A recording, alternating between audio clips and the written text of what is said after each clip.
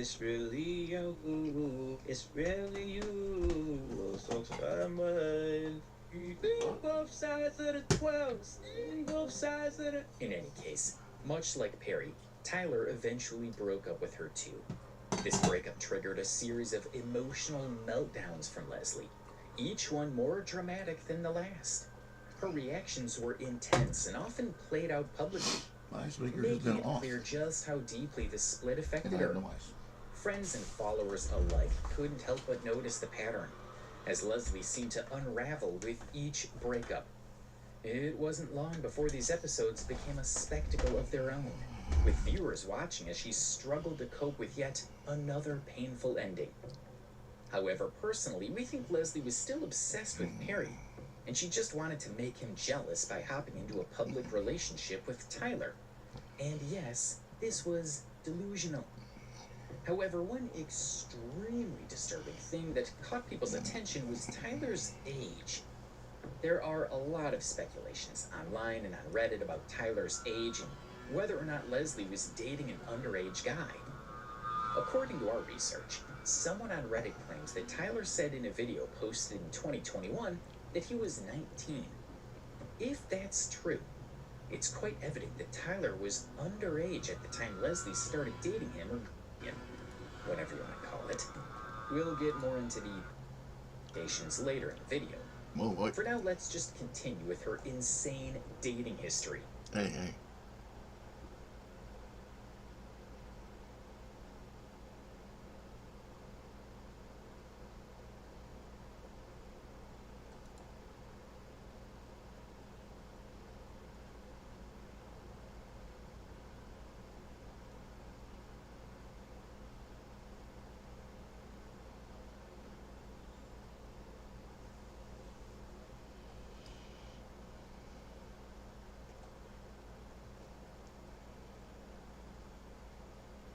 Of course,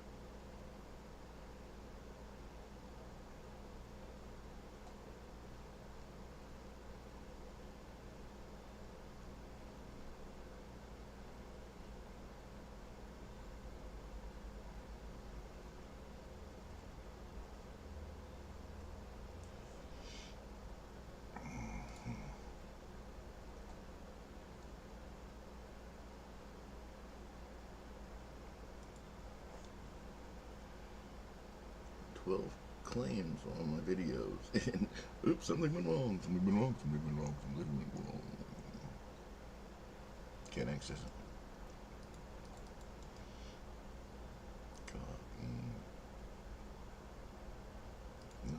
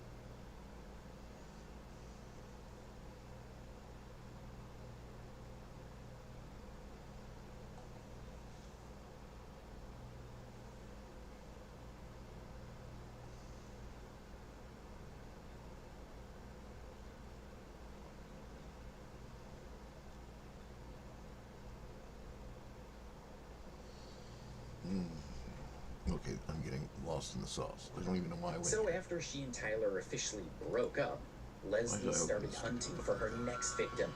She started posting duet videos on TikTok with other creators, leading her audience to speculate that these people were going to be her next victims. At least she treats me like I'm somebody. Yeah, but would she love you if you were nobody? Nobody loved me when I was nobody. I did. Don't even work on Pro. Before the money. And before the fame. Before the lie. To me, you were somebody, Oscar. Now you're nothing. But a fake. A sham. Come on.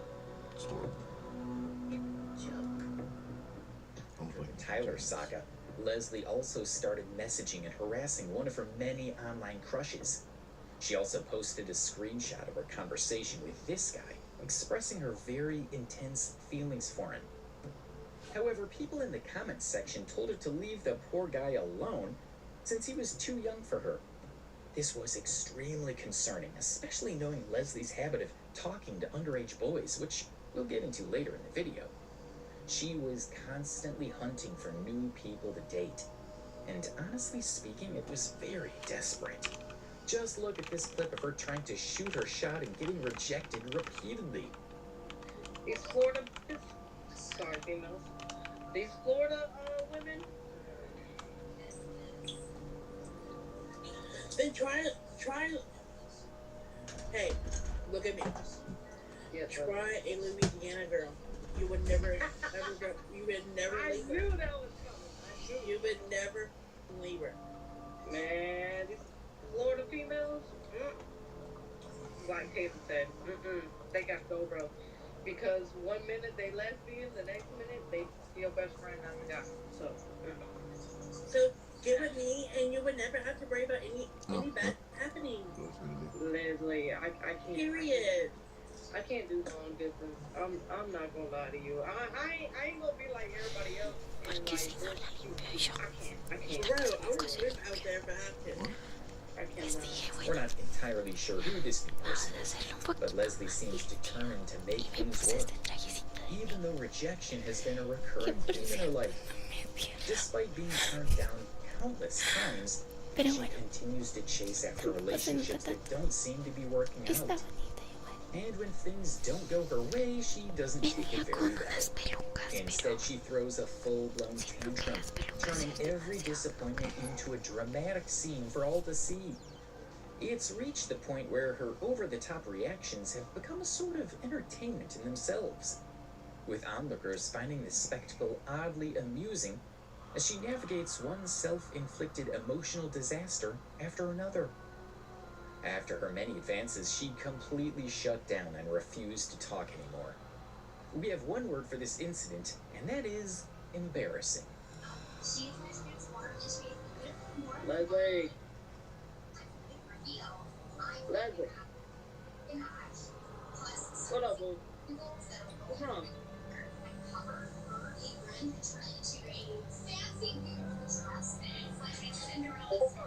Leslie. What's going on, boo? Talk to me. Háblame. Háblame. You look really upset right now. I don't want you upset, Leslie.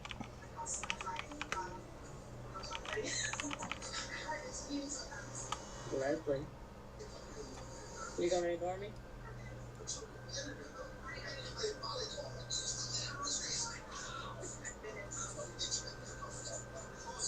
Leslie. Come on, talk to me. What's up?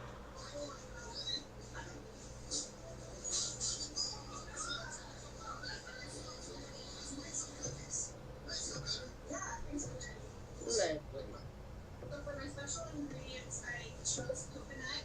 I have white chocolate chips, macadamia nuts, and lemon zest. I love coconut with macadamia. Leslie.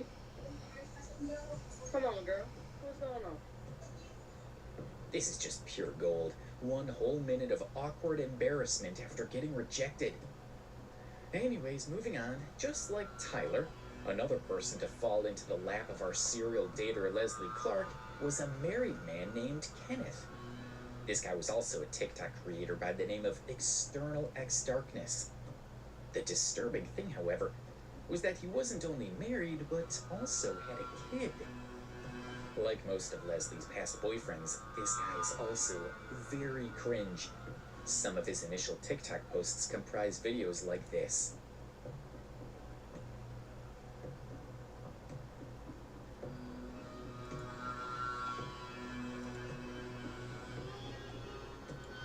It all began in mid-2021 when Kenneth started making video edits of Leslie, proclaiming his love for her in dramatic, over-the-top ways. At first, people thought he was just joking around, but as his posts grew more frequent, it became clear he was serious, if not about Leslie, then about getting clout. Friends and followers alike quickly jumped in, trying to warn him about Leslie's reputation and telling him to run for the hills before he got in too deep. They tried to reason with him, saying he had no idea what he was getting himself into, but Kenneth seemed undeterred. Despite the mounting advice to steer clear, he continued to post about her, seemingly enchanted. The whole situation became a topic of discussion among viewers, who watched with a mix of amusement and concern, wondering how long it would take before Kenneth realized what he was dealing with.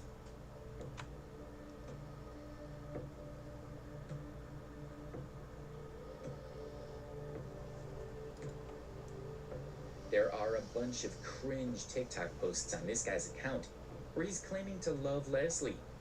I mean, just look at this.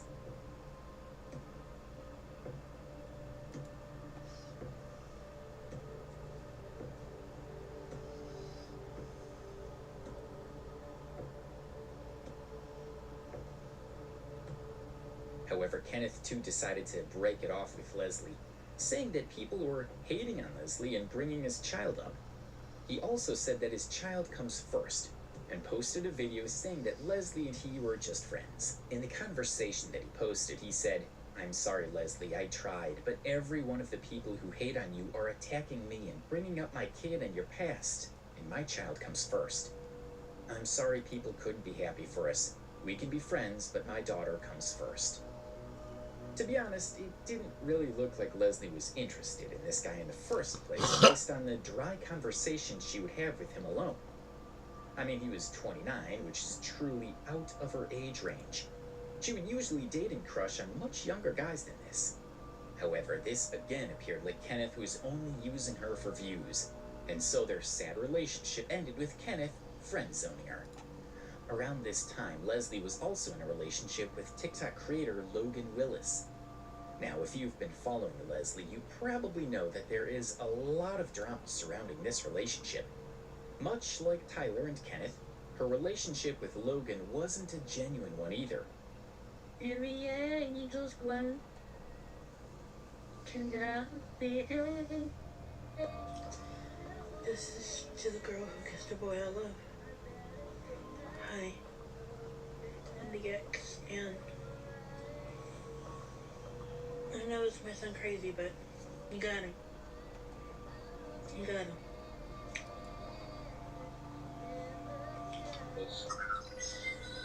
How am I the fucking weird one when you're the one that cheated on me? Cheat on you? What are you talking about? Screenshot, bro. Pull him up.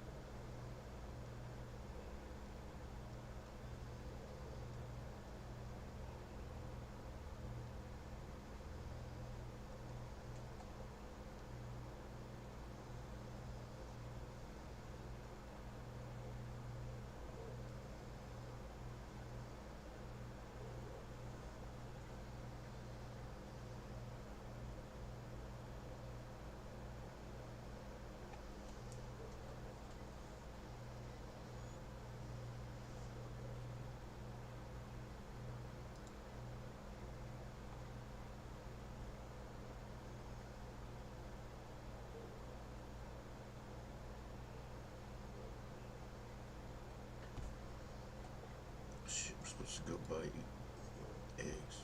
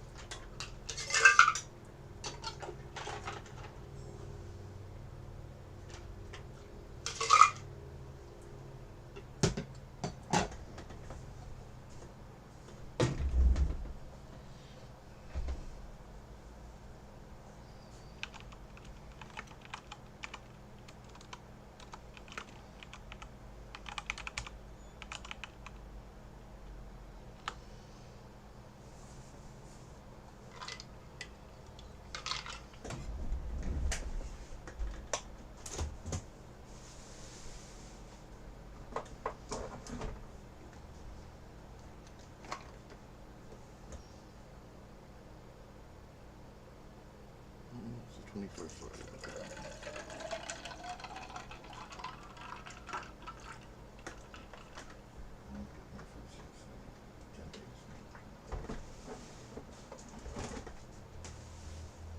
I should be able to make it 10 days.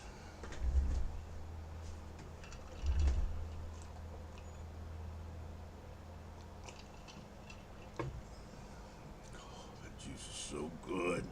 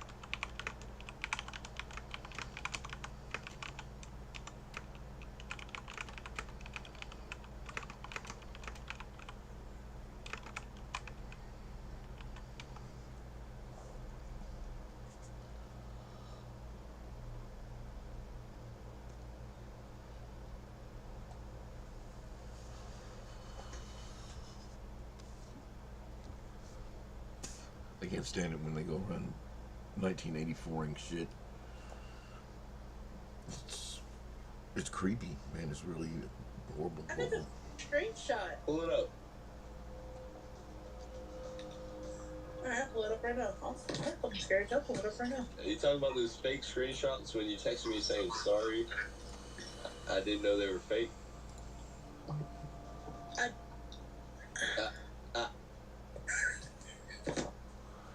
Come on, man.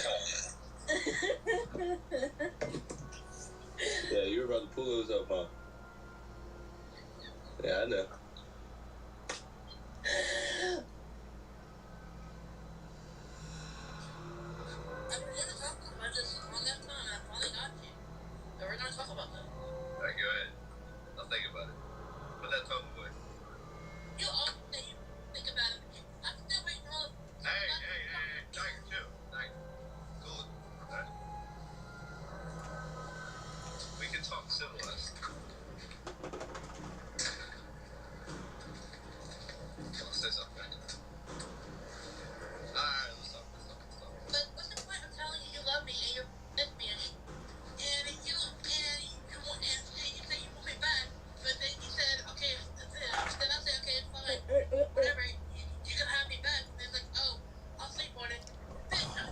I don't think I can do any more of this. This is gonna.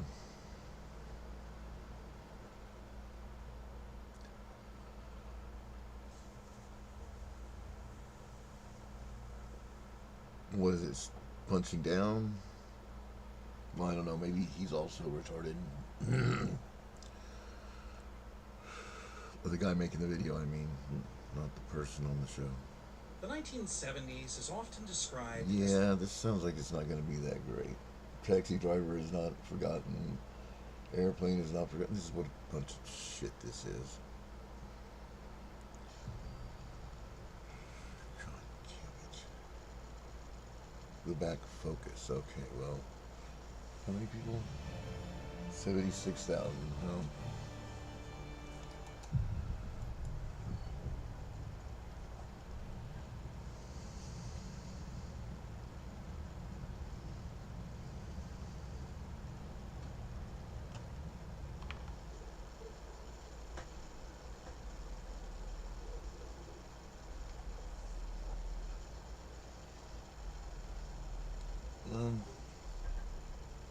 Let's see. Hey everyone, as you are well aware, I enjoy debunking pseudoscience and charlatans of all varieties. This is And one Professor area Dave I have yet to Explains. tackle is pseudo-archaeology.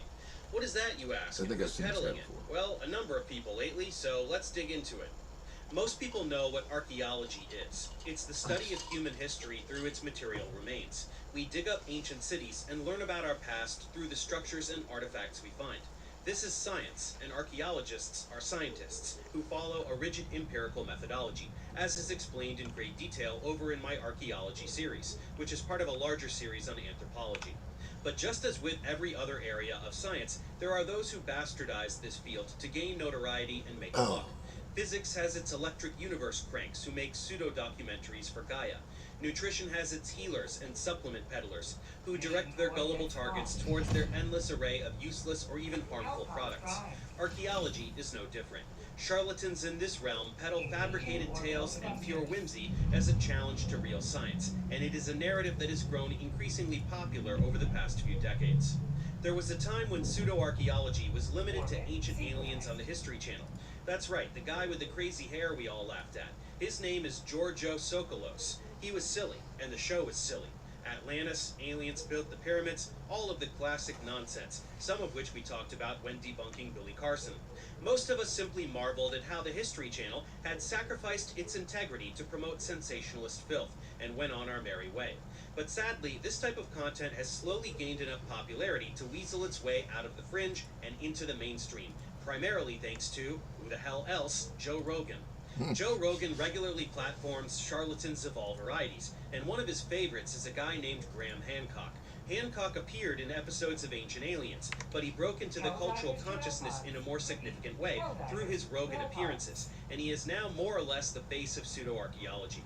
To be clear, Graham is not an archaeologist. He has a bachelor's degree in sociology, which does not even remotely qualify him to challenge well-established archaeological knowledge. He's never been on a dig, he's never uncovered any artifacts, and he can't read ancient languages. He is not part of the scientific community. As far as real archaeology goes, he's irrelevant. Knowing this full well, he claims to be a journalist, but he hasn't done any journalism in a very long time, and his current output does not qualify as such. He's just some guy who sells bullshit for cash, something which is very well demonstrated by his 2019 book, America Before. This is 600 pages of baseless, outlandish tales regarding lost civilizations having psychic powers, while claiming the ivory tower academics reject his bold new ideas because they're entrenched in dogma and thus resistant to new paradigms. Why would we listen to archaeologists about archaeology instead of some clueless jerk? The nerve of some people. But with these baseless anti-establishment narratives becoming increasingly popular amongst the public, and so very few experts in the field making even casual attempts to expose his fraudulence, we've arrived at the point where this nonsense needs to be aggressively addressed. Before getting into the nitty-gritty, let's introduce our cast of characters for this video. We've already covered Graham Hancock. The scholar that will be representing the legitimate archaeology community is Flint Dibble. He is an archaeological scientist and ancient historian who specializes in environmental archaeology from the Stone Age to the medieval period across the Mediterranean, with a focus on the ancient Greek world. Flint is one of the very few scientists who has pushed back against this movement, primarily in the form of a debate with Graham Hancock on Joe Rogan's show. Given that Graham's Atlantis bullshit is derived directly from fictional Greek narrative, Flint is quite capable of dissecting Graham's fraudulence. We will also be hearing from Flint in person later in the video. Then we get to the lesser characters, serving somewhat as the comic relief. Dan Richards is a clown who has been cashing in on the pseudo-archaeology grift as of late, starting purely as a Hancock fanboy, but now making some noise of his own thanks to several appearances on Joe Rogan. Dan has precisely zero experience with archaeology. He is a former electrician without documentation who falsely claimed to be a member of his respective trade organization and was called out for it. He doesn't know the first thing about archaeology and is essentially just echoing the talking points of Hancock and other grifters to try and make a buck. Where Hancock's grift is polished and well executed, Dan's is sophomoric and laughable. Even worse than Dan is another grifter named Jimmy Corsetti. He is essentially a professional internet troll. Here is a quick montage of some of his behavior on Twitter.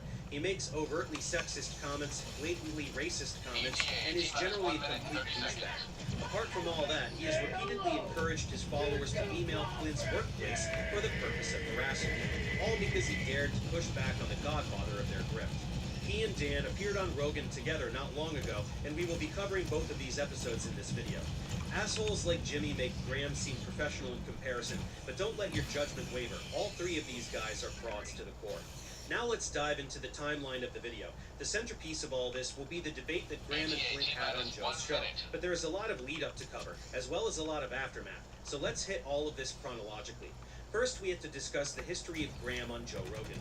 These two go way back. His first appearance was on episode 142, all the way back in September of 2011, and he has been on the show a total of 12 times, sometimes alone and sometimes alongside another guest. With the popularity he amassed from these appearances alone, he was able to wrangle a deal with Netflix for his very own show called Ancient Apocalypse, released in 2022. Internet buzz aside, how the hell did this clown get a Netflix show, you ask? Well, his son, Sean, is a senior manager at Netflix, responsible for unscripted originals. So that explains it. Is there a word for reverse nepotism? Upon its release, Flint himself described the show as a declaration of war on archaeologists. Without going into tremendous detail, it's a pseudo-scientific rampage in which he proposes that a highly technologically advanced global Ice Age civilization was destroyed in a cataclysmic flood and is thus easily connected to the myth of Atlantis. This would be baseless enough, but of course he also proposes that this civilization introduced essentially everything to our clueless hunter-gatherer ancestors, from astronomy and math to agriculture and architecture, thus aligning with all of the wisdom from above ancient aliens bullshit he was previously a part of, even if he doesn't make that the focal point of the show. Naturally, anybody educated in this field who pushes back on unqualified jerks like Graham presenting pure fantasy as science only does so because they are arrogant defenders of mainstream academia, and not because he's pulling everything out of his ass like Terrence Howard saying 1 × 1 = 2. Graham visits well-established archaeological sites that are known conclusively to date to thousands of years after the Ice Age, spews some tripe he recycled from previously discredited charlatans like Ignatius Donnelly, who published a similar book in 1882, and tells the viewer to trust him, not actual experts, because he says so. Who needs evidence, right? In response to this travesty of a series, the Society for American Archaeology wrote an open letter to Netflix, basically saying, "Hey Netflix, what the fuck are you doing? This show is sensationalist garbage full of lies that does nothing but disparage and insult the legitimate archaeological community." 1. Graham shits on archaeology every chance he gets, the topic he's pretending to investigate without a shred of concern for how archaeologists are affected. 2. Stop calling it a docu-series. It's a pile of horse manure. And 3. It's racist as shit to pretend that indigenous people were idiots who can't possibly have developed the things they definitely did develop. So they must have had them given to them by white people or aliens. You make racist people even more racist. And by the way, all the garbage he spews is plagiarized from other people who have been conclusively debunked for 140 years. White supremacy sucks. You suck. Please stop. Graham didn't like that one bit, so he decided to issue an infantile response. What false claims? What disinformation? Well, Graham, literally all of it, which has been exposed as false in breathtaking detail countless times, no matter how much you play dumb about it. And we will go over much of that detail in this video. We don't have to highlight all of the whining and pearl clutching in this letter, as it's truly revolting and reminiscent of the worst apologist preachers, but a few tidbits are too hilarious to ignore. Here he complains about the implication that his show shouldn't have been made, because what about the tens of millions of viewers? Can't they make up their own minds? No, dumbass, they can't. They know even less about archaeology than you do. When you tell them stories they want to hear, they believe you, because that's how people are. It's not controlling the narrative to push back on fraudulent claims, because science is not a narrative, it's an empirical process.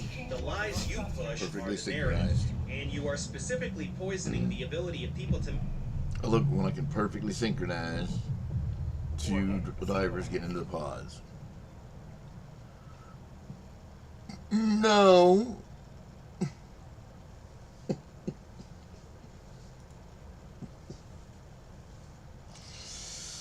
Newbie, newbie, newbie, newbie, newbie, newbie, noob.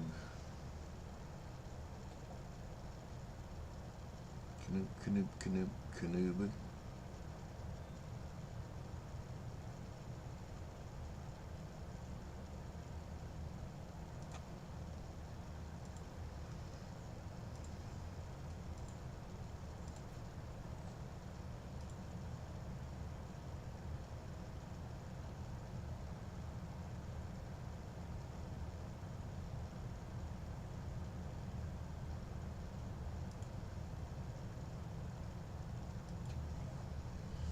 Should have a booster by now. Level 16. Okay, let's make informed choices by lying to them. Yeah, that's gonna be super exciting. You can tell already. Oh,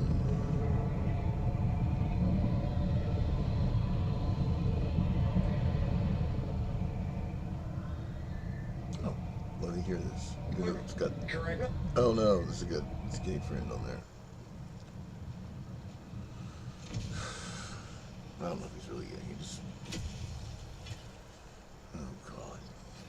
The uncontrolled spread of it. Okay, let's listen to this shit. Come in the window that I had open, and I made sure everything was locked, and I got really scared. But then my friend Abby showed up, and the first thing me and Abby did was go right back to the Target so that we could buy some food. And we got these sweaters on clearance, and they say Best in Show. And I actually gave Abby her first Best in Show, I think. So we needed these. And it was at this point that I realized I had made a major mistake. A mistake that would change the course of the weekend dramatically. I had not yet bought my tickets for the Red Fair. After a 5-hour sleepless train ride and 10 hours trapped in a shopping center, I didn't know if I would actually be able to go to the Ren Fair with my friends, because the Carolina Ren Fair can sell out. And when I looked on the website at the Saturday tickets, it was sold out. But I had Carolina Ren Fair veterans on my side, and I was really tired at that point, kind of delusional that it would just work out. So so I went ahead and bought my Sunday ticket and hoped for the best. Eventually, though, everyone else arrived, and 2 of them were still crocheting their outfits. This crocheter is Lily, and beside her is her sister Becca. Their mom, Christina, is also part of our little party. Alyssa also arrived at this point and wanted to show me her first corset for some reason. Alyssa's first corset. Tutorial video that was like, watch this before you make your first corset. And I was like, well, gosh, I guess I should watch it before I make my first corset. It was really helpful. Thanks, I made it. Wow, holy wine. Look at these bonnets. It's gorgeous. They're just, you know what? It's not really a corset and it's not really stays. It's a like, Stop boning. it's Stop a binding on the top and bottom. corset-inspired fashion garment crop top. I can't Technically. even, look at this binding, look at that. You can't even see it. And you did a blind stitch. For a thing for the Ren Fair. Well, I wanted to practice. Ooh, she looks beautiful. Oh, and this is so hard to do. That's why I'm saying you're not allowed to stop looking at No, it. look. This is no, you get one I side tried clean, you really did hard. it good. No, you can't get it clean on both sides. I'm pretty proud. Beautiful. Her first one. Wow, it's like that video's helpful. Yeah, this is why we I'm didn't go very up here proud of you, Alyssa. first. But now we needed to come up with a plan for my ticket. Now, there was a theory floating around that they may save some tickets for on-site purchases. This was my delusional belief at the start. But after doing some research and reading some very strongly worded posts, it didn't seem like on-site tickets were a thing this year. So we had a couple plans. Plan A was to hope that they have on-site tickets, but do not go in saying, oh, I need an on-site ticket. Go in and try to scan my Sunday ticket. That way, I can just play dumb and see if they'll let me in for the wrong day. Plan B was to buy the over $200 season pass, which would get me in for Saturday and Sunday, though I already bought the Sunday ticket. But after adding some baubles to my outfit and more crochet, I finally went to bed. And here's my outfit for Saturday, first day of the Ren Fair. It is just a bunch of random pieces that look vaguely Ren Fair and vaguely fall. Because we wanted the highest chance of actually getting a ticket at the door, Abby and I went ahead of the other group because none of them were ready yet. Corsets in the car. Perfect posture. What up, Punk? And I gotta say, Hey, DB, how's it going? drive up to the parking lot is Pretty just good, just chilling. the line to get in, beautiful. Played hooky from work today. Right on. There's cast members in the middle of the road yelling funny stuff. I like to have a big voice and a big stick, lady. Enough of that old visiting thing. Teddy Roosevelt.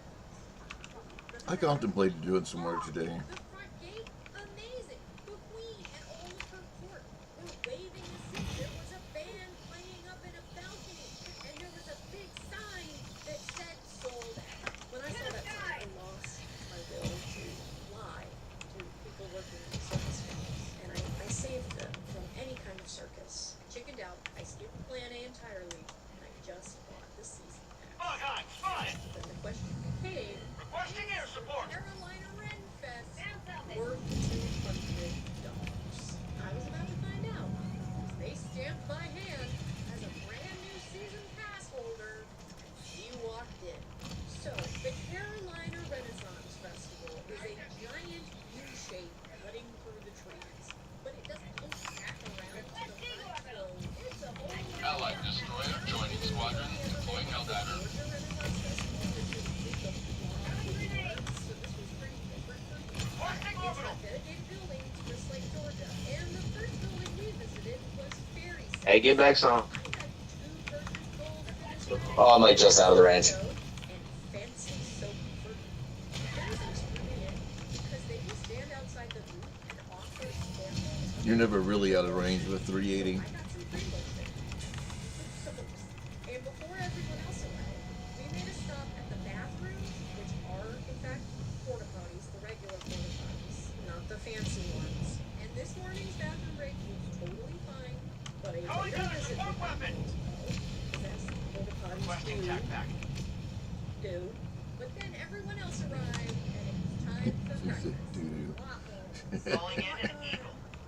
It got done That was funny. That was a good one. Hey, you wanted to brush your toy if you wanted to play with it. As they are literally cooking them fresh. But there was this amazing guy. They're great for closing bug holes. Bug Oh my outpost god, destroyed. these waffles were worth the wait. I got the What was maple that? syrup, but Alyssa got the. Oh, I was saying I brought him a walker if you wanted to use it. They're great for bug holes. Oh, maybe later. I'm still running my hover pack.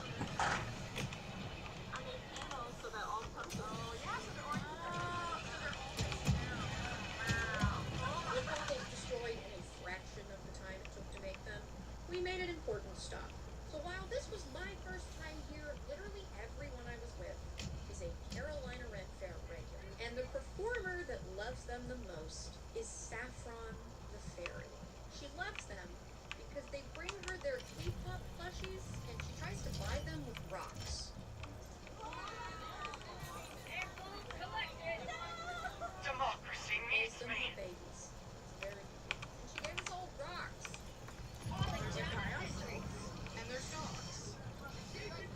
Dog line. It's a very chill, loyal sight house. And a pretty lady. You don't get to pet the pretty lady, but you can look at the pretty lady. I don't know what the lady's title is. I think she's like the dog. The royal dog lady. Ready to liberate. After the dogs, we started heading towards the open area around the jets. And it was here that we got a semi-complete over picture. And here are the three members I haven't introduced yet.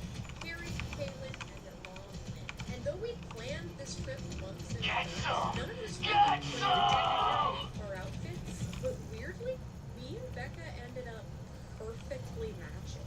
So we kind of just like made up a story about how all of these characters are related. So Becca and Lily are plants that were brought to life by Alyssa, the witch. Carrie and Lynn are also witches, and they're like Alyssa's friends, I guess. I think Lynn like dropped out of magic school. I got the remember terminal. you telling me that. Caitlin is a forager because she has a bag. Oh, she had been crocheting that bag the night prior to, by the way. She did get finished.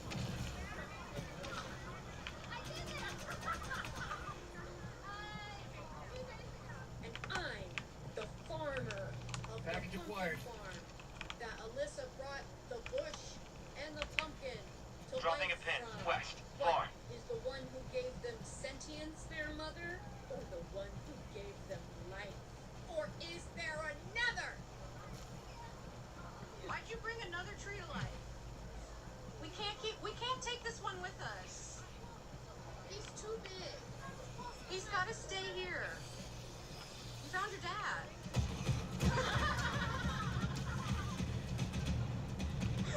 The path from the archery booths to the joust is How'd probably you my like the favorite taste? part Oh, of the fair. burrito!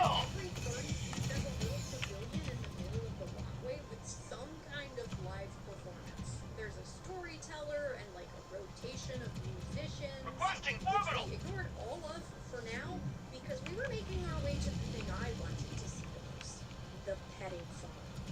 For prosperity. Oh my god. There's the petting zoo. The Georgia Run Fest used to have a petting farm, but they haven't had one in Mission years. at 30 minutes remaining. It paled in comparison to this.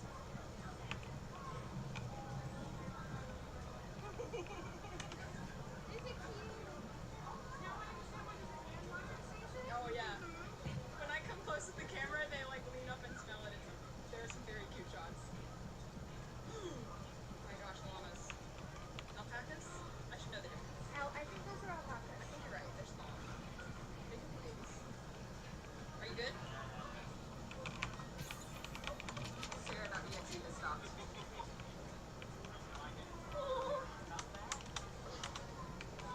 Whoa! You're so long. Dropping pack.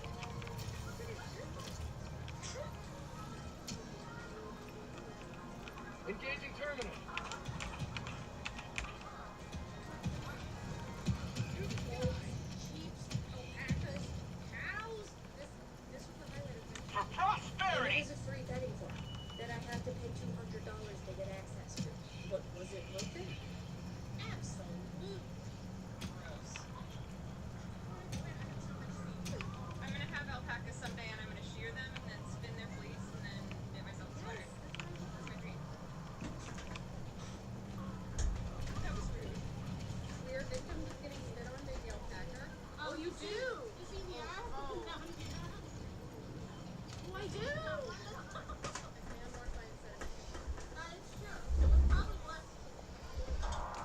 redhead cosplayer chick. And I'm proud of the bag as well. I don't hate her. I just, it's good background noise. Kind of interesting. I mean, I'm interested in cosplay a little bit. Mostly because of the sexy outfits on chick's part. With an entire farm of animals Package had fired! been fed, we made our way further in to get to the mimosa stand. There's a green fairy. Dropping package. When did the mermaid give me a kiss one time? Package fired. Did you get carded? Dropping package.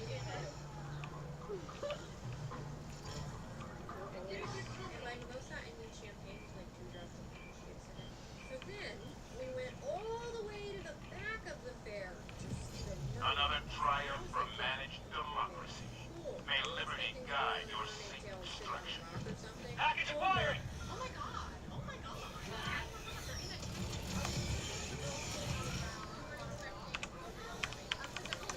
Orbital inbound. Dropping package.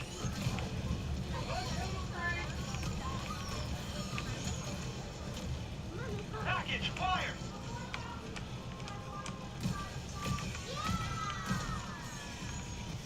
Dropping package.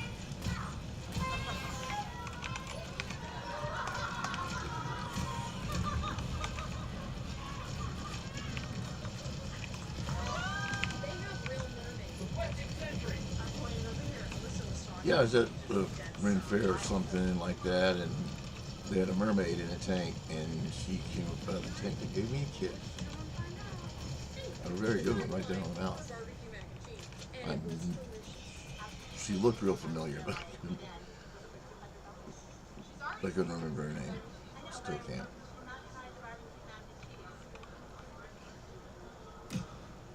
But yeah, it definitely sounds like something I It would was time for us to take a class on birds. be into. It was time for the bird show. The kind of chick that would be at the Ren Fair, Saying they've dressed seen like a it mermaid. 700 times and that they know every joke. They also let me know that there is this whole thing about the vulture in this show loving barbecue mac and cheese and how I needed to finish my food before the show started. So I was very excited to see this vulture because clearly I'm looking she like has an great owl. taste.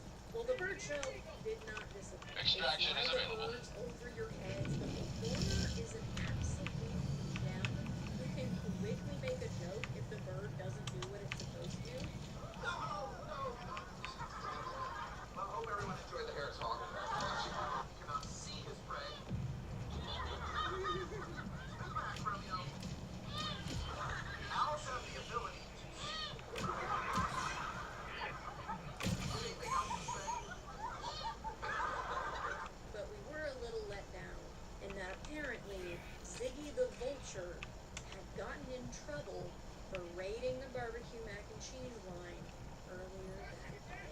So we missed her. Yes. We were coming back tomorrow, so we did have another chance to see her. Barbecue mac And and we loved the cheese. birds Huh? enough that a couple of us got these little wooden pins that you can get for donating $5. And this is where I have a little bit of a complaint about the Carolina Ren Fair. Because I wanted water, and if you were at the back by the mermaids, you have to go far to even buy water because the barbecue place doesn't sell drinks for some reason. If I go too long without water, I will die. That's kind of how all humans are. Calling down a walker. Say it's 3 Except days. exactly. People, I feel like for me it's like 3 hours. I also grabbed a seltzer from this stand. Bud Hot It was spotted. supposed to be strawberry pineapple. It came out of the tap. Calling down and I a don't sentry. think the tap was working correctly because it tasted like still Sending tap down water sentry. and seltzer water. It tasted like nothing. But we did finally get a full group picture Calling in together extraction. and started making our way back to the front. We also saw this really cool ballerina. Roger. Put in Pelican a 1 will and she clean just attempt started pickup dancing. at extraction While we were zone. standing there, this little girl came up, and the ballerina gave her like a full Allied destroyer got joining some squadron. strawberries Deploying that Helldiver. were melting enough that I ended up just eating them. Calling in reinforcements. For later. And at this point, I should mention that I messed up my leg the day before. I think I pulled something, and not sleeping probably didn't help. But what did help is that pathway I talked about before. Because every live music stage has some benches. ETA T-minus 1 minute 30 seconds. And watch people play pretty music. music while everybody else did some shopping. So we did all watch the Harvest together. Okay, she's playing. Yeah. Reinforcing. You know there was Hive Guards on 3.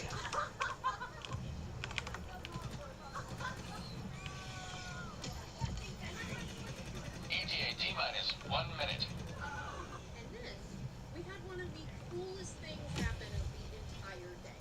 We got a side quest from some fairies. Now, we had actually gotten up to go buy pecans, and so she's telling us about this quest. She's like, oh, go get this crystal from this person, that person, a lawyer or a baker or whatever. And we're like, yeah, sure. But we started walking towards the pecans, and we see this lady sitting on the ground making some dough. And one of the things she said was a lady making dough. ETA T-minus 30 seconds. Don't get distracted. I'm sorry. I'll take the button is the best thing about that. But here's that she will give us a side quest. ETA T-minus 20 seconds.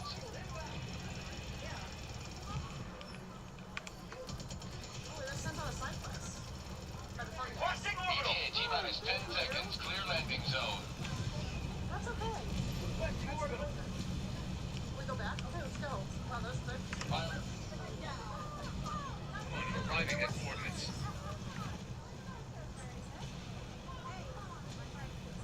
One, preparing for touchdown. For liberty. We got the crystal, we gave it back, and she gave me an enamel. Countdown initiated. Stand by for takeoff. We did some more shopping, we took some more pictures, and I could not stop just getting footage. Extraction complete. Pelican 1 beginning ascent. It was getting close to the end of the day, so before we left, I went to the bathroom again. This was a mistake. Victory was never in doubt. Melissa bought some amazing salsa at this one booth, and then we kind of just played with these bubbles. Amazing salsa right here at this booth. Yeah. Hello? Yeah.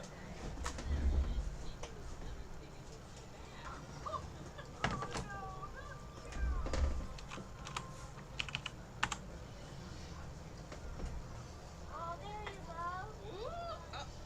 GG. Before heading back, Yes.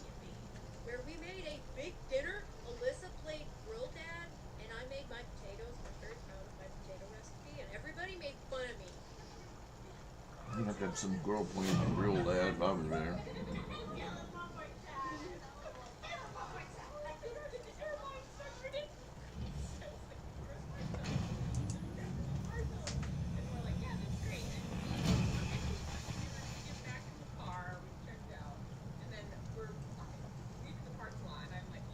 No friendly fire incidents.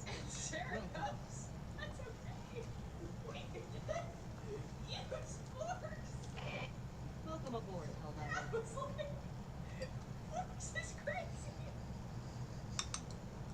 Hello.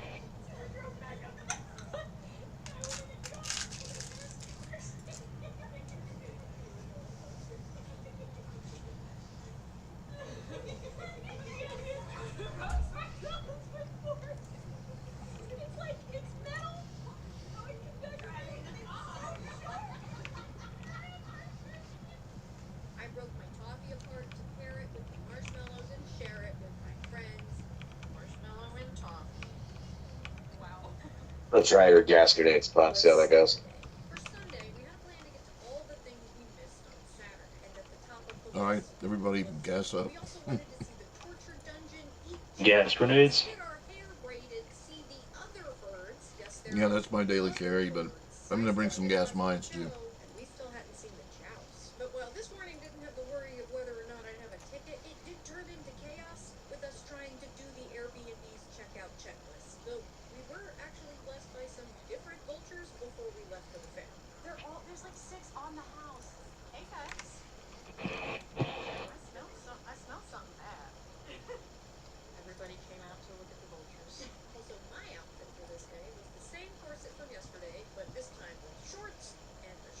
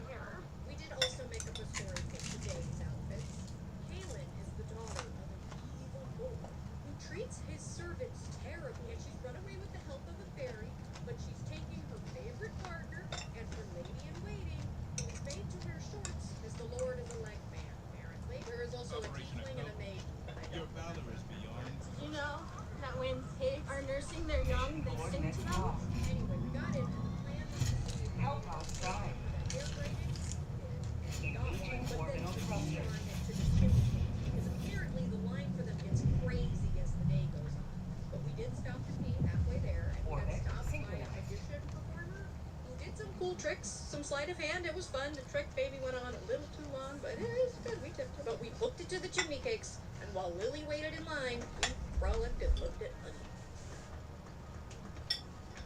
But these chimney cakes, though, so they're like cinnamon rolls, but in like tube form. They cook them on these weird metal things, so it's just like the outside, like the crispy part of the cinnamon roll. And they are amazing. This is the maple bacon. This is the cinnamon. In the afternoon. Damn, it sounds creepy. Oh! Oh, it's bacon! Bacon? No, maple bacon, but I didn't anticipate the bacon being so bacony. We even ended up being unintentional advertisers for the chimney cakes. Oh, it's worth it. It's so good.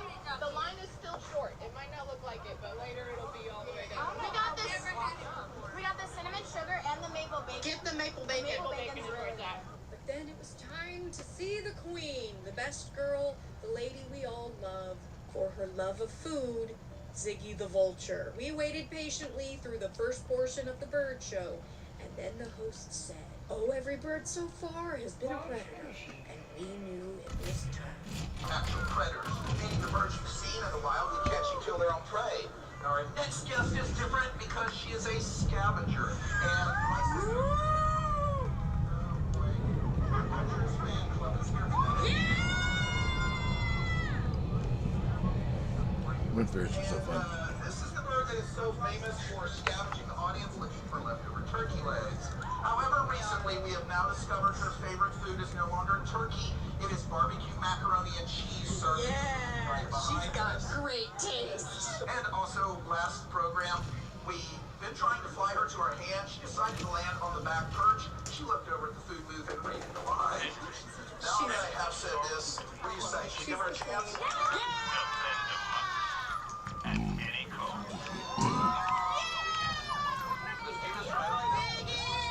Here's another charisma would be a great thing.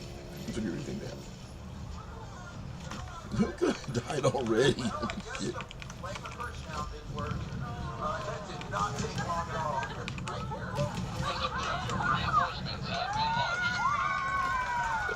Walker right there if anyone wants it. To do her full show, she was herself, and that's all we got. I've never used it before, but I'm gonna try it. It was getting close to our hair braiding appointment. Go for it. But we were all the way They're a at the back of blast. the fair, and we went to look at the Let's go. see the mermaid again. Yeah, it was incredibly crowded even for a Sunday, so we decided there was no time for mermaids and that we needed to flip it over to hair No braiding. time for But the crowd was mermaids. at its peak at this point, so Alyssa, Becca, and I split up so we could hand Tisk, hold the dash tisk. through the crowd to not miss our appointment, which we totally didn't need to do because we still had to wait to get our hair braided. Meanwhile, Did you know that Which way do we go? being recorded was 5 feet tall Towards with my a mark. shoulder and 9 feet long? they wouldn't let us I'll just go follow you hair guys. braiding, but my braider did let Alyssa take this picture. Here's how mine turned out, and Alyssa's. This experience was wonderful. I Alyssa's haven't had pretty my cute. hair braided since I was a child, and I don't think I've made it a secret that I am an ASMR enjoyer. I'm getting to sit away from the crowd in the shade while a nice lady braided my hair and quietly hummed to herself. Pure peace. You do have to wait a while even with the appointment time, and depending on the style you get, it can take quite a long time. But if you're doing a 2-day trip like we were, I highly recommend it. Though I was hoping for a style that would work with my hat, but my hat didn't work anymore. I know! Pigs were domesticated about 9,000 years ago. We got some lunch. I got the meatball marinara bread bowl, and it was mid, honestly. But I got to try Carrie's mac and cheese, and it was really good. And they also got a Scotch egg that they let me try, and I about died. That was the best thing I ate at the fair. William Shakespeare showed up while we were eating, and I found out later that my cousin used to work for him. Did you know that pigs dream? Okay, here's my other complaint about the Ren Fair. It's water again.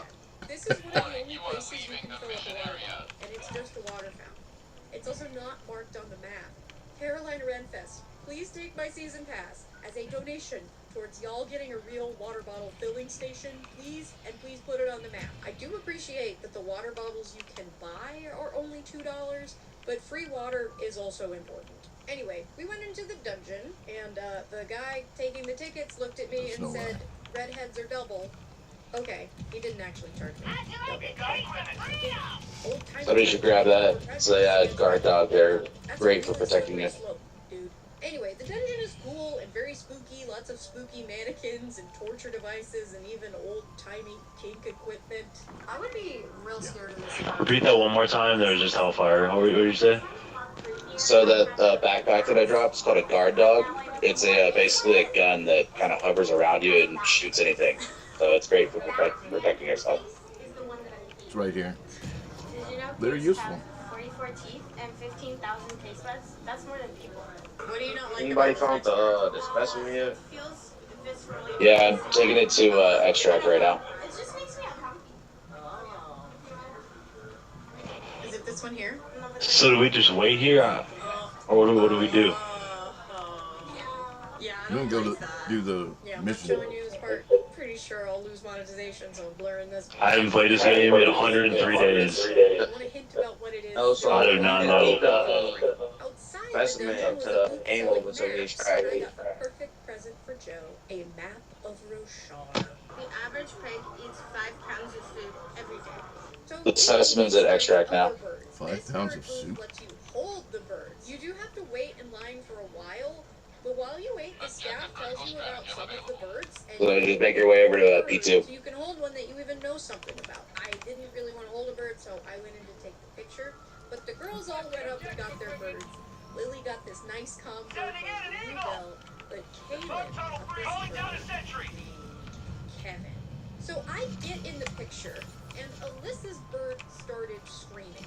So I got my phone back from the lady to film the bird yelling, and then this happened. I know. If you can't tell what's going on, Kevin has escaped the grip of Kaylin and was now sitting on the floor right in front of the tent's open door. Oh, then that wouldn't be a floor. That would be the ground in front of the tent's open door.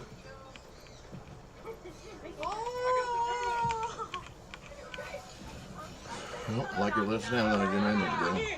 I don't know if yelling bird over and over again was appropriate. No, that was absolutely okay. My brain went, make sure bird is vision. She said don't look. Don't step on anyone with that thing because it's a one shot. Dropping package. Engaging terminal. Package acquired. Tagging man. Mission is progressing.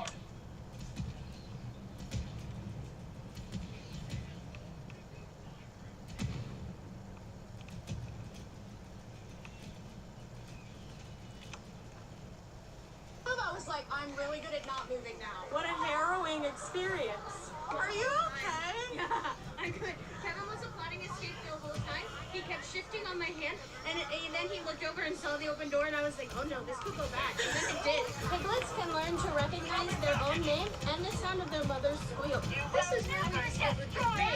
If you want to see the last joust of the day, you gotta get there early. Kevin held us up to line up, and the entire joust area was packed. But we squatted a row of seats with just enough room for all of us. And we got a great view of the star of the joust, the referee, Lady Cordelia. Hey, I don't really get to see the vulture do anything. I'd like to take the freedom. And Arna even gave the broken shield to a kid in the front, which was really special. And then everything got weird and they all started killing each other, and our knight deployed a blood packet. Apparently this big fight only happens at the last show of the day, so that's why it was packed. You have another big pack? I'm sorry, I don't have pigbacks because Lady Cordelia looked in my eyes and smiled. Just make up a pigback. Just it's a pig, so pigs dream, and I bet there's a pig somewhere that dreams about Lady Cordelia because she's beautiful. The last order of business before the end of the day was more treats. We did some more shopping, and then the cannon went off, which means get the hell out So we said goodbye to Saffron, I got one last lotion, and then everything got really weird. The next clip is one continuous shot.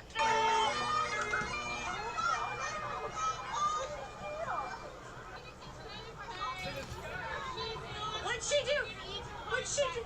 We never found out why that woman was being chased by a bagpiper, but we got to wave goodbye to the baker and the fairies. Some cast And the members gave candlestick Caitlin maker? an And the escort butcher? to the gate. Are you ready to go home, my dear?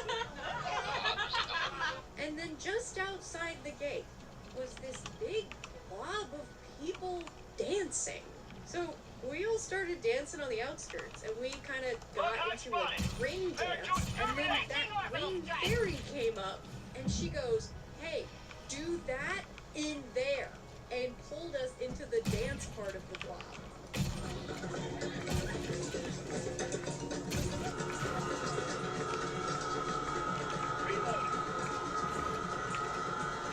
Outpost clear.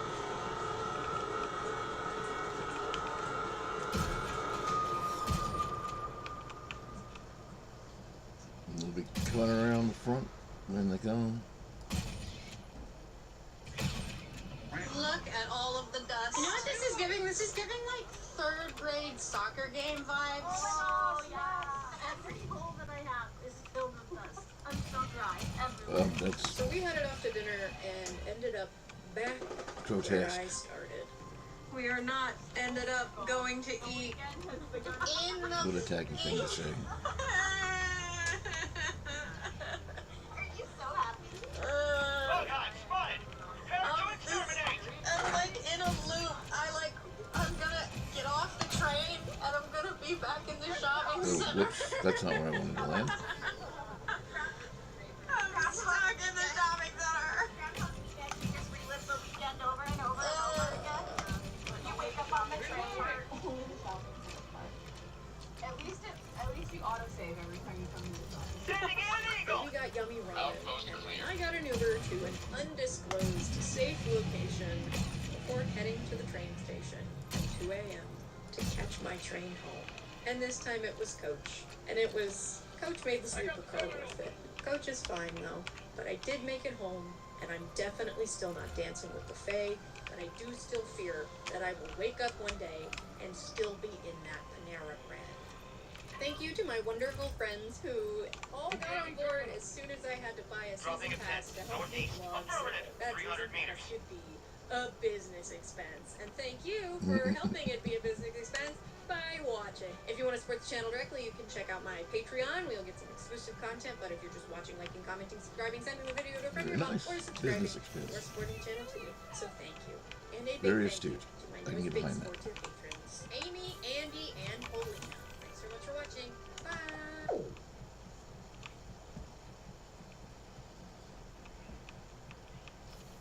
Requesting orbital.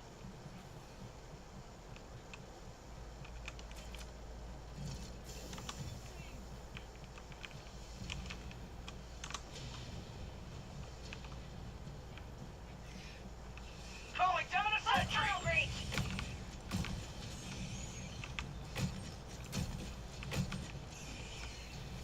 Reloading.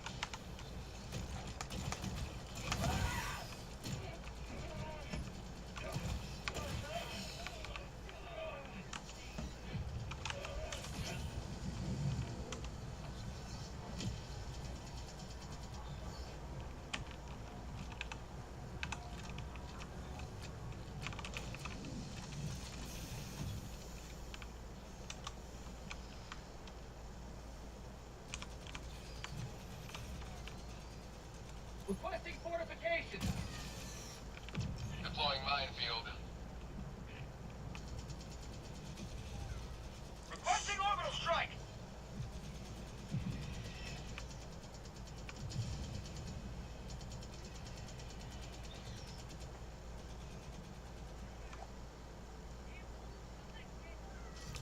Cat.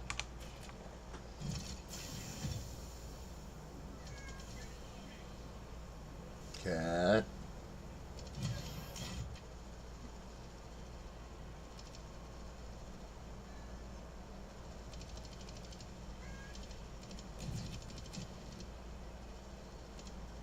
toxic Justin Bieber love triangle? No. The South Pacific Sun glints off the waves as a formation of B-25 missiles streaks across the Bismarck Sea. It's March 3rd, 1943, and these bombers are racing to intercept the Japanese convoy, attempting to send reinforcements to New Guinea.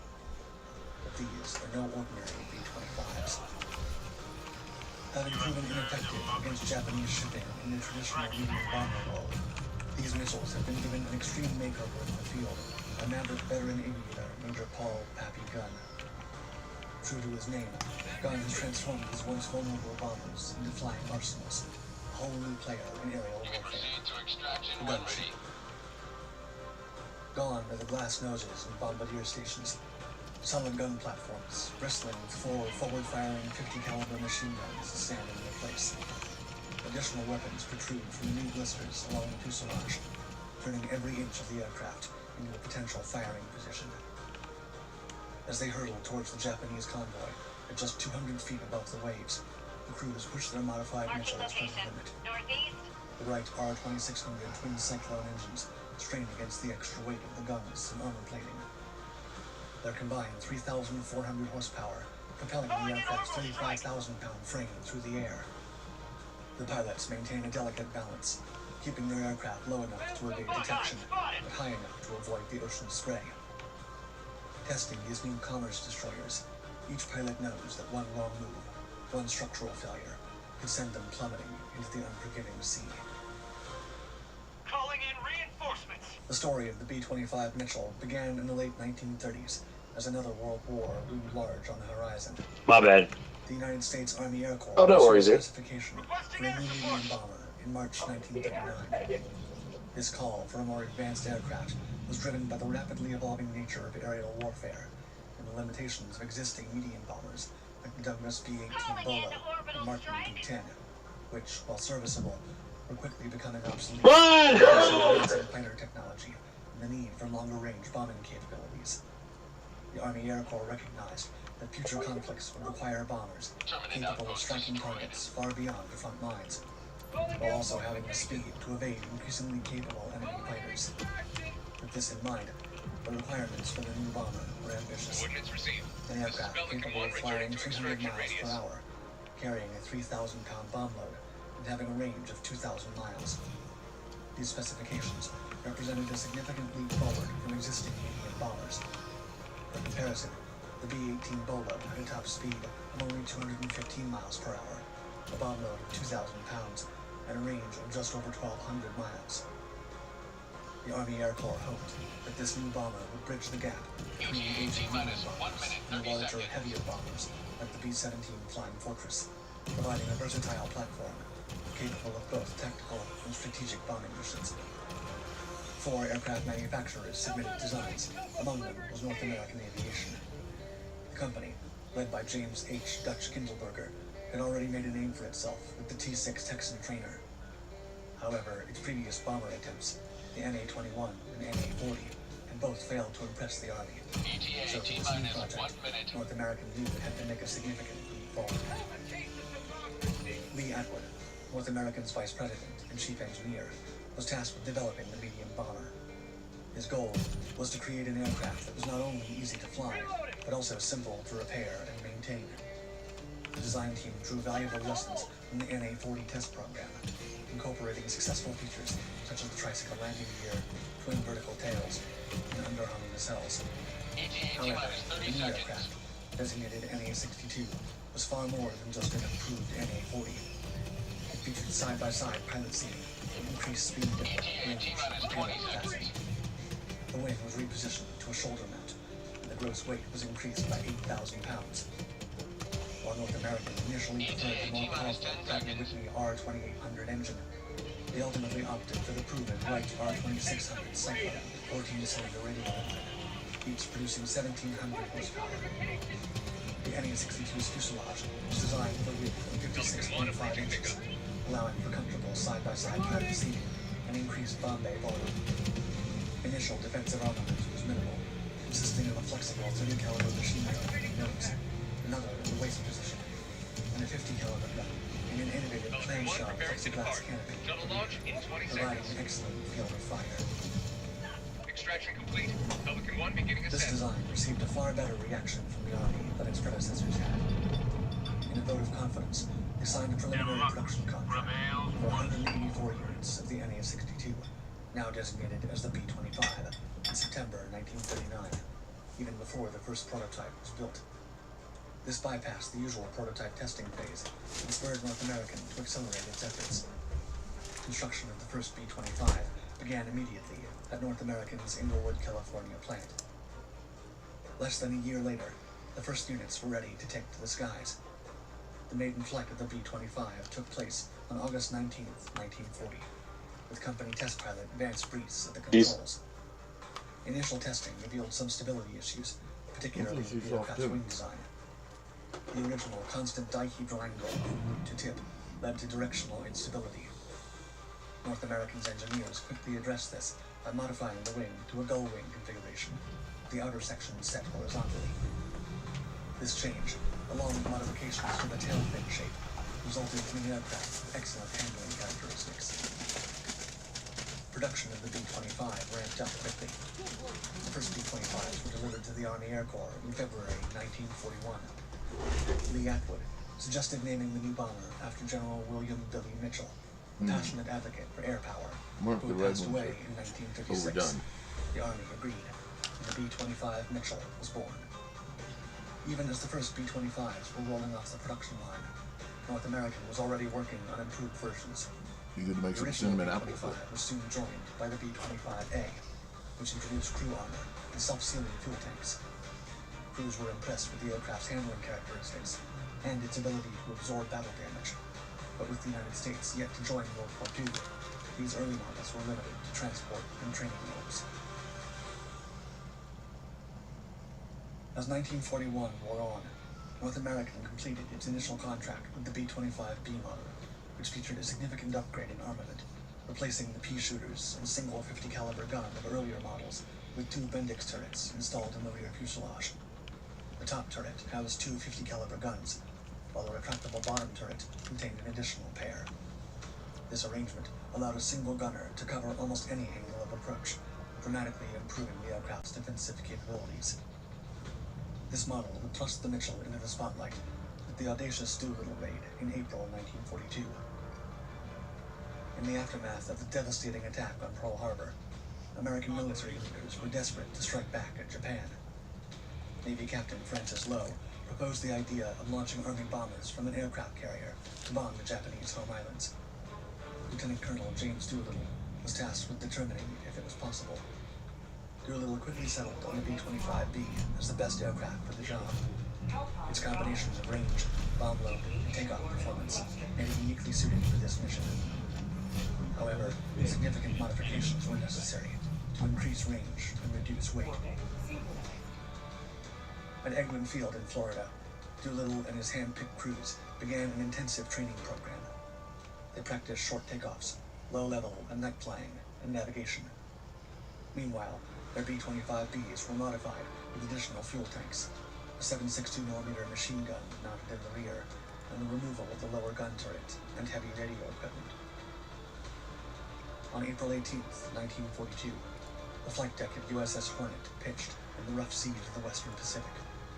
At 8:20 a.m., the first B-25B, piloted by Lieutenant Colonel Doolittle himself, began its precarious takeoff roll. With mere feet to spare, it lifted off, setting the stage for one of the war's most daring missions.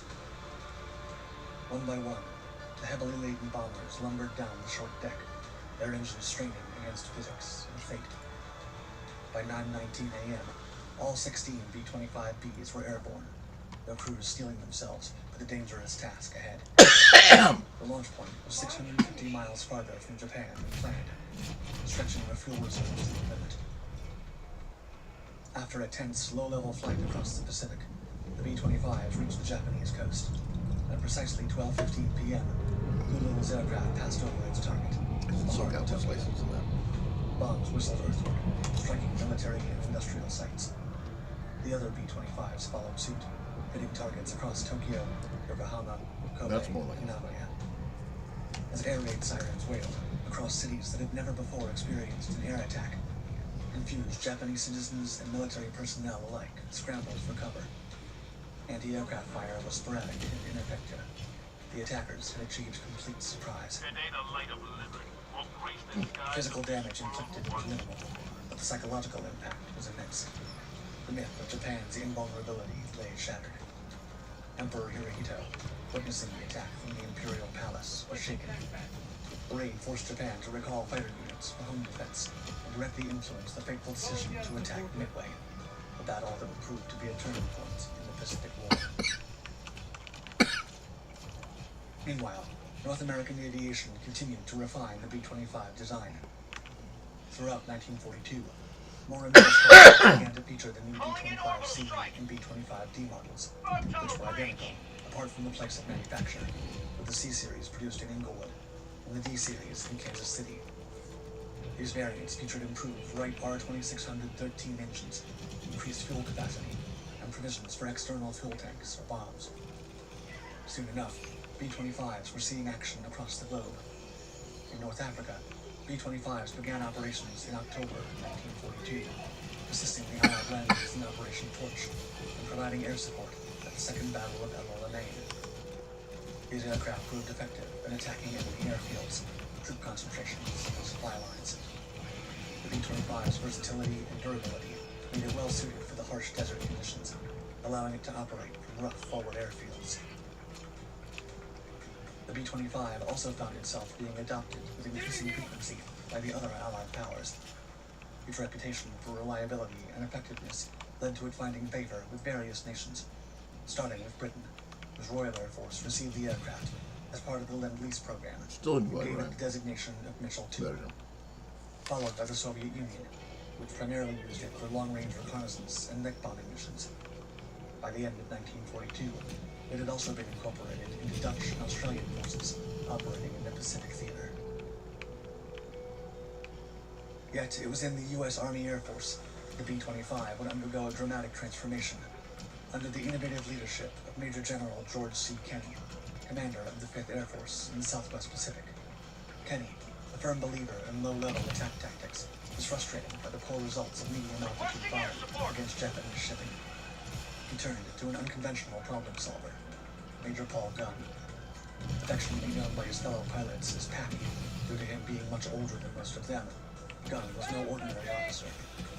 A former Navy pilot with a gift for mechanical improvisation, he'd enlisted before his 17th birthday and spent 2 decades flying and fixing everything the Navy had.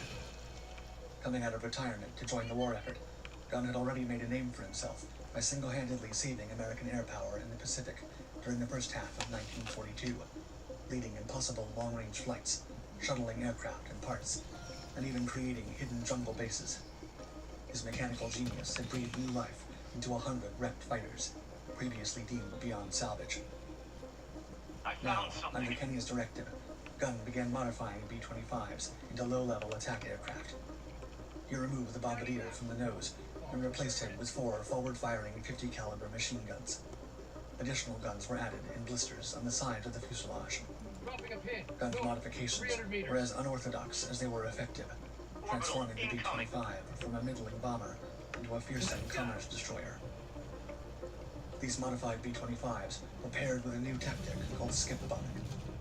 Flying at mast height, often below 200 feet, the B-25s would release their bombs with a 4 to 5 second delay fuse. The bombs would skip across the water like stones, slamming into the sides of enemy ships. On March 3, 1943, the innovative tactics of the modified B-25s were put to the test in the Battle of the Bismarck Sea, one of the most decisive air and sea battles of the Pacific War. Allied reconnaissance spotted a Japanese convoy attempting to reinforce their garrison at Leh in Uni. As dawn broke, waves of Allied aircraft, including the modified B-25 commerce destroyers, took to the skies. The B-25s approached their targets at wave-top height, their engines roaring as they skimmed the ocean surface. Japanese ships loomed on the horizon, Sounds like aerial still torpedoes, unaware of man. the impending attack. At 10 a.m., the first B-25s commenced their runs, flying at speeds over 200 miles per hour, barely 50 feet above the waves. They unleashed a barrage of fire, from their nose-mounted 50 caliber guns. Tracer rounds arced across the sky, suppressing the ship's anti-aircraft defenses. Moments later, bombs were released, skipping across the water like stones, before slamming into the vessel's sides. Over the next 2 days, the relentless assault continued. B-25 started in and out of the fray, braving intense anti-aircraft fire and swarms of Japanese fighters, yet finding their mark time and time again. The results were devastating and decisive. When the smoke cleared, all 8 Japanese transports and 4 of the 8 destroyers lay at the bottom of the Bismarck Sea. Of the 6,900 troops aboard the transports, only about 1,200 made it to lay, many rescued from the water by the surviving destroyers. The Battle of the Bismarck Sea demonstrated, beyond any doubt, the lethal effectiveness of low-level B-25 attacks against shipping. The commerce destroyers had lived up to their name, dealing a crippling blow to Japanese naval operations in the Southwest Pacific and changing the course of the war in the region. Soon enough, these modified Mitchells were joined in the low-level attack role by an official new variant, the B-25G. This model introduced a 75mm M4 cannon in the nose, along with 2 fixed 50 caliber machine guns.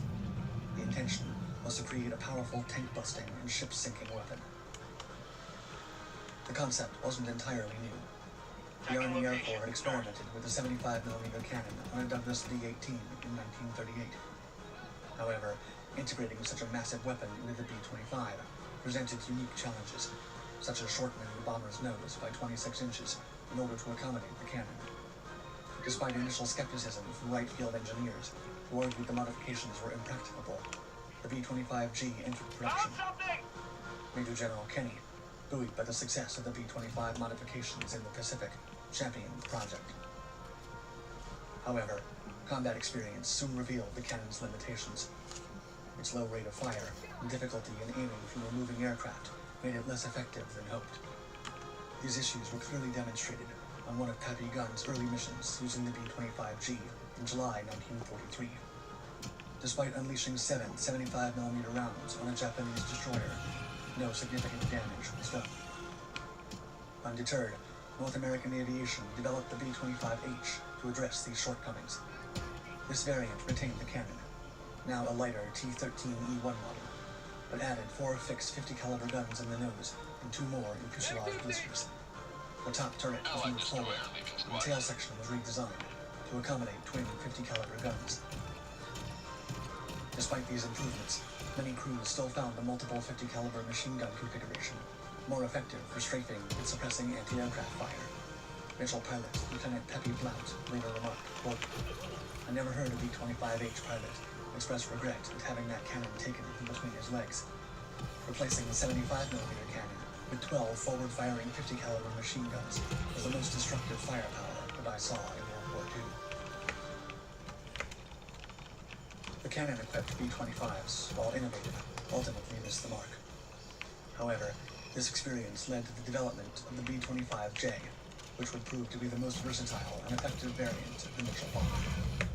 The B-25J represented a return to the bomber's roots, while incorporating the lessons learned from its gunship predecessors.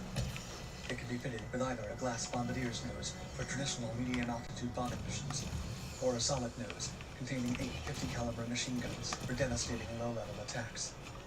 This dual-purpose capability made the J model suitable for a wide range of mission profiles. Unlike the cannon-equipped G and H models, the B-25J retained its co-pilot position, improving crew coordination and reducing pilot fatigue on long missions. It also featured improved Wright Par 2629 engines, providing better performance at altitude. The J model could carry a bomb load of up to 3,000 pounds and had a range of 1,350 miles, making it capable of both tactical and strategic operations. The B-25J's firepower was impressive. In its Straker configuration, it could bring to bear up to 18 forward-firing 50 caliber machine guns, including those in the nose, fuselage-mounted blister backs, and the top turret. This turned the aircraft into a fearsome ground attack platform, capable of suppressing enemy defenses and wreaking havoc on ground targets. The J model's versatility and firepower made it highly popular across the war's various theaters. By the end of the war, 4,318 B-25Js had been produced, more than any other variant, testifying to its effectiveness and adaptability. In the Mediterranean theater, B-25s of the 12th Air Force played a crucial role in the Allied advance through Italy. Operating from bases in North Africa and later Italy itself, these aircraft struck at enemy communications, troop concentrations, and critical infrastructure. The Mitchell's famous toughness also proved useful in the China-Burma-India theater, where B-25s had to operate in some of the most challenging conditions of the war. There, the aircraft played a crucial role in supporting Allied ground forces and interdicting Japanese supply lines. The U.S. Marine Corps also made extensive use of the B-25, designating it the PBJ-1. Marine PBJs were often equipped with radar for anti-shipping strikes and night operations, which were vital in the island-hopping campaign across the Pacific. As the war progressed and Allied air superiority became more pronounced, B-25s increasingly took on close air support and interdiction roles. Their ability to deliver precise, heavy fire support made them invaluable to ground forces. Meanwhile, RAF Mitchells continued to operate over occupied Europe, striking at B-1 flying bomb sites, railroad yards, and other strategic targets in preparation for the D-Day invasion. By 1945, with the war drawing to a close, the B-25 had firmly established itself as one of the most successful medium bombers of the conflict. Its adaptability had seen it evolve from a traditional medium-altitude bomber Did not know all to a about low-level those stringer, variants. commerce destroyer, and close support aircraft. In the final months of the war, B-25s participated in some of the conflict's last actions.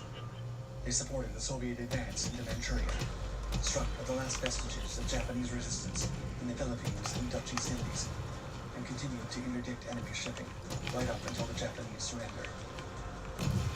However, back in the United States, the Mitchell would hit the headlines on July 28th when a U.S. Army Air Force B-25D, conducting a routine personnel transport flight from Massachusetts to New York, encountered thick fog and crashed into the north side of the Empire State Building. This tragic accident claimed the lives of 11 people in the building and the 3 on board the aircraft, including the pilot, Lieutenant Colonel William Franklin Jr. In the years following the war, the B-25 proved its versatility across the spectrum of roles. The newly formed U.S. Air Force converted many to TB-25 trainers, preparing the next generation of multi-engine pilots, while others found new lives as utility transports, VIP shuttles, and even aerial mapping platforms. Yet when the Korean War erupted in 1950, the B-25 was called back into action. While not serving in frontline combat roles, these veterans of World War II suddenly found themselves embroiled in Liberty, my leg! Some B-25s were transformed into flying propaganda machines, equipped with loudspeakers and leaflet dispensers. These aircraft would roar over North Korean positions, their powerful speakers blaring messages aimed at demoralizing the enemy or encouraging defection. Other Mitchells took on more conventional support roles. They served as command and control platforms, ferrying high-ranking officers to frontline briefings. Some were outfitted with specialized radar equipment for nighttime interdiction missions, hunting enemy supply convoys under the cover of darkness. The B-25's spacious fuselage also made it an ideal air ambulance, rapidly evacuating wounded soldiers from forward airfields to better equip rear hospitals. B-25's ruggedness and reliability, qualities that had served it well in World War II, proved equally valuable in the harsh conditions of the Korean Peninsula. Whether conducting aerial reconnaissance over mountainous terrain or navigating through treacherous weather, the Mitchell continued to demonstrate its worth in yet another conflict. As the 1950s progressed and jet aircraft began to dominate military aviation, the B-25 found a new purpose in civilian hands. Across the American West, Borate bombers fought wildfires, while others served as executive transports or starred in Hollywood productions. Outside the United States, Stupid the poison B-25 bug continued its jumps military out of the service gas well and into the 60s, serving clips me various air just forces enough to from take me Canada out. to Brazil, I was almost Mexico to Australia. Each nation found unique uses for the versatile bomber, from coastal patrol to search and rescue missions. By May 1960, the last B-25 had been retired from USAF service, but its legacy was far from over. Peace out.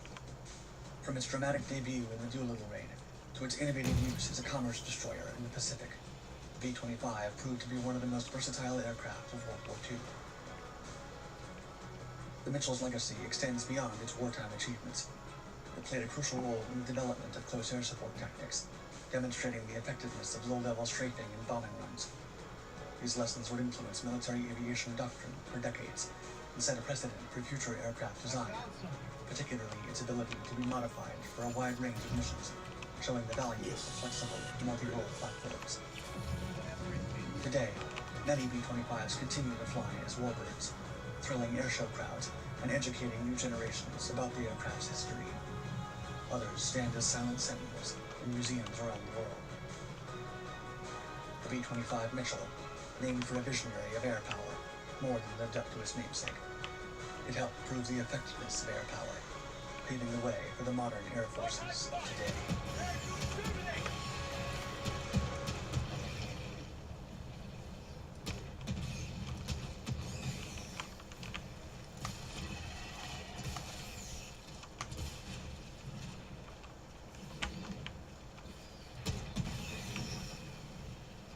You may proceed to extraction when ready. Outpost destroyed.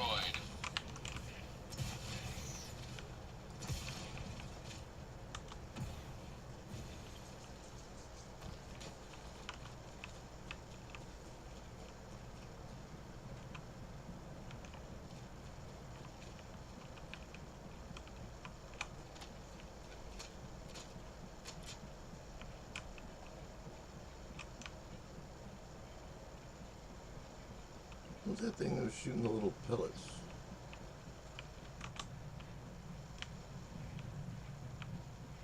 Found something!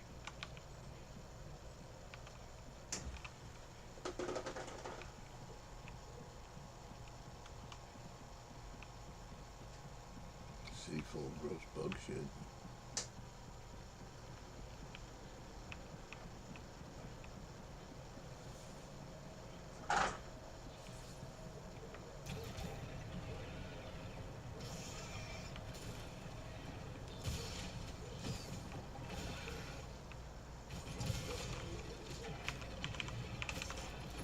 Deploying minefield. Stand clear.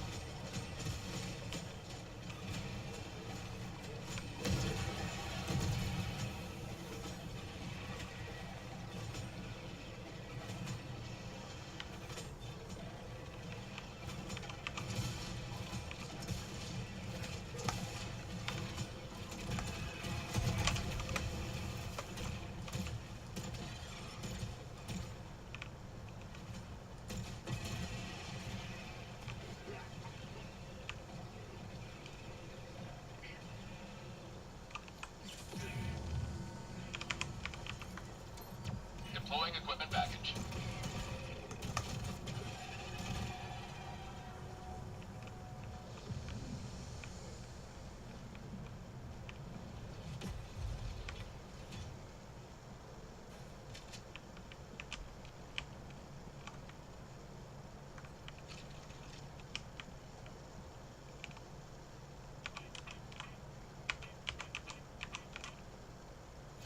Extraction shuttle inbound.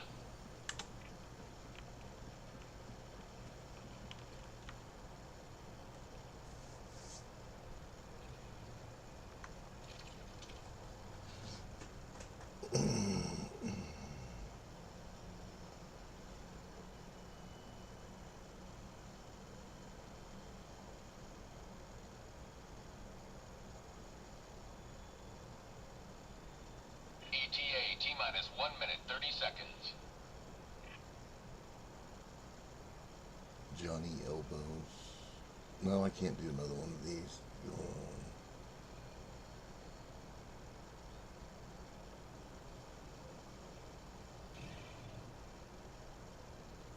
Let's see.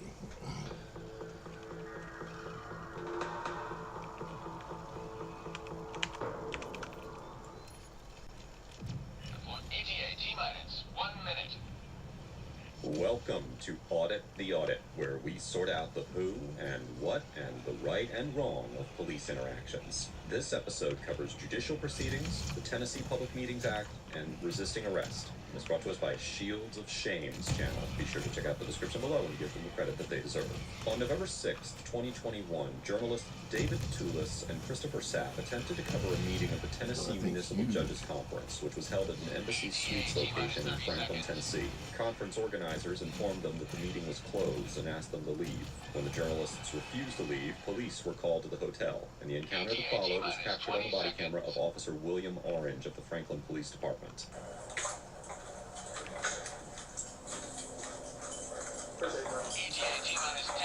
Weird ass name. So what we have is we've got somebody in there that doesn't belong in there. So we need them removed. But as I understand it, the hotel has to tell you that because they're on their private property. Is that correct? You guys are running the conference? Yes. So, but there is a gentleman that needs to come on here. He's refusing? Yes. And then these guys are here at that time. You know, that they both, it should be an open meeting. They sure had a lot of fun with that. That would have been one of those meetings that sounded well, they're not Tackling. letting the press in here. Tennessee Constitution, Article 1, Section 19, it says that the printing press is free to every citizen to examine the proceedings of any branch or officer. And so, we've got the administrative office of courts here controlling entry, and so this is a proceeding of a branch of government. And they're acting unlawfully by preventing the press from going in. So I'm just here watching, but I was hopeful that they were going to be allowed in. They're talking, they're conducting business in there. What's that? Please, sir, you've been asked to be allowed inside. I'm a member of the press. I understand that, but there's also signs of a public meeting. It's not a public meeting. Public meeting. That's right. It's a public meeting. It's a public meeting. Thank you, officer. That is correct. That's fine. And it is a public meeting, and we're paying for it by taxes. Okay. Well, they have stipulations stating that you have to be invited. Yeah, the stipulations don't overwhelm the constitutional right in Article 19. No problem. You'll have your chance to address that later, but as of right now, they do have a sign up saying that it is a closed meeting. They've got the administrative office of courts. Here, that makes it, it's public. It's a proceeding. Okay. I don't know what capacity they're here under. I don't know if it's. They're judges. Yes. Okay. You should be concerned as a citizen. That we've got a branch of government acting without transparency. My name is John Gentry. I'm a candidate for governor, and the press just asked me to come down and witness this today. What's going on? A large part of my platform is reforming corruption in the judiciary. I don't know, man. All I see, and believe me, I'm just walking up here. I don't want to step on anybody's rights. But I see a sign posted right here, only conference members and staff permitted in the session. And so you should be extremely concerned as a citizen of this state that you've got a branch of government acting without transparency. And I would say, are they doing something wrong? Like, why would you not want the press in there?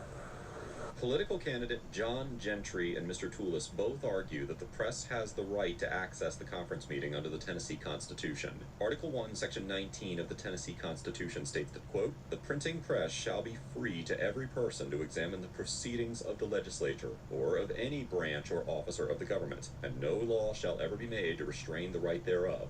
Now, in addition to this right, as the Court of Criminal Appeals of Tennessee noted in the 1998 case of Knoxville News Sentinel versus Husky, quote, "The Tennessee Supreme Court has recognized a qualified right of the public, founded in common law and the First Amendment to the United States Constitution, to attend judicial proceedings and to examine the documents generated in those proceedings." However, as the Sixth Circuit Court of Appeals, which has jurisdiction over Tennessee, explained in the 2016 case of Phillips versus DeWine, quote, "The right of access to government proceedings is not a tool for judges to pry open the doors of state and federal agencies because they believe that public access to this type of information would be a good idea. It is a qualified right to certain proceedings and documents filed therein, and nothing more. Therefore, it is essential to understand that these access rights attach only to judicial proceedings, meaning the formal acts of courts in administering justice, not to every meeting involving judges. While courtrooms generally must be open to the public when court is in session, the requirement does not mean that any gathering of judges constitutes a so-called court that must be open to the public.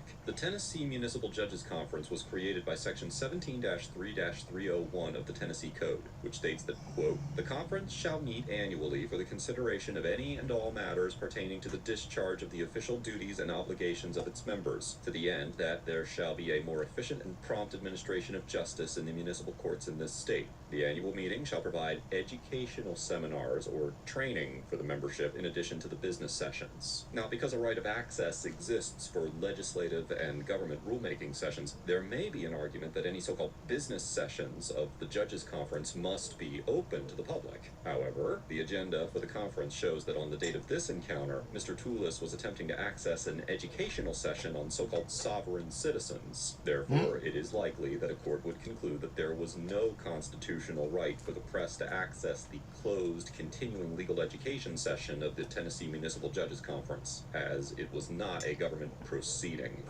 Our legislative says, Are you the only person they're not allowed in? I'm not trying to get in. I'm a candidate for governor of the state of Tennessee, and I'm So a large part they're of my not telling you to stay out? No, I'm not. So then why, who are we talking to that said they say get out? Press. Okay, all right. I'm at New Radio in Chattanooga. Okay. Officer Jake Carson is at the town of Franklin City. Yeah.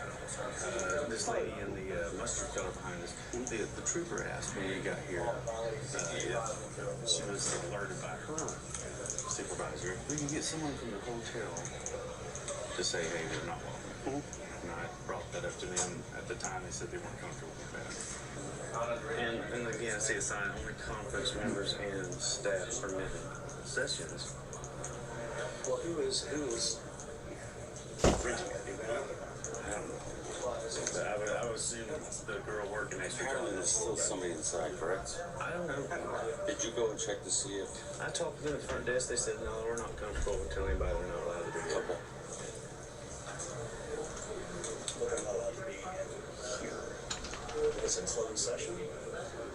I assumed if I was renting a hall for my birthday party and someone came in, I said, hey, no, you're not invited to a party. But man, you start getting into press, man, I don't know. But he didn't want in there. Not the governor. Right. The guy Press, filming it. and supposedly there's still a guy in there that's they want removed. Well, that's what I think troopers for. You want to talk about it? So is there still somebody in there that you moved? Okay, what is he? What is he? There's a member of the press? Who rented this? Who held this, do we know? Because the hotel is giving us the thing up there. They won't get involved in it. So it's just one of those. Yeah, would be one would think. So this other person is in here. He's with the press. Is he causing a ruckus, or is he? Do you know? Is he? He's just sitting. He's running his pencil. I like that. Can you say that? Okay. Have you asked him to leave? Repeatedly. And he says no. But they're not gonna further their discussion in there with a non-member. Right. So it's a non-member. I'm trying to think if it'd be trespassing. No, it can't be trespassing. Yeah, I know it does. Because there's been an easement. This is a government operation right now. It's a government property, effectively by It would easement. only be if the hotel said that. Yeah, and the hotel says they don't want to get involved. So then it gets into a private property issue when it comes to the hotel. We've asked this guy to leave. As THB, you've asked him to leave, and he refuses to leave. Correct. On the basis of there being members only type thing? Correct. He's there under Article 1, Section 19 of the Constitution, freedom of the press. Right. Also, the Open Meetings Act, which says no government business shall be done in secret. And that's what's happening here. It's being done in secret. And this cannot stand. It simply cannot stand. It's not proper. I wonder why they chose a public venue like this instead of like the Capitol to do something. Now, what's the date? It's a conference for the members that are a part of the conference. Yeah, I got you. Mr. Toulis argues that the so-called Public Meetings Act does not allow the conference to be closed to the public. Well, according to the Tennessee Public Meetings Act, which begins in Section 8-44-101 of the Tennessee Code, quote, "The General Assembly hereby declares it to be the policy of this state that the formation of public policy and decisions is public business and shall not be conducted in secret. To this end, Section 8-44-102 of the Tennessee Code states that, quote, all meetings of any governing body are declared to be public meetings open to the public at all times. However, the statute clarifies that a so-called meeting is defined as, quote, the convening of a government body of a public body to make a decision or to deliberate toward a decision on any matter. And a so-called governing body is defined as, quote, the members of a public body which consists of 2 or more members with the authority to make decisions for or recommendations to a public body on policy or administration. It is not entirely clear whether the Tennessee Municipal Judges Conference would be considered a so-called governing body, as Section 17-3-301 of the Tennessee Code does require the conference to meet, now quoting, for the consideration of any and all matters pertaining to the discharge of the official duties and obligations of its members, to the end that there shall be a more efficient and prompt administration of justice in the municipal courts in this state. However, it is unlikely that the educational session that Mr. Toulis sought access to would be considered a so-called meeting for the purposes of the Public Meetings Act, as the statute only requires governing bodies to hold open to the public meetings that are held to make a decision or to deliberate toward a decision. Because the judges were convening to receive educational instruction rather than make decisions, it is probable that a court would conclude that the Public Meetings Act did not require the educational sessions of the conference to be held open to the public or the press. Well, let me go make a phone call to my higher because I don't know. Yeah, this is going to be one of those challenges. Before you guys got here, that was what my chain advised. Like, that you need to get the hotel to declare them trespassing. Otherwise, we really can't. Yeah. Unless the hotel says. I mean, we have no issue in asking them if they don't have a registration for the conference to please leave the conference room. That's what you need us to do. Is there a registration needed for this conference? Yes, and it's a private conference. Dues have to be paid. If y'all will show me who we I'm going to direct you to them because I have not seen this person. Let me. Sir, I'm David Toulis. Sir. Have you got, did you comply with Rule 30? You given notice? If you can't, you've got to listen. It is. It's a judicial proceeding. I have a right to be here. This is a judicial proceeding. I'll turn off my camera, but I have a right to be here. If this man is correct, it's a judicial proceeding, then I have a right to be here because the courts are open in Tennessee. Which is it? Well, they have told you that you're not allowed to be here, so okay, based on what they're saying. Okay. Sir, no, you're not going up there. Need to step outside of your hole. I'm here to cover. I understand, and I've noted. Management has asked you to leave. I'm David Toulis. I know who you are, Dave. And you're not a member of this conference. No, but this is they have asked you to leave. Paid for by taxpayers.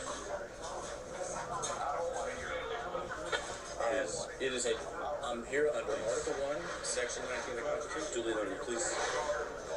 Step into the Here's my right. I have a right to be here. Just as these people are who have to be here by duty. They're here by duty. They have to be here under the statute. And I have a right to be here. And I'm here volunteering myself in because I'm covering this event. It's not a vote. It's our trust. Please. I understand that. And I'm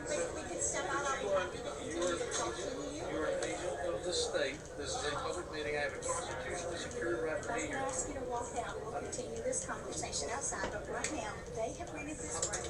They have the right to have anyone with a badge on. Sir, no. If you don't have a badge, I'm going to have to ask you to leave the room. I understand that. And what I'm explaining to you is this is a public meeting, and I have a constitution. The state cannot meet behind closed doors. They don't have to have a badge for the conference. There were registrations paid to attend this conference. You did not pay to attend this conference. I'm a member of the press. The director of this says it's a paid conference. You have to be registered to be here at the conference, and you're not invited, whether you're president or president. I don't know what the they say. I know you say it's constitutional right, I know, but then they say, no, you have to be a registered. Can I show you the law? I mean, you have it on you? I absolutely do. Let's sit back here and look at it. I'd like to stay here to look at it. If it's just simply an educational meeting, I don't understand. I don't know what it means about. I don't know anything about what's going on. All I know is the hotel staff who owns this says that the registered person, yeah, you're going to be trespassed. I figure that that's probably what it's going to be, and I'm okay with that. I'm prepared. I've already got a habeas petition in my pocket right here, so I've counted on that. I would advise you guys to contact your corporate legal team before you violate my civil rights, which under Article 1, Section 19 of the Constitution, I do. We also have in Tennessee something called the Open Meetings Act, which this right here constitutes an Open Meetings Act. This constitutes a meeting of public officials under Title 8, Chapter 44 of the Tennessee Code. So they can trespass, they can do whatever they want, but the judiciary cannot meet in secret. It is the public policy of this state that meetings not be conducted in secret. But the state cannot come onto private property in circumvention of the Open Meetings Act. That's what they're trying to do. And they're using her as a mechanism to try to trespass me so that I can't be here. But I have a constitutional right to be here because it's a public meeting. Sir, all I can tell you, it's private property. I'm glad that You're not registered. I need to ask you one more time, please, to leave this meeting. I can't do that. You're going to have to leave one way or the other. I have a right to be here. You're going to have to leave one way or the other. If I'm arrested, then they can do that. Gentlemen, as far as And I'm concerned, prepared to he's do that. trespassing at this point. Okay, sorry. Okay. Are you going to arrest me? Right now, you're still to be at the table and decide. Okay, let's go out here. I don't want to tell you. Private property. The state. Lady from let me finish my sentence. The lady who was managing this private property says you out. So I'm following. And if that's an infringement of your rights. It is an infringement of my rights, and if you guys need to arrest me, please do that, because it will create a constitutional crisis. I have a constitutional right to be here, and I also have a application for acknowledgement of public right of access that I issued to Chief Justice Page yesterday. Haven't heard back from that. This is a taxpayer-funded event. You have one political body making policy recommendations on the administration of public justice. That's being done behind closed doors. That cannot happen under our state law. If they want to try to trespass me, please cuff me and let's go. I want to hear, like I said, I just walked out. I don't know what's the media about, but all I can go by is. So who is the Okay. Mr. Tillis. I'm David Tillis with Nigger Radio. Hello, ma'am. I'm a reporter. I understand. At this point in time, you are trespassing on a private event on private property. I'm going to ask you to leave, please. They rented this space. This is their space. You are not registered to be in their conference. I do need to ask you to leave at this point. And may I ask who you are, please? What is your name? My name is Lisa Hegwood. Hegwood. And I work with for the whom? hotel. Yes, ma'am. Okay? Well, this property has been ceded to the state for this event. It's not a private property anymore. This is a state body. This is a state piece of property right now by easement. I'm just trying to do my I appreciate that. Okay? Thank you. So please, if you don't mind, would you please leave the No, ma'am. I'm so sorry. At this Sir, point in time, I'm going to ask please stand up and you leave. is trespassing on this property. Mr. Tillis. Yes, sir. Please. You'll have your chance to redress this, but No, sir. No, I'm sitting right here. You'll be trespassing if you're not leaving, sir. And who's against whom? This is against you. Trespassing against which party? Who's the offended party? Embassy Suites are the ones that are trespassing now. They have not been in any way injured. Neither has the conference in any way been injured by my presence That's here. going to be up to you to take it up with the Embassy Suites, with their corporate office. They that's can trespass you to leave. So that's very convenient that you can. The conference can put this on the hotel. The corporation now is liable for this action. I don't think that's proper. Is there a judge going to say that this needs to be a conference? The conference needs to trespass me. That needs to be what happens. Well, the conference needs to trespass me if that's what's happening. It's not happening. Yes, it is. I'm not a trespasser. I'm here as a member of the press. This is a public function paid for by taxpayers. I have a right to be here. I'm not leaving. No, I'm not taking it up anywhere. You are going to leave. No. Mr. Toulis, please stand up. No. Jeff, come on in here. We're supposed to get this. Okay, then at this point you're under arrest. Stand up. Okay. No? Stand up. No. After Mr. Toulis repeatedly refuses to leave the conference, he is placed under arrest for trespassing. According to Section 39-14-405 of the Tennessee Code, quote, a person commits criminal trespass if the person enters or remains on property or any portion of property without the consent of the owner. As the Court of Criminal Appeals of Tennessee explained in the 2024 case of State versus Hall, a jury may infer that a defendant knew they did not have the owner's consent to remain on property where notice against remaining is given by personal communication from someone with apparent authority to act for the owner. Here, Mr. Toulis was clearly told by a hotel employee that he was not authorized to remain in the conference room. However, Section 39-14-401 of the Tennessee Code defines the term owner for the purposes of this statute as, quote, a person in lawful possession of property. Accordingly, there is an argument to be made that the Tennessee Municipal Judges Conference, as the temporary lessee of the hotel conference room, constituted the temporary so-called owner of the property for the purposes of this statute, which would bestow upon the conference the authority to decide who may enter or remain on the premises. Nonetheless, it seems that Mr. Toulis was aware that he did not have consent from the hotel or the conference to remain on the property, and therefore that his actions fell within the statutory requirements for trespassing under Tennessee law. I'm not gonna put that in. Stand up for me, please. Don't make a scene in here, please. No, sir, I'm not gonna stand up. You have to carry me. We will. Okay. Stand up, Mr. Toulis. Mr. Toulis, please stand up. Look, I have the strength to report to you. Don't resist arrest. Okay, then stand up and make it easier. Let's see how we get arrested on principle. Would you like us to get EMS here so that you... I have strength for all kinds of things, but I don't have strength to assist you in violating my rights to be here. I have a right to be here, and I do not have the strength to stand up to help you do that. I'm not going to cooperate, okay? Mr. Toulis, I'm going to ask you one more time, okay? I don't have the strength to do that. I understand that. I'm going to call EMS here to have you wheeled out. Is that okay? Please or would do you that, like to walk out on your own? No, I have a hernia. I do not have the strength to cooperate with my unlawful arrest. Okay.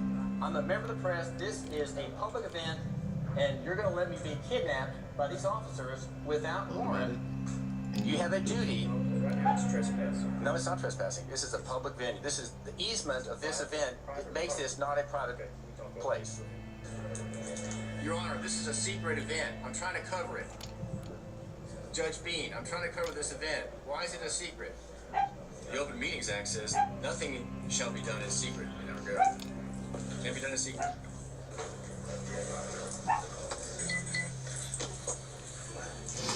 I do not consent to this. I do not have any medical problems. Is this a gurney? You said you have a gurney. But I'm not. It's not. You know. It's not rubber. Okay, you'll get that checked out. Come on with me. That would be very fair. You come back, Dick. There we go. And where are you taking me? I'm here to see the magistrate. I would like to see the magistrate. Is that where we're going? Yeah, I have a right to see a magistrate before booking. Before booking, I have a right to see a magistrate and have my case hearing. Yes. Y'all got my card. Yeah, I do. Thank you. If you're a magistrate, I can at least vouch that he's lived where he's lived. He's a peaceful person. This is. Oh yeah. Okay.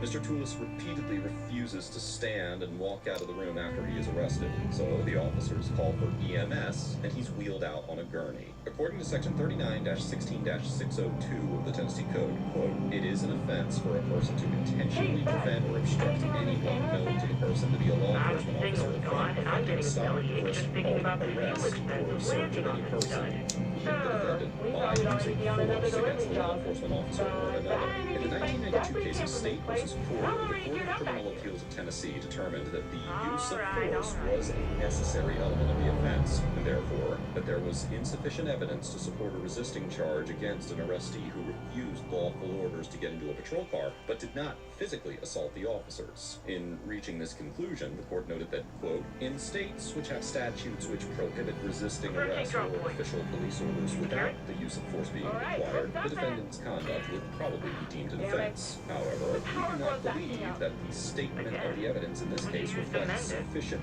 proof that the defendant used force, as is required by our statute in preventing or obstructing his arrest. Applying this case law, the Tennessee Attorney General indicated in Legal Opinion 00-147, issued on September 26, 2000, that, quoting, an individual who intentionally but passively refuses to obey a law enforcement officer's reasonable, lawful command does not commit an offense under Tennessee law, because force is a necessary element of resisting arrest. Accordingly, it is unlikely that a court would conclude that Mr. Toulis's refusal to cooperate with his arrest rose to the level of resisting arrest under Tennessee law.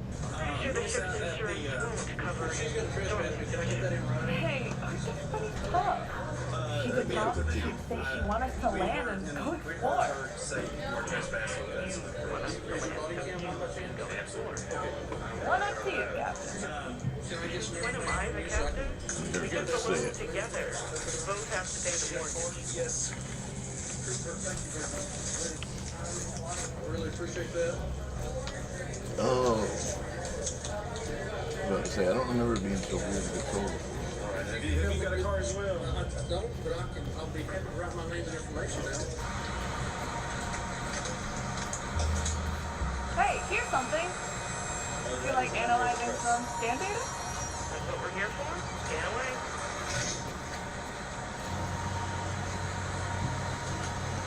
Just a basic composite of silicate. No energy reading to speak of.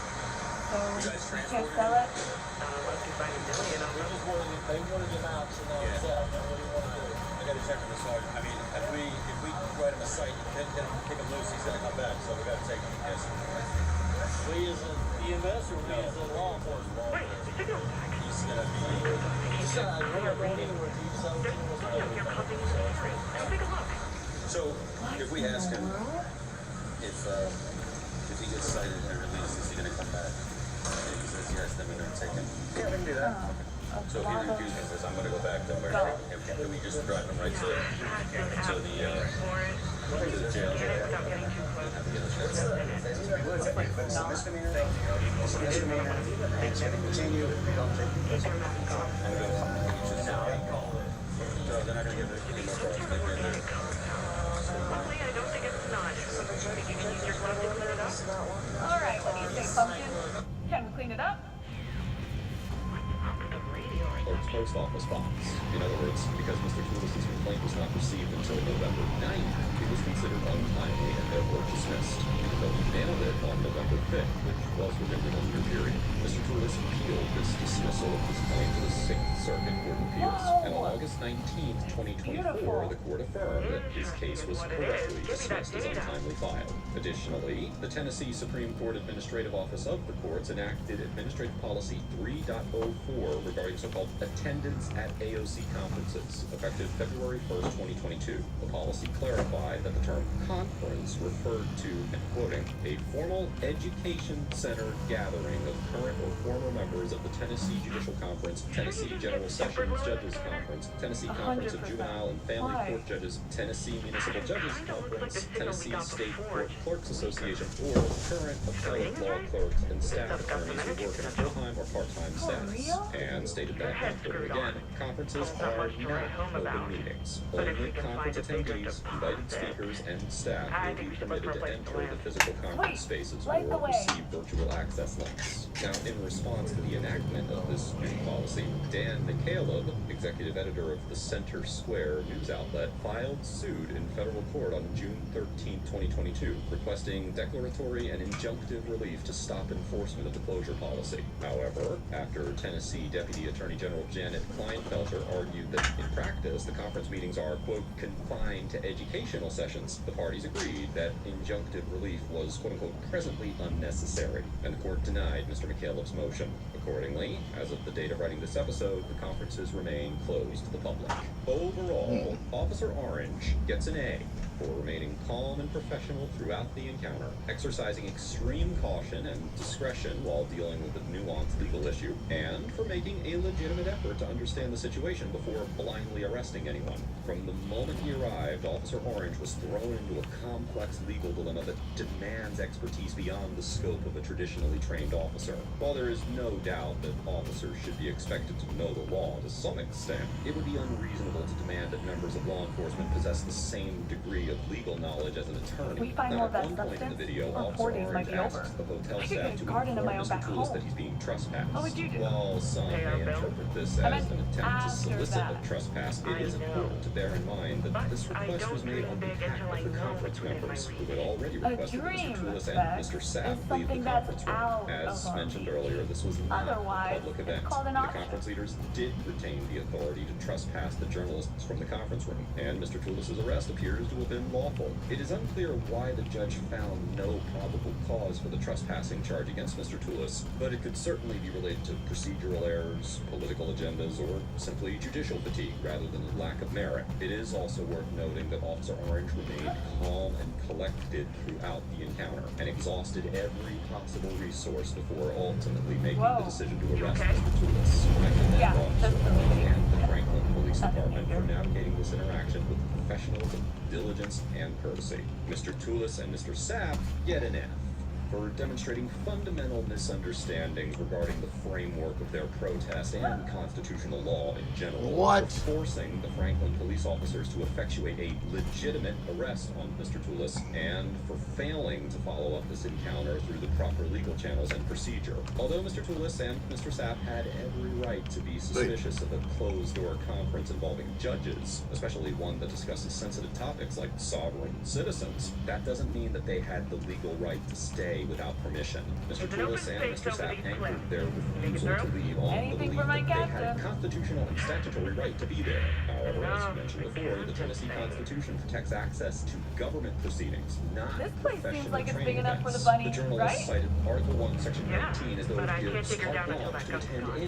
meeting involving public officials. Oh, But there yeah. is a It'll clear be legal our distinction between official proceedings and educational seminars. Furthermore, after somehow managing to avoid the trespassing charge, Mr. Toulis allowed his lawsuit to be dismissed on procedural grounds by failing to file it within the appropriate time frame. Considering that Mr. Toulis has filed several pro se lawsuits in the past against various entities and individuals and regularly reports on issues involving the judicial system, the statute of limitations and procedural process is something that he should have been familiar with. And if he truly believed that his rights were violated or wanted to advocate for changing the structure of current legal framework surrounding closed judicial training events, well then following the proper legal procedure is the most basic step he could have taken to achieve either of those goals. By the way, it is also worth mentioning that Mr. Toulis and Mr. Sapp's tactics actually resulted in the opposite effect of what their actions were intended to induce. Rather than forcing more open training sessions, the Tennessee Supreme Court Administrative Office of the Courts went on to draft official policy to explicitly exclude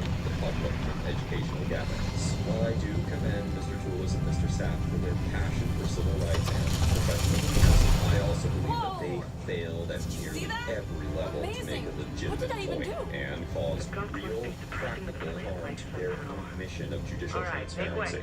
Few things undermine a cause more than advocating for change while misunderstanding the very rules that you're fighting against. And this interaction is a prime example of the importance of being informed before becoming passionate. The conference leaders get a C- because although they were within their authority to trespass Mr. Toulis and Mr. Sapp, they also demonstrated a blatant disregard for public transparency, placed the Franklin police officers in a legally ambiguous position, and then went on to enact further exclusivity rather than more transparency and accountability. There is no denying that the current constitutional and statutory framework granted the conference members the authority to exclude members of the public. However, just because the law allows secrecy doesn't mean that public officials should be allowed to use the letter of the law to hide from public scrutiny. The education that these judges were receiving at the conference was paid for, at least in part, by public tax dollars. And the content of those sessions shapes how they interpret and apply the law in situations involving average citizens. Closing educational conferences to the public breeds suspicion and warrants citizen questioning and probing, especially when the content of these conferences involves a controversial controversial topic that directly intersects with First Amendment rights, police encounters, and legal philosophy. Rather than taking this opportunity to reevaluate their policies, the Administrative Office of the Courts doubled down by enacting Administrative Policy 3.04, Check the data for me, please. which formalized the closed-door policy for all judicial conferences statewide.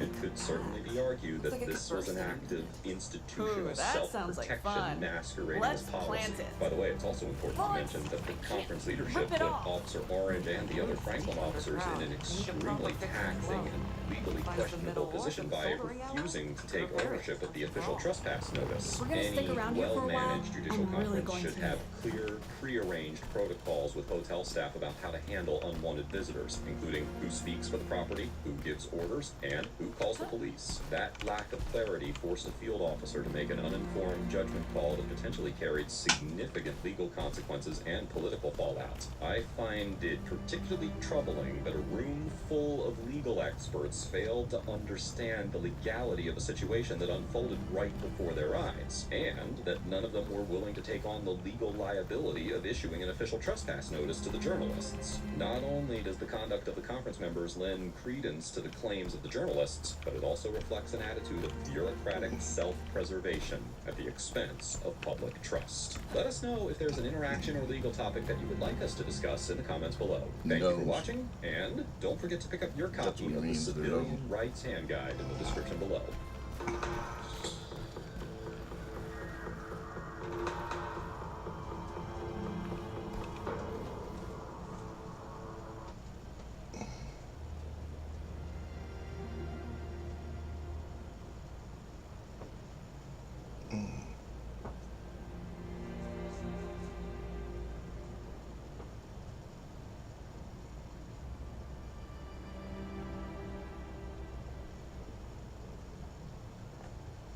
Seen Task and Purpose in a while. Haven't seen what's his name in a while.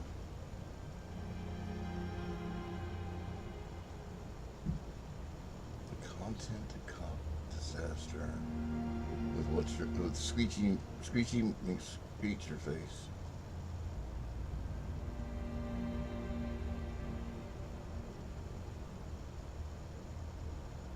Let's see.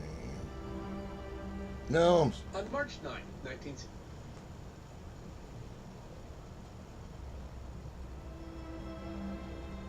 Oh, fine. 67. A woman walked into the American embassy in Delhi, India. She presented a Soviet passport and asked for asylum. The request took the Americans completely off guard. Chester Bowles, the U.S. ambassador to India, didn't even know that the former dictator of the Soviet Union even had a daughter. More or less that she was visiting India. While the defection of Joseph Stalin's daughters would be a Cold War coup, the U.S. and the Soviet Union were actually in a delicate phase of negotiating a consular agreement, and Bowles knew that her defection would endanger relations. If he granted her asylum at the U.S. Embassy, it would be surrounded and challenge relations with both India and the Soviet Union. Finally, he decided to get her quickly out of Delhi without making any official promises from the United States to some place where she could more fully consider her decision. Bowles put her on the next plane to anywhere but Moscow and sent her with a diplomat, actually a CIA agent, as an escort to Rome, and from there to Geneva. She waited there on a tourist visa as U.S. debated what to do. The State Department feared that giving her asylum might strain relations with the Soviets. But finally, U.S. President Lyndon Johnson decided to allow her entry on humanitarian grounds. Lights on, Svetlana Aliyeva, daughter of Joseph Stalin, arrived in New York City on April 21st. The assessment by the CIA at the time was, our own preconceived notions of what Stalin's daughter must be like just didn't let us believe that this nice, pleasant, attractive, middle-aged Hausfrau could possibly be who she claimed to be. Hausfrau. Hausfrau.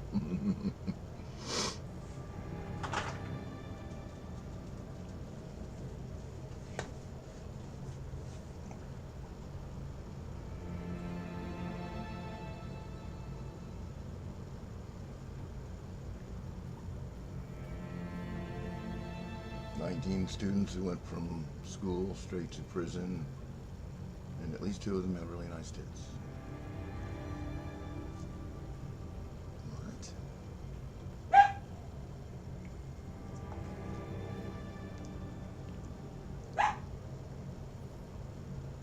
This can't be real.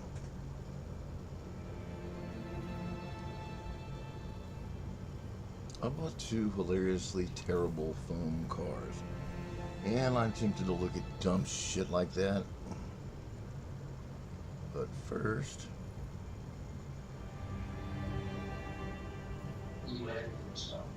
Did you try? Me first.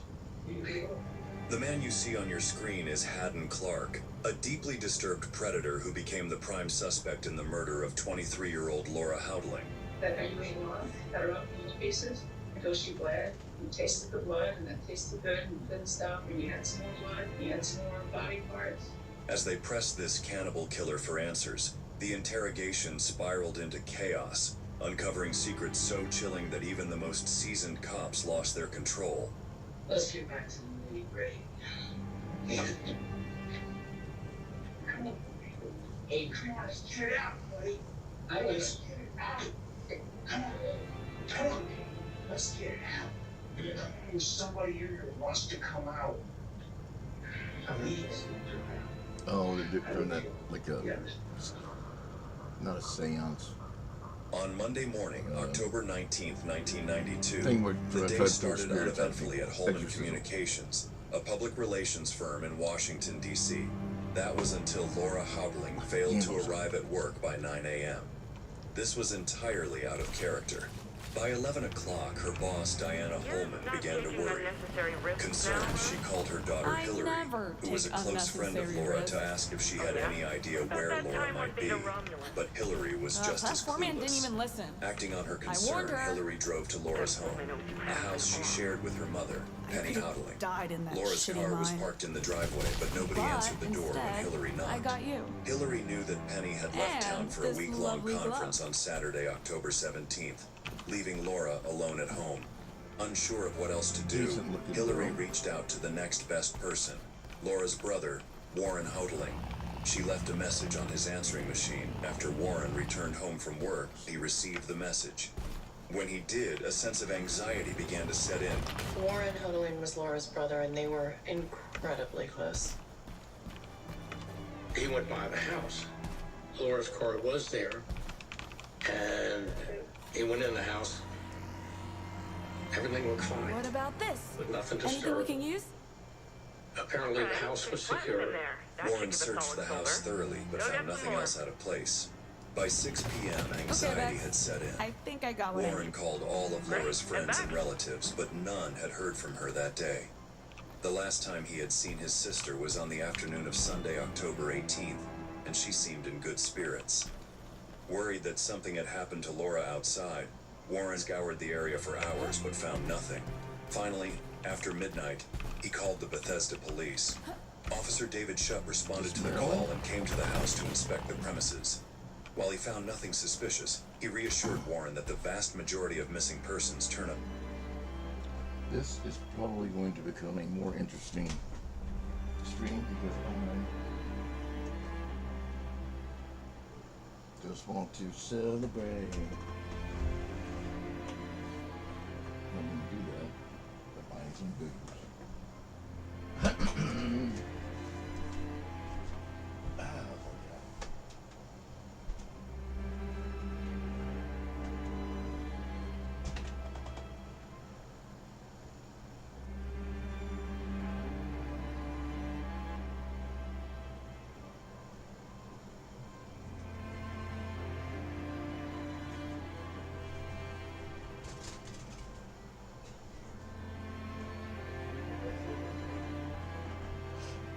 Come on, we're gonna move this way. You heard the fastest way. Yes, you are. And then dumb's dumb and turn on backwards. Up safe within a short time. But Laura's case would be tragically different. The next morning, Warren called Penny at her conference to share the news. She immediately decided to fly home, though she wasn't particularly alarmed, yet. Penny didn't want to believe that anything had happened to her daughter, and thought it would not be unusual for her to just hook up with some rich guy and take off to the island somewhere. I'm sure she's fine. You know, she's run off with some friends. She's just being a little spoiled brat and not telling us. Tension was mounting among Laura's friends and family. What made the situation even more puzzling was that there was no apparent reason for Laura to have left on her own. The only explanation that made sense was that something sinister had happened to her. Nobody had heard from Laura, and this was just totally out of character for her. We checked her bank account, credit card, checking account. There was nothing there where she had withdrawn money that she would have needed to survive somewhere. By what? I'll be right back. One of these days, I'll figure out how to stream. It's on my phone.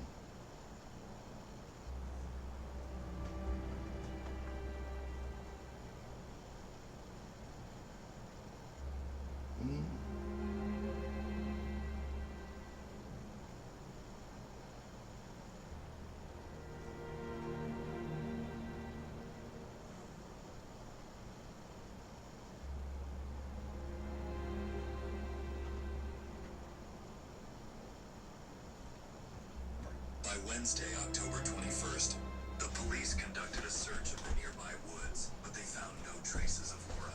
In an effort to spread the word further, they contacted a local physician, hoping that broadcasting her disappearance would cause someone to come forward with crucial information. If he was anything about the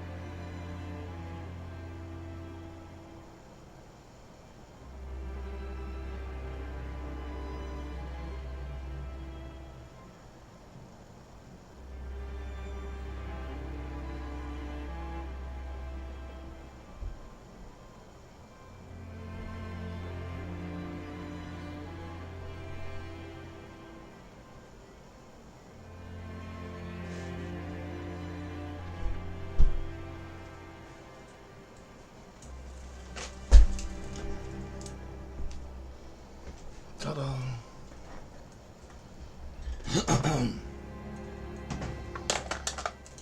Okay, plot twist and murder mystery. I guess we can just go ahead and start it here. Honey, from where we left off. If anybody's even, no one's watching, no one's chatting. That's okay. Someday.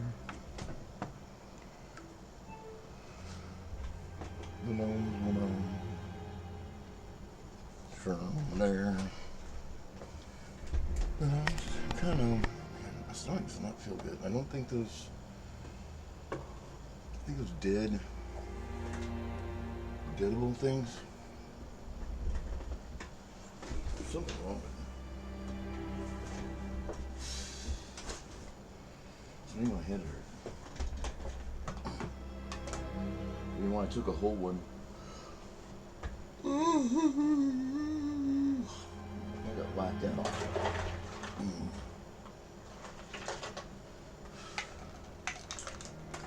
Oh shit.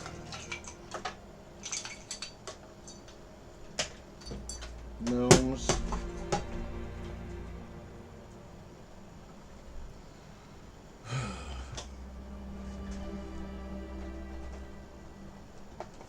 So yeah, I laid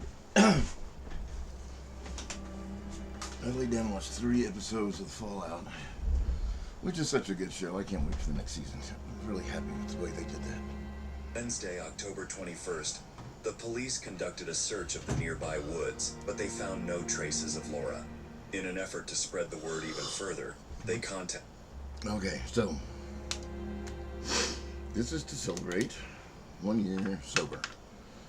As of 4/20, I have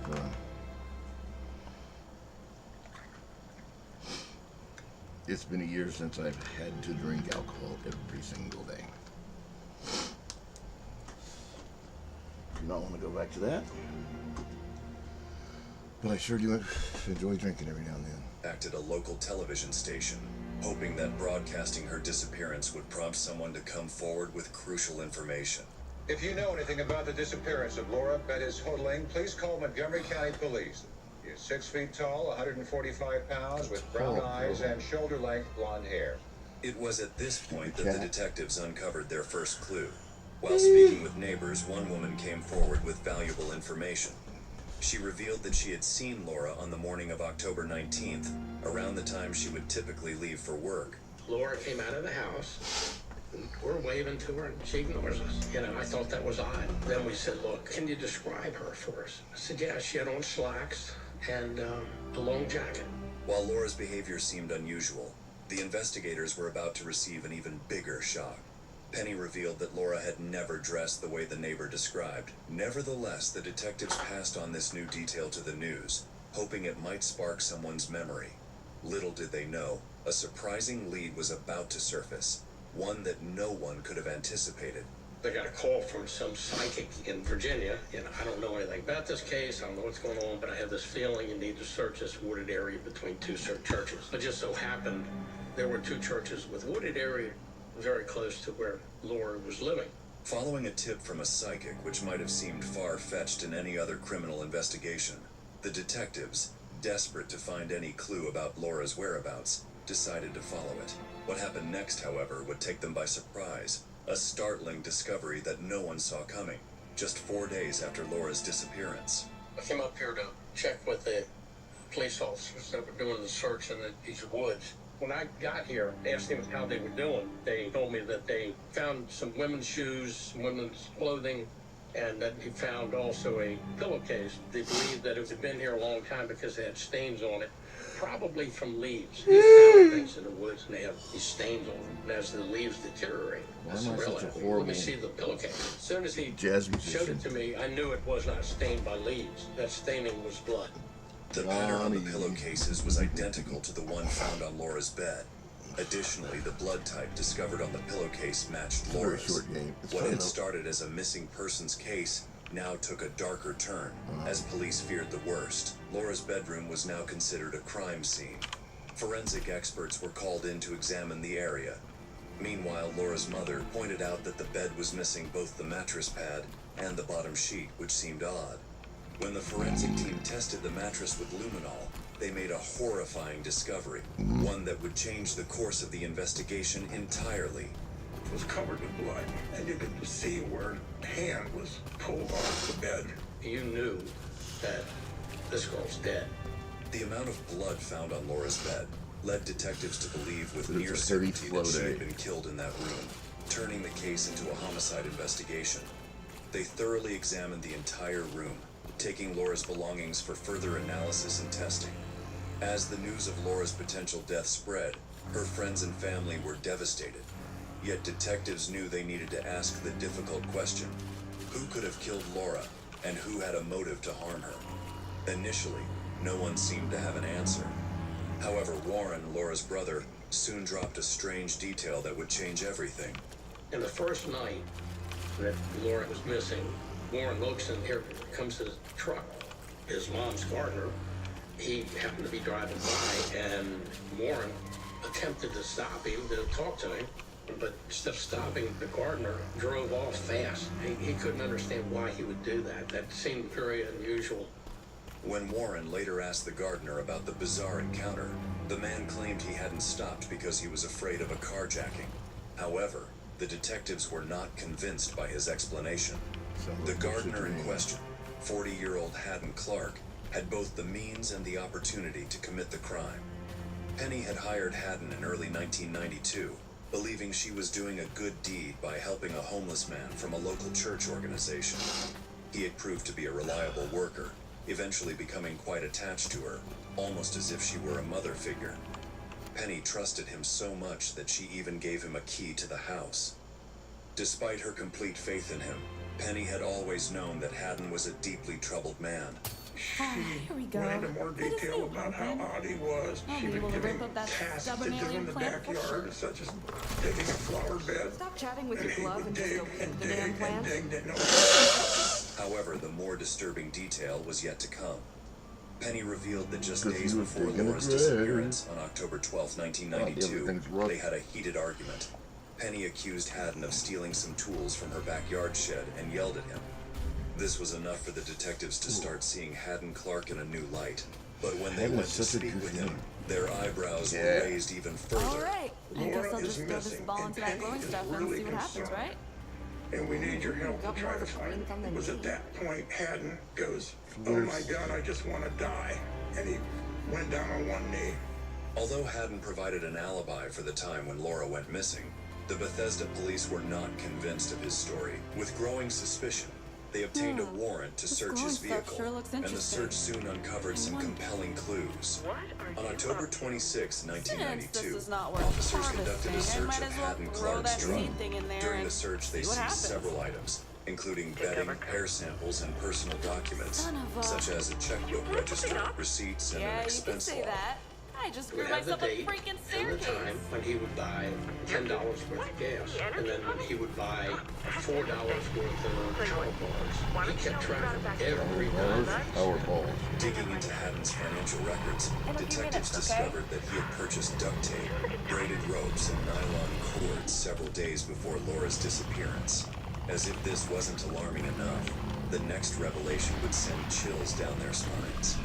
Haddon had paid for those items with a personal check, and the memo section contained just one word: Laura. Further investigation into his checkbook revealed a troubling entry. Haddon had paid to rent a storage unit in Warwick, Rhode Island, 450 miles away from the scene.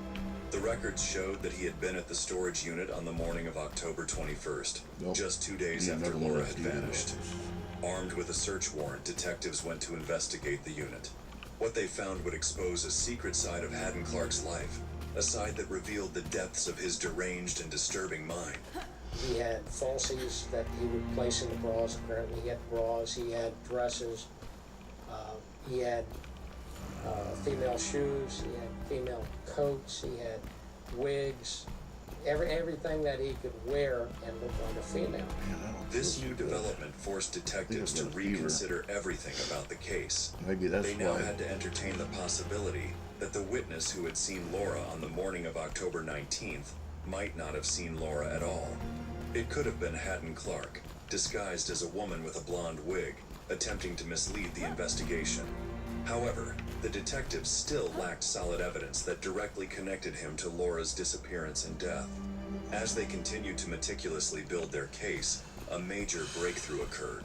Forensic experts had been analyzing a hairbrush found in Laura's room and discovered 30 hairs, each belonging to Laura, except for one. This singular hair was shockingly not from any person. It was a synthetic strand commonly used in wigs. As it turned out, the discovery of a blonde wig in Haddon's storage unit was no coincidence. In fact, the wig was an exact match to the synthetic hair found on the brush. To further solidify their suspicions, forensic experts uncovered a partial bloody fingerprint on a pillowcase, matching none other than Haddon Clark's. With this new evidence, detectives finally had enough to arrest Haddon, but they still faced a major roadblock. They didn't know the whereabouts of Laura's body, which they needed to prove in court that a murder had even occurred. So, on November 6, 1992, they brought Haddon in for interrogation, hoping to extract a confession. Little did they know they were dealing with a psychopath who would not budge so easily. While the detectives were outside watching and monitoring and recording this. Ask me what you want to know and I'll tell you. I want to see my lawyer. And has Penny been helping you? No. I want to see my lawyer. Okay. I want to see my lawyer. You're going to see your lawyer. I want to see my lawyer. Do you want to stand up and stretch your legs for a second? I want to see my lawyer. Do you consider Penny your friend? I want to see my lawyer. Let me ask you something. Do you like men or women? Is God talking to you? God's talking to me. Well, I bet he's telling you that you need to help yourself. Yeah, he told me to see my lawyer. Do you consider Penny your friend? He told me to see my lawyer. Involved with her? Did you, Penny? Did you, and she rejected you? And you got angry, so you took it out on Laura? Haddon, help me. Talk to me about Laura. Haddon, what can you tell me about Laura? Do you think she's pretty? Did she do something to make you angry? She hurt your feelings? Pat, did you have a thing for pillows? This is crazy. How can they do this? Even under intense questioning, Haddon repeatedly demanded his lawyer, but detectives ignored his requests. While it's within the legal rights of any suspect, the detectives knew they were taking a huge risk, especially since anything incriminating Haddon said couldn't be used in court. Still, they were willing to gamble with their careers, hoping for any clue that could lead them to Laura's body. However, Haddon made it clear that he wouldn't cooperate, Are they gambling with and their now he was careers? simply getting on their nerves. Haddon, It might just sitting maybe in there there's with be an him asshole. and watching his behavior, I expected his head to spin around. Oh my God, is he like possessed? Like, why isn't he talking? What's he thinking? He was Thinking he needs to talk to a lawyer. creepy. He was not anyone that you'd want to be in a room with, alone, on the outside world.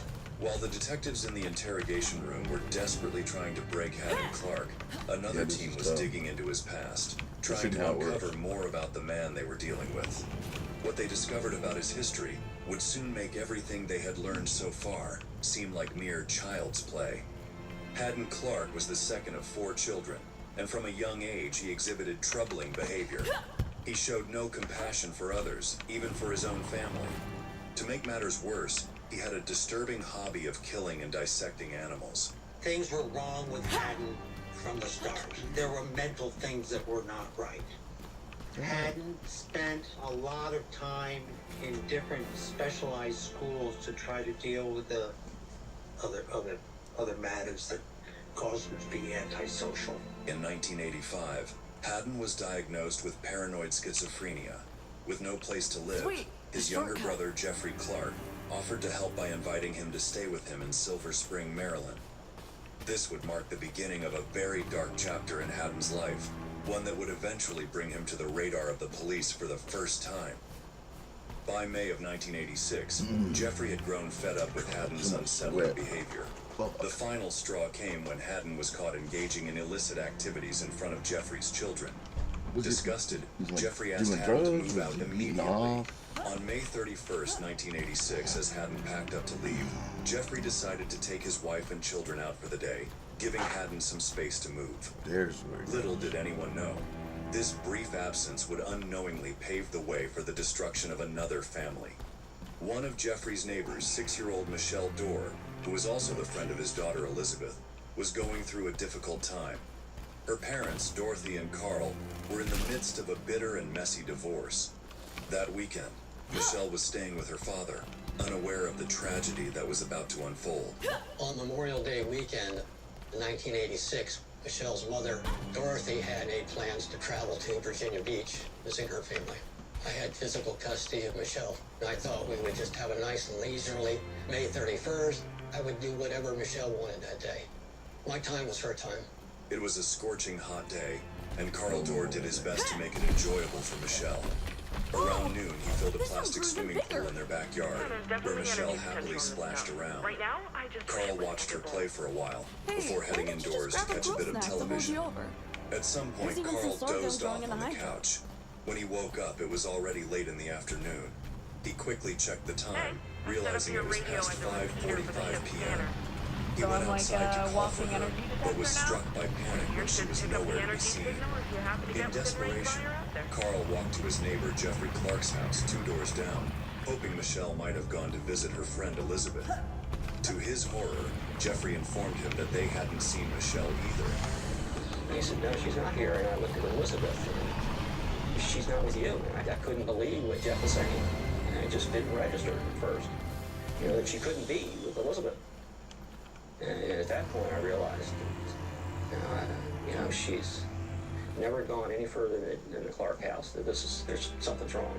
A frantic Carl combed the neighborhood, calling out for Michelle and searching every corner he could think of. But there was no sign of her anywhere. Desperate, he finally called the police for help. The investigation into Michelle Dorr's mysterious disappearance began immediately. Over the next 48 hours, Maryland police launched an all-out search effort, but no trace of Michelle was found. As the hours stretched into days with no trace of Michelle, the community began to brace for the worst. In their hunt for answers, detectives interviewed local residents.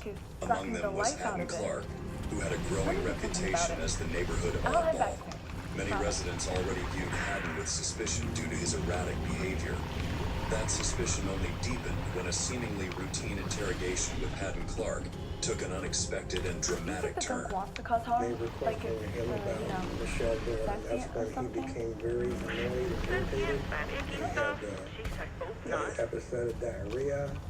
He made a statement that he might have done something that he doesn't remember. Despite the apparent red flags surrounding Haddon Clark, he appeared to have an airtight alibi.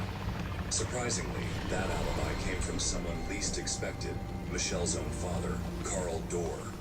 Carl stated that he had last seen Michelle at around 2:10 p.m. on the day she went missing.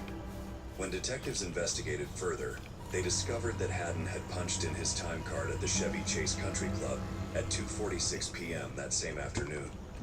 This timeline left detectives skeptical that Haddon could have abducted Michelle, concealed any evidence of a crime, and made it to work on time. Combined with a lack of concrete evidence to hold him, they had no choice but to let him go. As the investigation progressed, suspicion shifted to someone much closer to Michelle, her father, Carl. When Michelle's mother, Dorothy, learned of her disappearance, she told police that she believed Carl was responsible. Dorothy revealed that she and Carl were in the midst of a bitter custody battle and accused him of previously threatening to harm Michelle if he didn't get his way. With this new information, detectives asked Carl to take a polygraph test, hoping to clarify his involvement. To their shock, Carl failed the test, raising even more questions about his role in Michelle's disappearance. He's trying to tell me that I didn't pass the polygraph test. That's an impossibility. I didn't have anything to do with Michelle disappearing. Don't tell me I failed the polygraph test. That didn't happen. Convinced that Carl had either kidnapped or killed his daughter, detectives pressured him for a confession. Just days later, Carl did confess, admitting to having a role in Michelle's disappearance. He also provided 2 potential locations where Michelle's remains could be found, one being the crawl space of his house and the other inside his father's grave. Police searched both places thoroughly, but they found nothing. The case was becoming more perplexing, leaving detectives wondering about the true fate of Michelle. I couldn't deal with what they were telling me, that we're not going to find Michelle alive. I just was trying to go into some sort of denial about that. I thought the police were talking about me or something odd, and it's just a total disintegration of my mental health. Eventually, Carl checked himself into a mental institution for a few days of rest and treatment. After his release, he shocked the public by claiming that he never confessed to Michelle's murder, and that the police had misinterpreted his words as an admission of guilt. He also revealed a new perspective on the events of May 31st, stating that he hadn't seen Michelle at around 2:10 p.m. as he had previously stated, but rather much earlier that day. However, he admitted that he didn't want to come across as an irresponsible parent who hadn't kept track of his child for hours. To back up his story, he took another polygraph test, and this time he passed. The investigation was now back at square one. But tonight, the physical search for 6-year-old Michelle Dorr is ended. Michelle's father is no longer under psychiatric evaluation. What do you hope for? I hope that somebody has her that hasn't harmed her. That's what I hope. Do you still feel that you'll see her someday? I hope to God, yes. With the new timeline established, Haddon Clark once again emerged as a possible suspect in Michelle's case, but detectives had no solid evidence to charge him. Days, months, and then years passed, and Michelle's case remained unsolved, with her loved ones still mourning her disappearance. Meanwhile, Haddon continued with his life, but seemed to be drawn to trouble. In September of 1988, Haddon harassed his mother after she confronted him for stealing items from her home in Rhode Island. He was charged with assault and battery and given a year's probation. A few months later, in December 1988, Haddon was evicted by his landlord. In retaliation, he set booby traps in the home, leading to charges of property destruction, though he avoided jail time. In February 1989, he was caught stealing purses and coats from a church while dressed as a woman. This time, he pleaded guilty to theft and served 45 days in jail. For the next 3 years, Haddon mostly kept a low profile, working menial jobs for survival and frequently changing landlords. However, in 1992, his life took a turn when Penny Hauptling hired him as a gardener, unknowingly setting the stage for a series of events that would eventually lead him to this interrogation room, accused of one of the most heinous crimes imaginable. All this information was hard for the detectives to digest, but it also allowed them to take a different approach. Feel better. Haddon's interrogation would go down as one of the most bizarre in criminal history, peeling back the deepest layers of a sickening mind, while also pushing the boundaries of interrogation tactics. It showed just how far the detectives were willing to go to get their man and uncover the truth. And they handed me a teddy bear. And this teddy bear had on a bathing suit that was a replica of what Michelle Dorr had on. And they said, take it in there. Do not let him touch it. But I want you to hold it in your lap. And I want you to make the little arms move. And I want to see what his reaction is. His eyes got huge and he just smiled from ear to ear and just smirked. Despite Haddon's strange and unnerving reactions, he remained silent and offered no mention of Michelle during the interrogation. The detectives, undeterred, rotated in and out of the room, each adopting different personas in an effort to break Haddon emotionally. They pushed further, trying to provoke a reaction by confronting him directly with his disturbing desires, wanting to taste blood and flesh. You want to cry? Want to get the tears out? What? What you did to Lauren? Don't eat that. Don't eat scabs. It'll make you sick. Then are you eating Laura? I don't know. Until she bled. You tasted the blood, and that tasted good, and you didn't stop, and you had some more blood. You had some more body parts. Is that what you did to her? That means yes. You didn't say no. You got a major problem. We won't have Look, my dad. You know, Jeffrey Dahmer, Steve. Jeffrey did. What? Did you get a hard to see? The problem with Jeffrey Dahmer, you know, he had caught those dead people in his apartment. And he had cut their hearts and livers out, put them in the freezer and frozen. Jeffrey Dahmer is kind of like evil.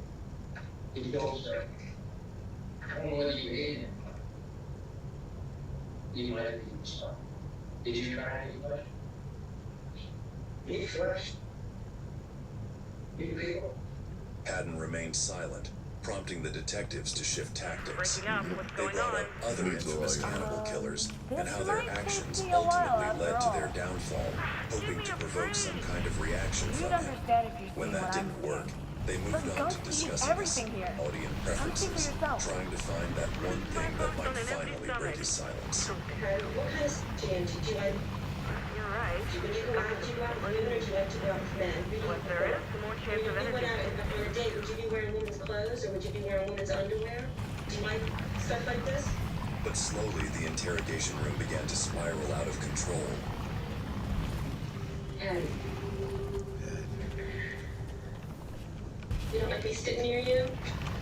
Hey, go, good. Now get over there and sit down. Sit down in that goddamn chair and you stay seated. You act like a goddamn man, stop acting like a kid. After exhausting every tactic, 2 male detectives stepped into the interrogation room, ready to deliver the bombshell. Haddon Clark was being charged with the murder of Laura Howland. It was a calculated move, the detectives' final card to regain control over the situation. Over the course of their tense 3-hour questioning, they'd noticed something strange. Haddon had an intense aversion to being touched. They decided to exploit this weakness, hoping to provoke a reaction. But what started as a subtle psychological maneuver quickly escalated into chaos, transforming the room into an unpredictable battleground of madness as the detectives pushed Haddon to the brink of his already disturbed mind. First of all, you're being charged. He's gonna end up getting off if they keep fucking up like this. Yeah, acting like that. I mean, I'm not hitting you. I just like to be friendly. Okay? Why don't you just sit over there? No, okay. So let's go. What's not gonna sit over there? No. We're gonna sit here. I sit over. You and I are gonna be friends. That's good. Anyway, this is a nice job. I like her. What kind of unfinished job? I think that girl is on his label. Come on down now. Oh, ooh, yeah. Jackie Lace. When getting him mad or embarrassed didn't work, the detectives resorted to another tactic, trying to convince Haddon that his only option was to confess because he wasn't mentally sane. By framing the situation this way, the detectives were hoping to either guilt Haddon into admitting the crimes or at the very least, get him to acknowledge his own distorted mental state. Everybody realizes that you got a psychological problem. Yeah, you understand. I understand. You know the language. If I choose, okay? You understand. Good nerves, issues, I need you to if you stay, if you instinct, you don't want to stop this. That's so gorgeous. Sometimes your voices are real. You heard about the voices? You want me to tell you something else here? Not a little secret you know. There was a lady on a street corner across your Kenny's house who saw you dressed up. Yeah. We tried to trust her. Who was it? Just Been a while since I nailed a shot, but maybe I still got it. Somebody else they go in the house at night, go in the door, and sneak up to the bed. Yes! Right? They sneak up there up at night. There's a Laura was in there, in there sleeping. She was beautiful. And that person got on top of Laura. They got on top of Laura, started putting her got a pillow and put it on Laura. They got a knife out, started cutting. It's an awful thing. It's an awful thing to think of, but we have to get it out of here. It's the only way. I think it's almost that. Bring it out. What did that person do with Laura? Some of these plants might make a nice stew. Want me to bring some back for you? I cannot be bribed with alien gumbo ingredients. If you find a pack of beer or a tin of coffee, I'm willing to talk. Alright, I'll keep an eye out, but don't get your hopes up. This is horrible. He's choking the dude on top of it. Let's get out. There's somebody here that wants to come out. Please. I will. Yes. Don't do that. Come on, please. Dude, straight your coat. Drink your coat with my stuff. You gotta get it now. Okay. What's your favorite? Silence of the Lambs? Despite their relentless efforts, Haddon refused to divulge any information, leaving the interrogation unresolved. Ultimately, the dramatic session came to an end, and Haddon was taken into custody. The detectives later faced significant criticism for their unorthodox methods, but they stood their ground. They argued that they had taken the moral high ground, and that Haddon hadn't been fooled, not because he lacked intelligence, but because he was cunning and manipulative, using silence as his weapon to avoid revealing the truth. For the next 8 months, Haddon Clark remained in detention, while the Montgomery County prosecutors prepared for a high-stakes trial. Despite extensive police searches across 3 states, Laura's body was still missing. With no body, no witnesses, and no confession, the case hinged on circumstantial evidence, 2 key pieces: a synthetic hair strand and Haddon's fingerprint on the pillowcase. The lack of concrete evidence weighed heavily on everyone, particularly Laura's family and friends, who feared the worst. If the prosecutors failed to secure a conviction, Haddon would be acquitted, and even if Laura's body were eventually discovered, the Fifth Amendment would prevent him from being tried again for the same crime. However, in a dramatic twist, just before the scheduled trial date in June 1993, Haddon Clark stunned everyone by changing his mind. The defendant in the Hodling case just pled guilty. The plea was accepted. The plea was to second-degree murder. As part of the plea bargain, Haddon revealed the chilling reasons behind his actions. In his twisted mind, he had come to view Laura's mother, Penny, as a mother figure, and he harbored some strange and bizarre feelings for her. I love Penny. Who else would strange? One time when Laura and Penny were up in Massachusetts going to Penny's house, on Penny's nights. My son was doing that. We came down, Penny's night, ate breakfast, and then Laura came in with a picture, and all that stuff stopped. So in his mind, she really had to go. He really didn't like her. He wanted to be her. Laura really needed to be punished for just being Laura. Haddon's resentment toward Laura had started to simmer long before the murder, but it was the argument with Penny just days before that added fuel to the fire. The tension between Haddon and Penny had been building, and when she told him she would be leaving town that weekend, it gave him the perfect opportunity to carry out his twisted plan. I've encountered animals. Just after midnight on October 19th, 1992, Haddon set his plan into motion. Yeah. I walk around to the bar. Get hurt. I will kill you. The house, I walk in the front door. Yeah, I have a dress on, so I dress up real nice. I have a dress on. Took the gun out of the box. In the living room, walked up to her bedroom, put the gun next to her head. I cocked the gun. I was like, I'm serious. You, I shoot. I had handcuffs this time. And after I handcuffed her, I tied her with rope I had. I made her look at me. I told her, you know my name. My first name starts with an L. And my last name starts with an H. You know my name. You don't call me by my right name. She went.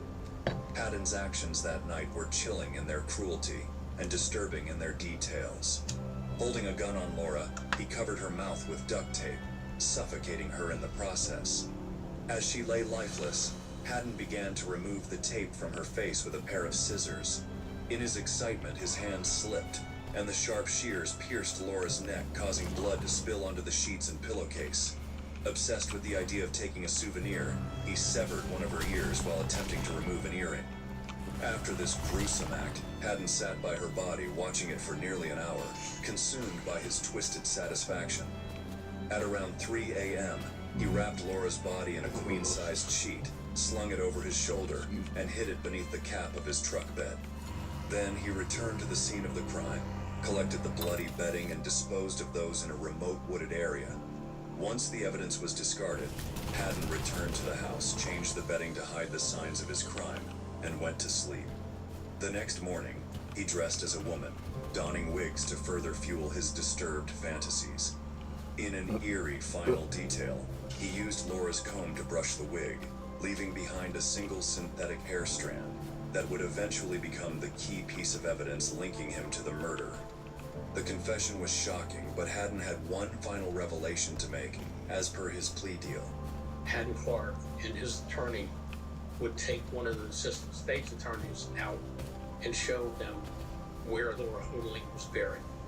Laura's decomposed body was located in a shallow grave in a wooded area near a highway exit ramp in Rockville, just outside Bethesda.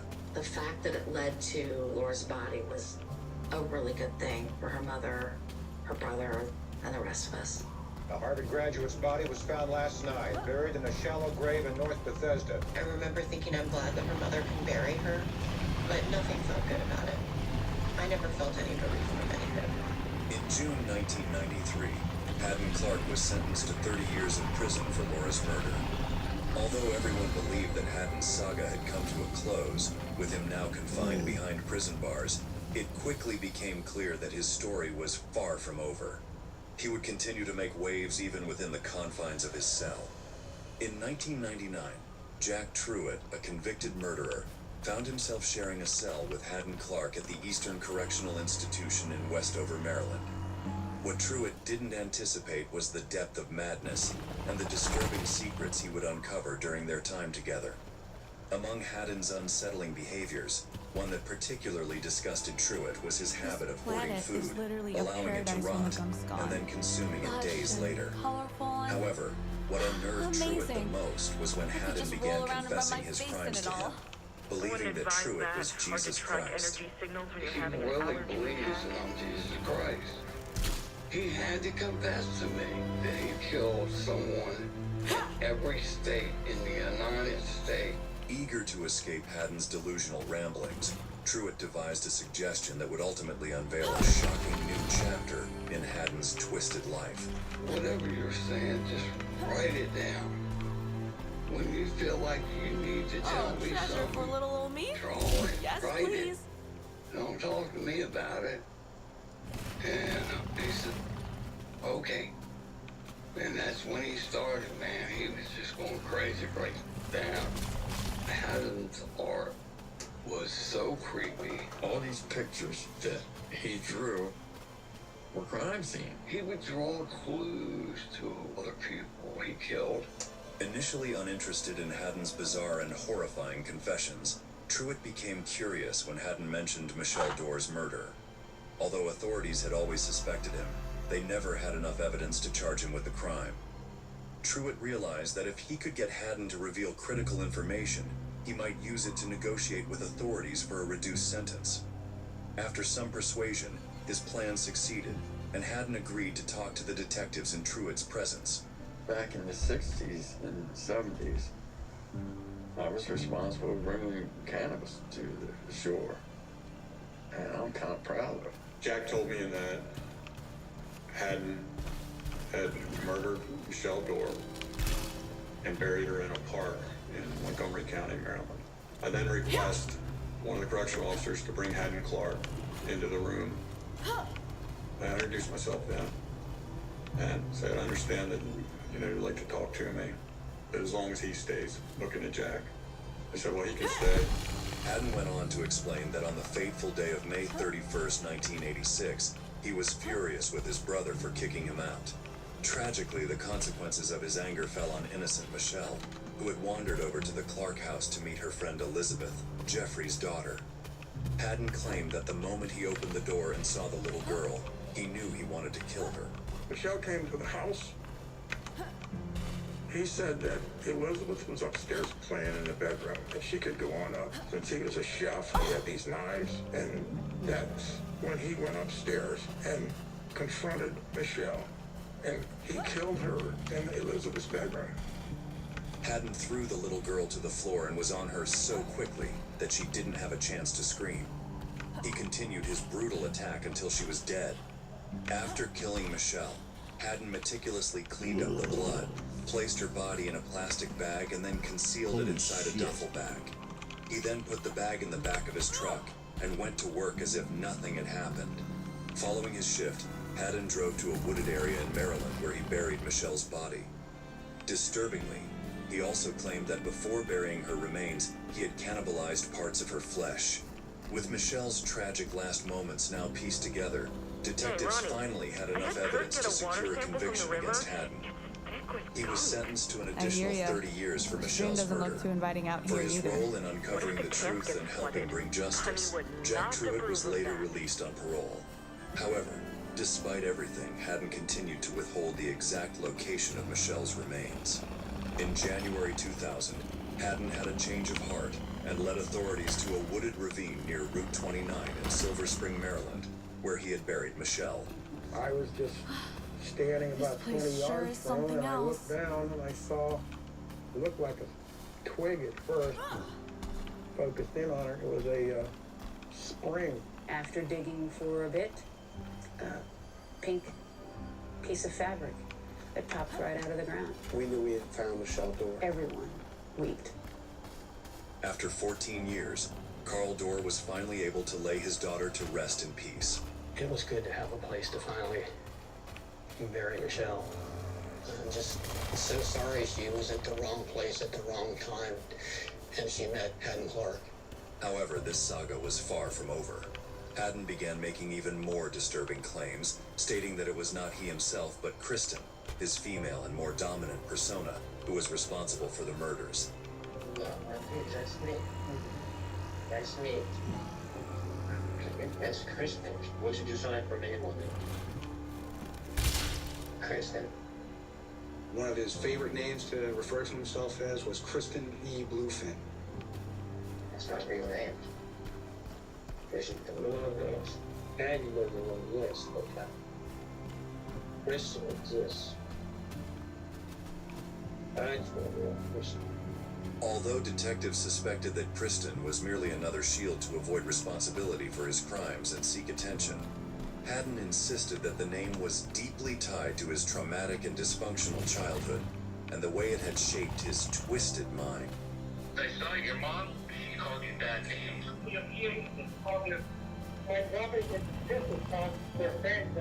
I was raised like a girl anyway, so no matter. Why did they raise you like a girl? I'm telling you, my parents were used as a punishment. Instead of getting dead school with me, they had me wear a dress for school. Haddon's claims about his childhood were particularly chilling, as they reflected a deeply skewed sense of reality that extended beyond just himself. His elder brother, Bradfield Clark, had been convicted in 1985 for killing and dismembering a female co-worker in California, with reports suggesting he had eaten parts of her corpse. As if this wasn't unsettling enough, detectives began to grow increasingly concerned about Haddon's other claims. He began leaving cryptic clues that hinted that Laura and Michelle might not have been his only victims, suggesting that there were many more. Well, some things I will change, but the bad things I did, the murders I did, I didn't know. I know that. You can ask me about and very much. What does that mean? Michelle Dorr, Silver Spring, Maryland. Laura Coleman, Augusta, Maryland. Maureen Benson, Wallingford, Connecticut. Mary Munn, New Canaan, Connecticut. Sarah Flyer, Wayland, Massachusetts. Bonnie Texas, Wonder, Brooklyn, New York. Yeah, how do you know their names so well and where they're from? I get to know the area. I've been all over the California. I remember certain incidents that I was in the area. Haddon, who are all these women you just brought up, these names? Who are they? How do you know them? Wait, someone's at my door. I gotta go. Detectives were left uncertain whether Haddon was merely toying with them for amusement, or if he was genuinely providing clues about his gruesome crimes. Regardless, they were prepared to take the risk. As the investigation progressed, the FBI took a keen interest in the case. In April 2000, Haddon Clark agreed to guide a team of FBI agents to Cape Cod, where he claimed there were more victims buried beneath the sandy soil. However, his cooperation came with a peculiar demand. Kristen was the one killing these people, so he had to be Kristen if he was going to take us back to those burial sites. He would not go out unless he had on a lady's bra and panties, so we bought them for him. And he put them on. He put on a wig, too. And then he had the undergarments underneath. He put a wig on, and you know, that they put him in a woman's shirt in an attempt to try to, you know, get him to cooperate. Despite the FBI's efforts, the search in Cape Cod yielded no evidence of additional victims. However, in December of that same year, Haddon directed investigators to his grandfather's estate, leading to a shocking discovery. Right about here, there was about a 3 foot by maybe 3 or 4 foot old trailer, kind of a tag along that you'd hook onto the back of your yard tractor. And underneath was just sand. Trooper Barrett had a metal prod, almost like a big long stick. She took that bar and put it down into the earth, and we heard this boom, made the hair stand up on the back of everybody's neck. And we knew that there was definitely something there. So we were able to dig down and unearth that, and it was a plastic 5-gallon bucket. But we weren't quite sure what we were going to find, what perhaps some type of body parts. I mean, we really didn't know. After taking the top of that off, we observed a number of pieces of jewelry that Haddon said were trophies from different people that he had murdered over the course of his life. Among the roughly 200 pieces of women's jewelry found at the estate, several items were identified as belonging to Laura Houghteling. However, detectives were unable to link the other pieces to any known victims. Yet, it gave rise to some chilling theories. I think the idea of Laura Houghteling had a trophy in that bucket. There's reason to believe that some of those others, if not all, were attached to actual human beings. The FBI behavioral science estimated that he had perhaps killed somewhere between 12 and 22 people. And part of the reason that they were able to conclude that was because he was so comfortable around death. Although Haddon Clark may not have garnered the same level of notoriety as infamous killers like Jeffrey Dahmer or Ted Bundy, his crimes were no less haunting. It seemed that wherever Haddon went, death followed. While we may never know the full extent of his actions, there's no denying that he is one of the most evil souls to ever walk this earth. Jesus loves the little, Jesus loves the little children. All children in the world. Red, yellow, black, and white, they are precious in his sight. Jesus loves the little children in the world. At 72 years old, Haddon Clark is serving 2 consecutive 30-year prison sentences at the Eastern Correctional Institution in Westover, Maryland. Sadly, despite his horrific crimes, he is now eligible for parole. Those who have encountered him up close continue to fear his potential release, as they all believe he remains a dangerous threat to society. I thought about him getting out. Occasionally I run his name through the prison system just to see where he's at. We knew that if he got out of jail, he would kill again. Nobody would be safe. I don't think he can help himself.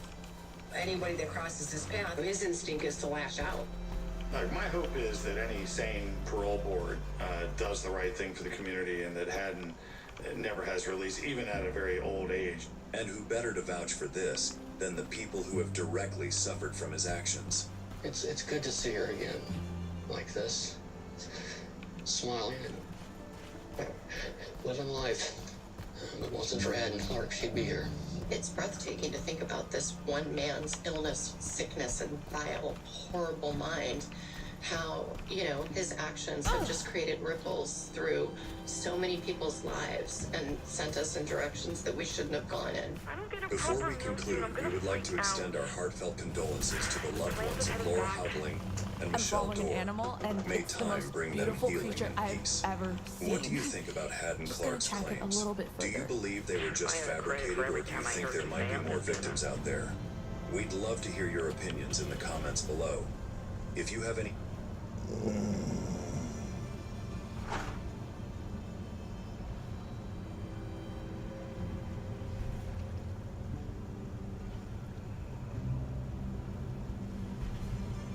I'm pretty sure I've seen that cops discover a murder house thing. The people look different, but that's probably AI shit. Okay, let's see these terrible foam cars. Oh, that looks horrible. It's absolutely ridiculous.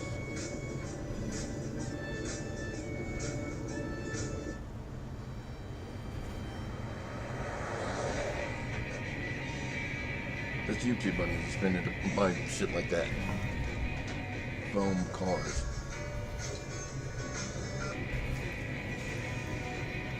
And a nice truck.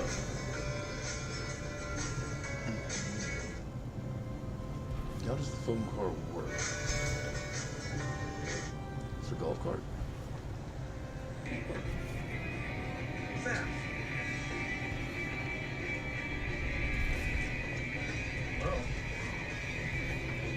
Maybe just continue to run over this real truck. I bought a Spira! Here it is! Okay, I've already lied to you. I didn't buy a Spira. I bought 2 of them! Now, I know what this looks like, but I don't want to be known as that guy who collects stupid little 3-wheeled cars. I only have 4 of them. It's a perfectly normal number of stupid little 3-wheeled cars to have. You just shut up! These are Spiras, cars designed primarily for environmental friendliness and safety. Safety. You can't talk about Spira without talking about this guy. My whole goal is to make a inexpensive vehicle. Lon Ballard, the main man behind Spira. Also of note is his brother, Doug Ballard. I would love to see some decent little cars. Like Reading through Spira's website, 2 things become abundantly clear. 1, the website could really use some proofreading. And 2, these cars are Lon Ballard's passion project, something he truly believes in. According to the mini autobiography section on his website, Ballard's been dreaming of ways to make cars better since the 70s. He made his money in real estate some time ago, and ever since then, he's been using that money to just build whatever he wants. And let me tell you, this man, he's built a lot of vehicles. He's built several one-off vehicles like plastic scooter, plastic Cybertruck, and plastic step van. With solar panels, him and his brother built a car to enter in the Automotive X Prize of 2010 and finished as one of the 4 finalists in their class. 4, he built a car to take the Guinness Book of World Records longest distance traveled in an EV on a single charge and went 482 miles without stopping. And of course, he started a car company to mass produce cars for the world. And that's what these are. Everything about the Spira origin story is so admirable. These aren't the result of some no-name Chinese company pushing cheap crap out the door, nor are they the result of some Silicon Valley type raising millions of investor money only to push cheap crap out the door. They're the result of an accomplished man with big ambitions, following through on his dreams, putting his own money on the line to build cars that he believes will make the world a better place. Every car company should have an origin story like that. And almost like DeLorean. I have a huge amount of respect for Lon Ballard, what he's done, and the story behind these cars. Unfortunately, while the story behind these cars is respectable and amazing, the cars themselves are, well, they're like an elementary school art project, minus the glitter and macaroni. The body's structure is corrugated plastic with no metal reinforcement. The upper body panels are just straight plastic. The lower body panels are loosely attached foam, and it's all put together hilariously poorly.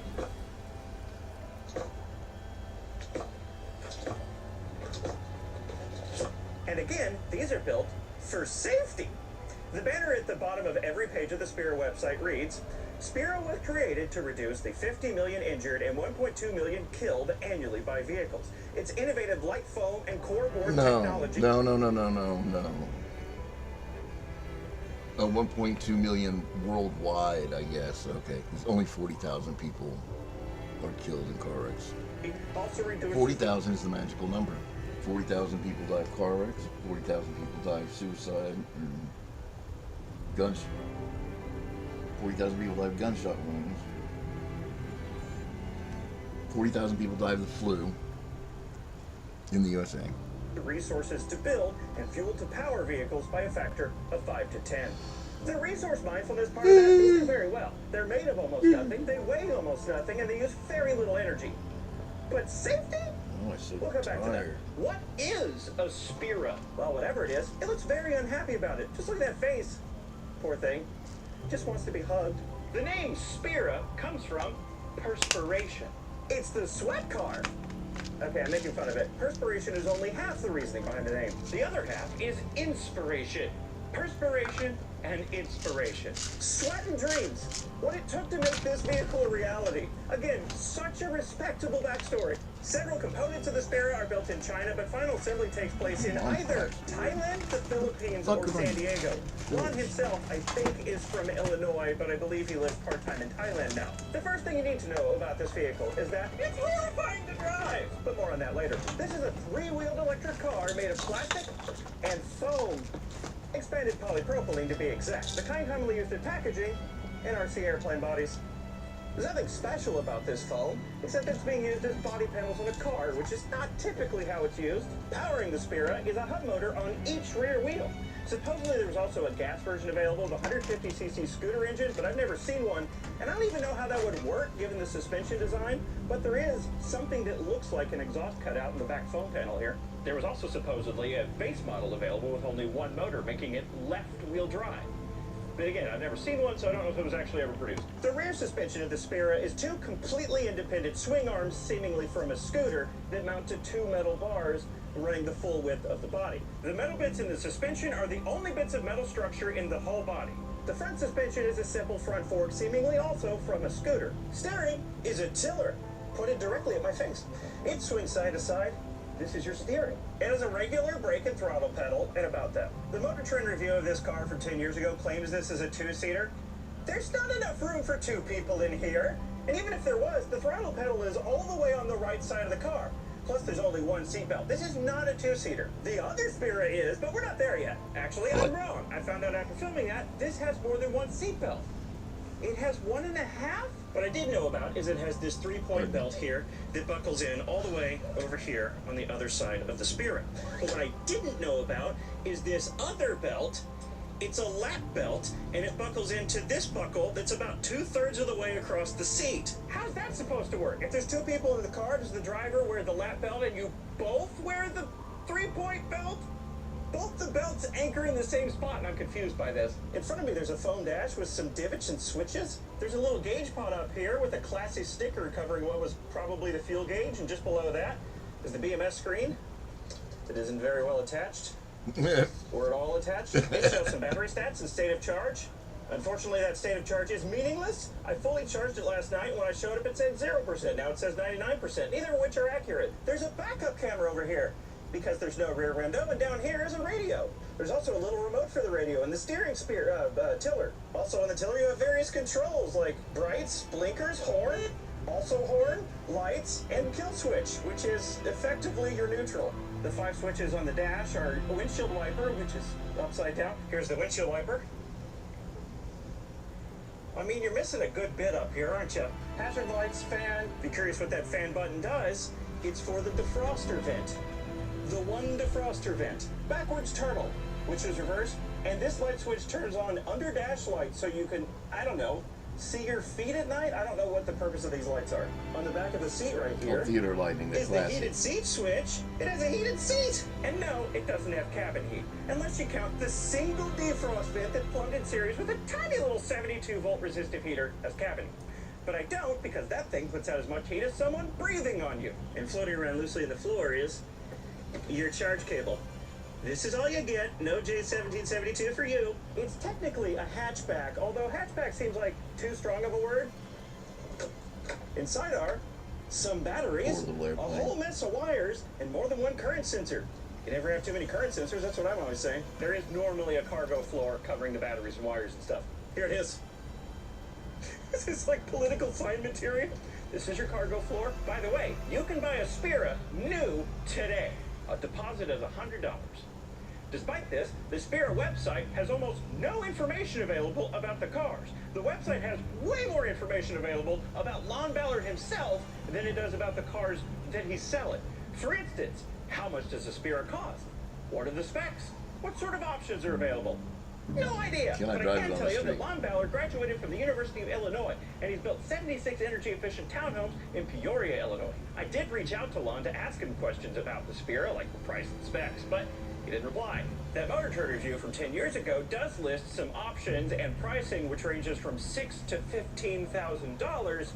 But that article's from 10 years ago, so I don't know if that's still true. What I do know, however, is what I can see in front of me. The battery is a 72-volt 24S lithium iron phosphate battery with about 5 kilowatt hours of capacity.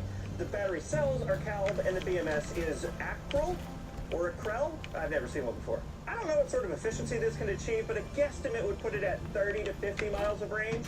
50 miles of range would require 10 miles per kilowatt hour, but it doesn't weigh anything, so maybe. Assuming the label printed on the motors is accurate, each motor is rated for 6 kilowatts for a combined total of 12 kilowatts or 16 horsepower. That may not sound like much, but given this weighs almost nothing, it's plenty.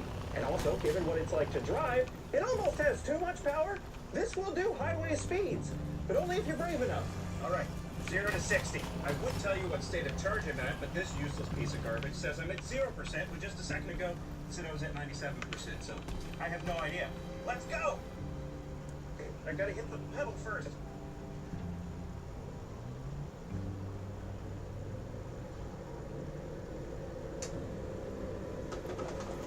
Oh boy. Oh, the door fell open.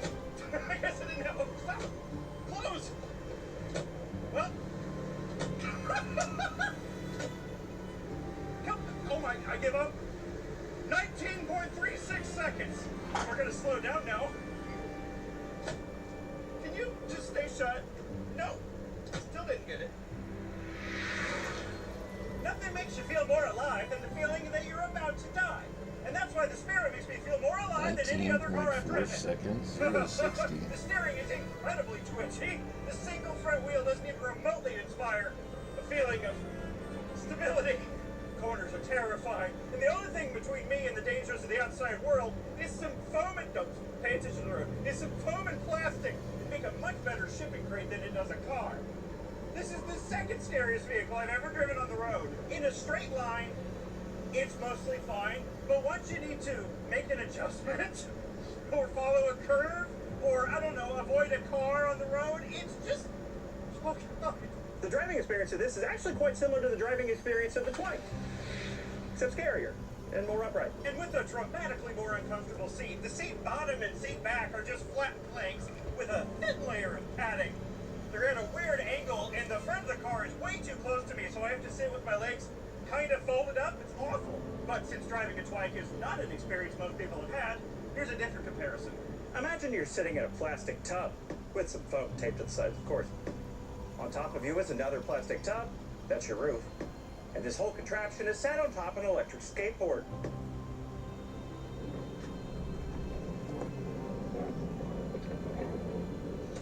It's about how it feels to be in a Spirit. This video is sponsored by Factor. I just got done with a long day of filming at a secret undisclosed location What is that? in southern Illinois, right off Highway 3, just east of Cape Girardeau, and I'm famished. Thankfully, I brought with me a Factor meal. Factor meals are delicious, ready-to-eat meals delivered straight to your door. What the fuck does it say? Silverado?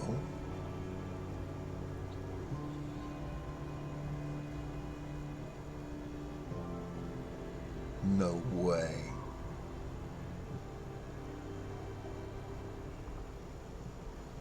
That's a Chevy? Oh no, what have I done? What have I done? This is loaded bacon, shredded chicken. The sun is directly in my eyes. Factor meals are great for when you get too busy and forget to eat.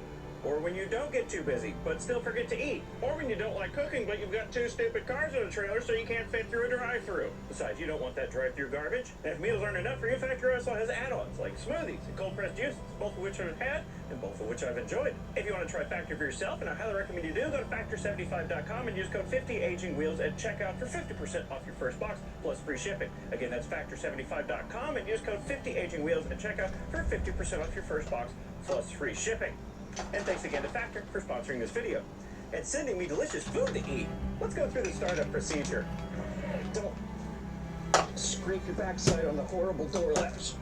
First, there's a couple breakers down over here to the left of the seat. Flip those on. There is some exposed high voltage here, but it's only 72 volts, so you'll probably be fine. And then flip on the key. It'll make some horrible noises.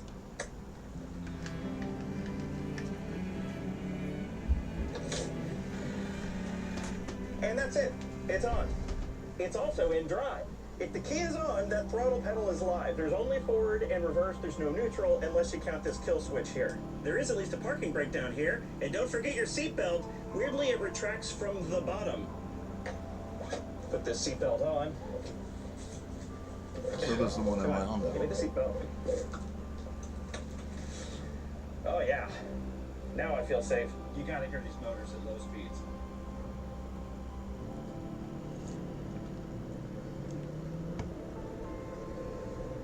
I was gonna say it sounds spaceshipy, but the other one sounds a lot more spaceshipy. We'll get there. This thing is not wanting for power. There's good, strong, off the top-of-the-line torque. There's good, solid off-throttle regen when you let off the pedal. It drives in one specific way, exactly how you would expect an EV to drive. It doesn't have full one-pedal driving, obviously, but it will bring it almost all the way to a stop. And since I just mentioned two good things, here's a bad thing. I'll use my hand to indicate when I'm letting off the throttle. There's a little bit of throttle lag when you let off the throttle sometimes. It just keeps accelerating for half a second, and that's terrifying. The motors are nothing special. They're just QS motors like what you can buy from AliExpress. And the controllers are Kelly controllers like what you can also buy from AliExpress or even Amazon. I think I bought this exact same controller from Amazon before. They're easy to replace and easy to work on, but the downside is they're quite unrefined. Well, not in comparison to the rest of the car, but you know what I mean. I've already said the Spirit is poorly built, but more specifically, the build quality could be described as homemade by a college student in a hurry on a tight budget. It's something, and I think no parts exemplify this build quality better than the door and the hatch. By the way, this is the other Spirit. I don't know if you've picked up on it yet, but these two are very different. Anyway, the door, of which there is only one, can't even hold itself up on this one. You have to lift up on the door to latch it. And it's not especially rigid either. There's nothing on the inside of the door to cover up anything. You just have bare door structure, more of that corrugated plastic sheeting. And as you can see, you've got a door latch, you've got a door handle, you've got some sliding windows surrounded by all the boogery silicone, and you've got a crappy cup holder here for all those wet lap enthusiasts. And then you've got this incredibly boogery epoxy filler where the two halves of the door join together. And when you close the door, sorry, hold on, I gotta lift up on it.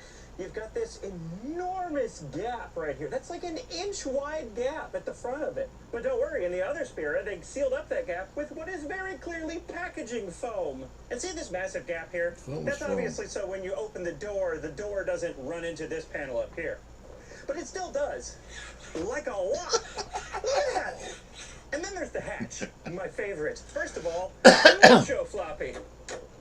God, there's these support angle brackets. This is, I bought two hilariously terrible foam cars by Aging Wheels, and we are 17 minutes into it. Which were very clearly melted to shape, and this one looks like it even got burned a little bit. To act as a rubber stop on the top, they've added what definitely looks like a blob of hot glue to the top of the third brake light, and also look at the silicone job around this. Was this left over from a bathroom renovation? But my favorite part by far is this right here. Red silicone. That's a handprint in the paint.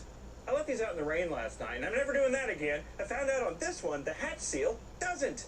Like it all. Water dripped through this entire edge and got all over the batteries and wires inside. Beautiful. Hopefully nothing was damaged. The material choices are interesting. The main structure of the Spira is made of these fiberglass-faced plastic honeycomb panels, similar to the aluminum honeycomb composite panels that make up the body structure of the Solo, but with a plastic honeycomb instead of aluminum. The Spira website says these panels are joined together with plastic welding.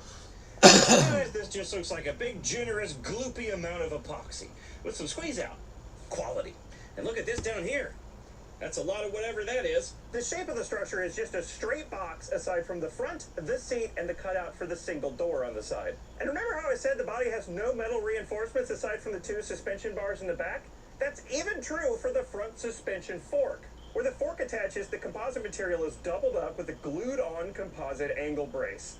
While we're here, good luck adding brake fluid. I don't even know how you'd get the lid off. What a terrible place for a master cylinder. The top half in these fenders, I thought they were made of fiberglass. They're not. They're just plastic. Not even fiber-reinforced plastic. They're just plastic. I'm pretty sure it's nylon. And of course, these body panels are made of foam, and they're so loosely attached. What do I mean by that? Well, for instance, this whole front nose cone is only held on by the logo in the middle. Nothing else unless you count the through hole for the windshield wiper.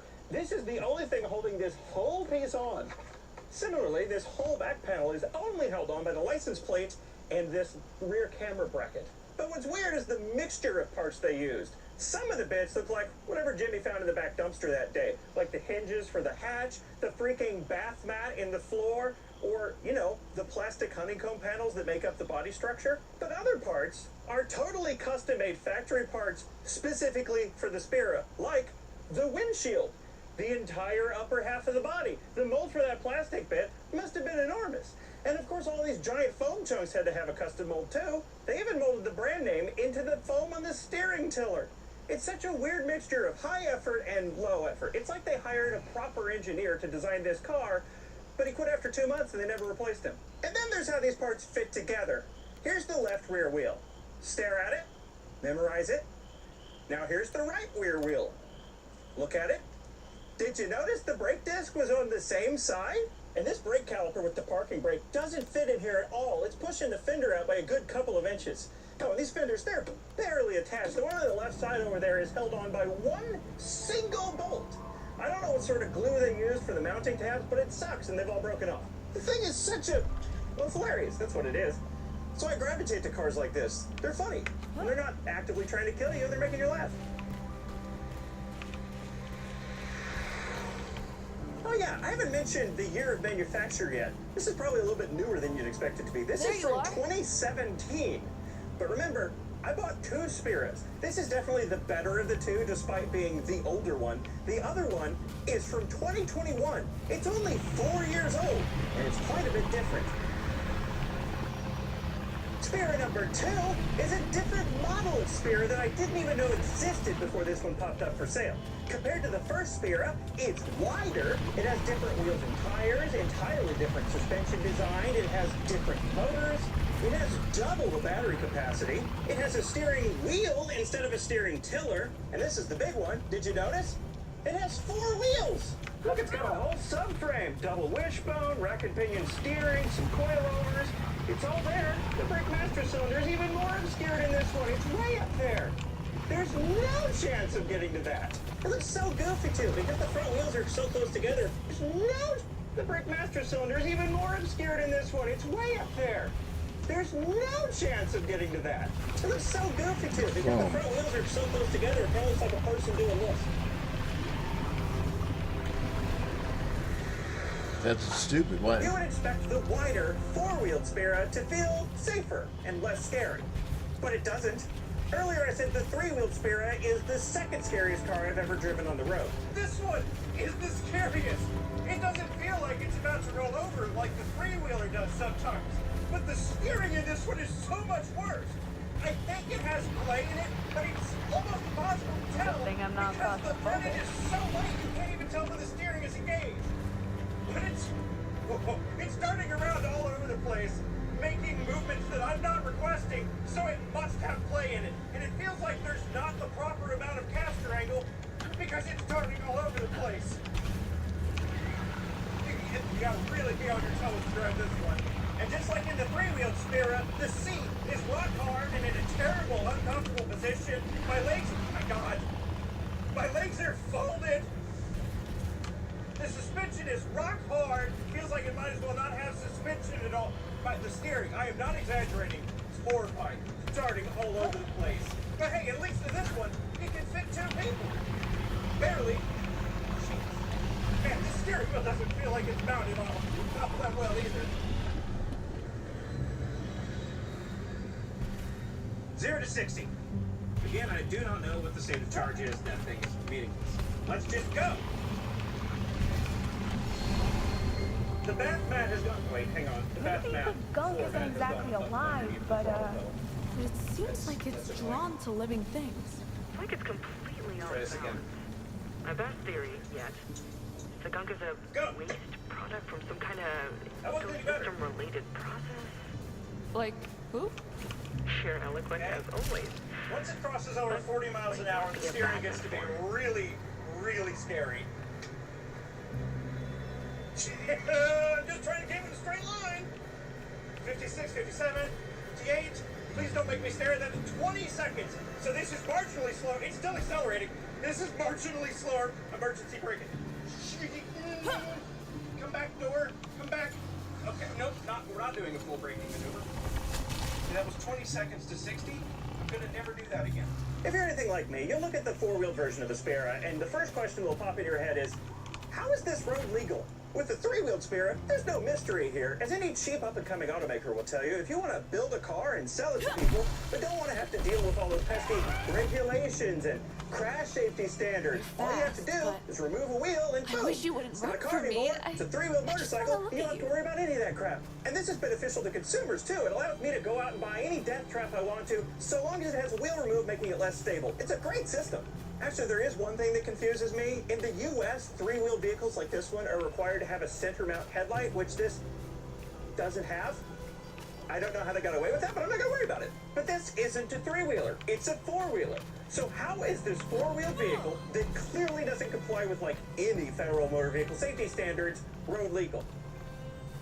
It isn't. The build sticker on the dash says this is a utility terrain vehicle. The title says it's an ATV. By the way, did you notice the sticker under the dash says this vehicle conforms to all federal motor vehicle standards?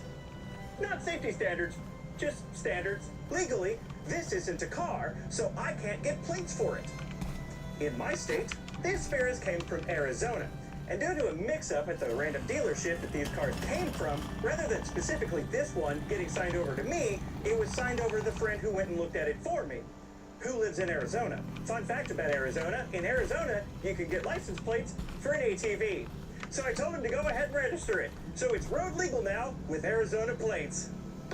And by the way, this is only temporary. I plan to transfer the title over to my name after this video is done. I just wanted it road legal enough to make this video. And after this video is done, I have no desire to drive this on the road ever again. Anyway, despite this being the newer of the two Spiras, the build quality of this one is worse. By a lot. This is the one with the saggy door that won't shut properly. This is also the one with the handprint and the paint under the hatch. The dash in this one is upholstered. But oh my god, look at it! It's so bad! It's like a kindergartner made it. The foam wrapping the steering tiller and the three-wheeler is janky, but this is a whole new level. And if you lift up this upholstery, you can see the steering column bracket, which is just... It's a work of art, that's what it is. And you can clearly see the plastic honeycomb composite material that makes up the body structure. And some lovely epoxy fillet here. I'm pretty sure this is the same foam dash that's in the three-wheeler, but it's cut in half to accommodate the steering column. And my favorite part, it is so loosely attached. It's just sitting here. There's one screw up here that I can see, and there's two screws over on the side that are just not attaching it anymore. Look at the lovely caulk job around these mirrors. The three-wheeler has these little turn signal pods mounted on the A-pillar, while the mounting holes for those are still here on the four-wheeler, so they just fill them up with caulk. And when you're done looking at the caulk around the mirrors, look at the adhesive around the windshield. It's even smeared onto the windshield at the bottom here. The person that put this one together, were they drunk? Was it their last day? Did their mom just die? What was going on? There's also the silicone smeared around this reflector. The silicone smeared around this light shield, which is actually the only thing holding this light shield in place. Hasn't held up quite as well over here. And take a look at how this front subframe was assembled. Yeah, that's not centered. I think they missed welding on the front entirely, and over here it's just some nice solid booger welds. And what's going on with this one? They missed the pipe. I didn't notice this until I tried to pick this one up. At the front end, it is substantially weaker on this one because there's a giant cutout for the front wheels. I don't even think I could pick up the front of this one without it breaking off. And yes, you can pick up the front end of the three-wheel. It's very light. And this upholstered pad on the inside, that's just award-winning. Both Spiras are like this. Back inside, this one has a different set of equipment. This one has two speedometers. They don't agree with each other, and that one's in kilometers per hour for some reason. And the information about the battery is split between these two screens, and neither one of them is correct. See how this one says the battery is fully charged? That's not correct. And see how this one says the battery is currently discharging at a rate of 86 amps? That's also not correct. This one also has a different array of switches. You have classic footlight, backwards turtle, wimpy fan, and hazard lights. And here's the defroster vents in the four-wheeler. There's twice as many as in the three-wheeler, and they do almost exactly as nothing. But you also have these two unlabeled warning lights. No idea what they indicate. And this unlabeled switch. No idea what it does. It's on right now. Nothing changed. Nothing changed. And because this one has a steering column, it has column stocks for your wipers and your lights. Here's what the blinker sounds like. How the fuck can I get up there? Oh, it's horrible. Oh my, it's the worst sound ever. Good stuff. Here's the windshield wiper in this one. The windshield is extra wide, but there's still only one wiper. Is it adequate?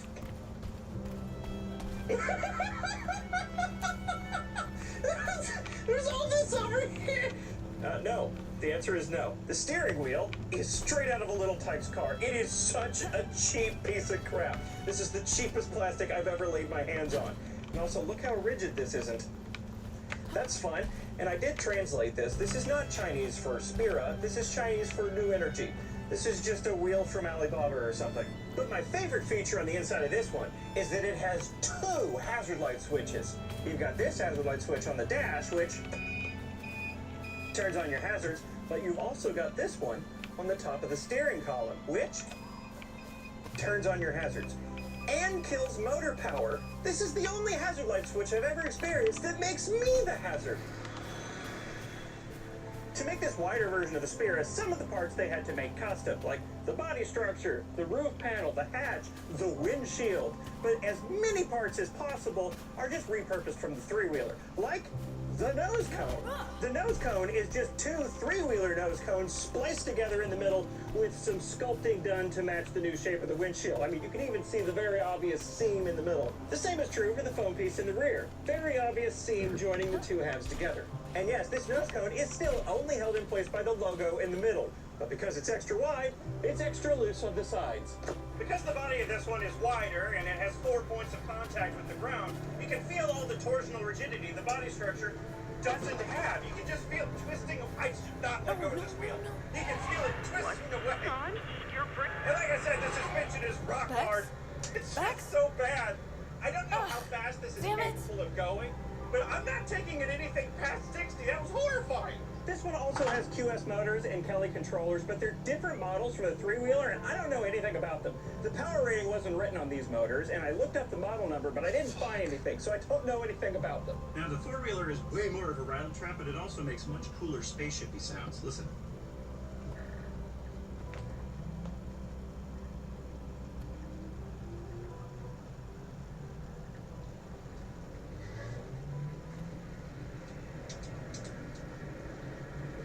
Right? It's good, and now it sounds like a jet engine.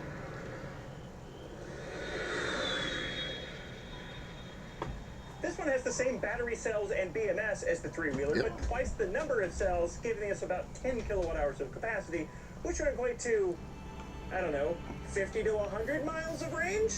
Again, I don't know the efficiency numbers, so I'm only guessing on the range. The screen in this one does show an efficiency number, but what it's showing is 2.4 kilowatt hours per mile. Not miles per kilowatt hour, kilowatt hours per mile.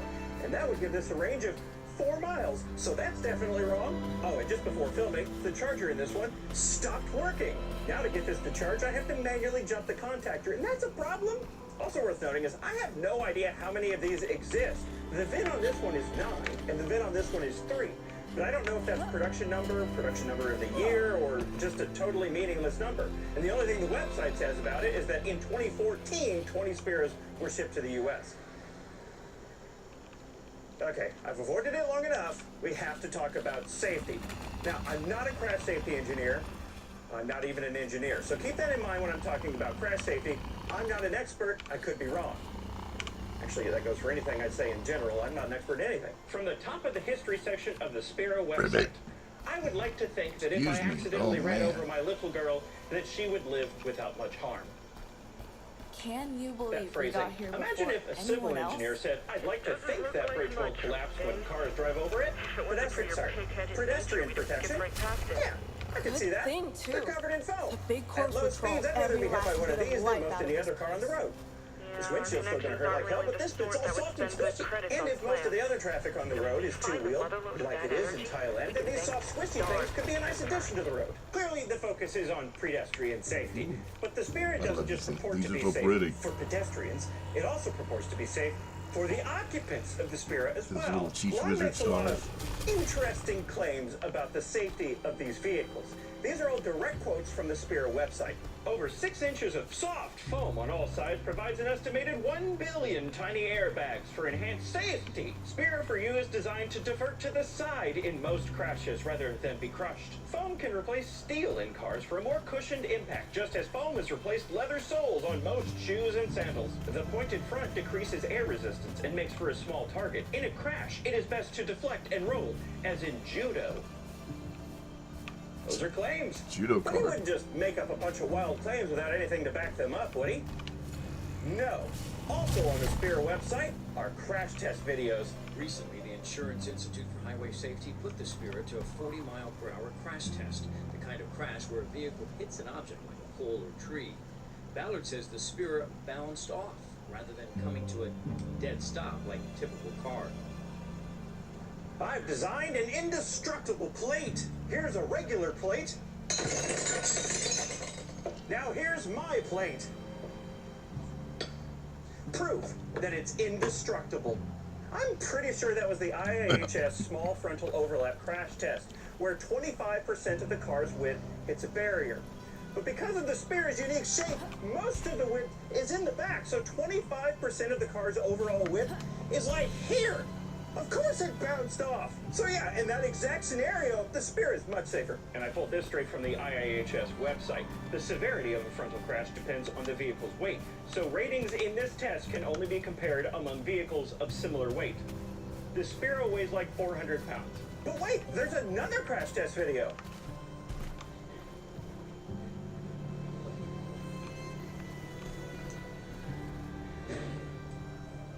I didn't stop it there. That's just where the video ends. Let's go to the last few frames. First, that doesn't look like it survived that very well, but go back a few more frames and... What is that?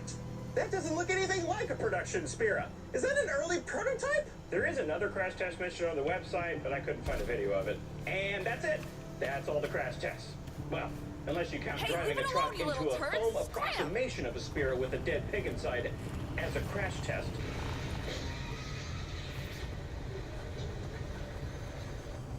A truck into a foam approximation of a Spira with a dead pig inside as a crash test.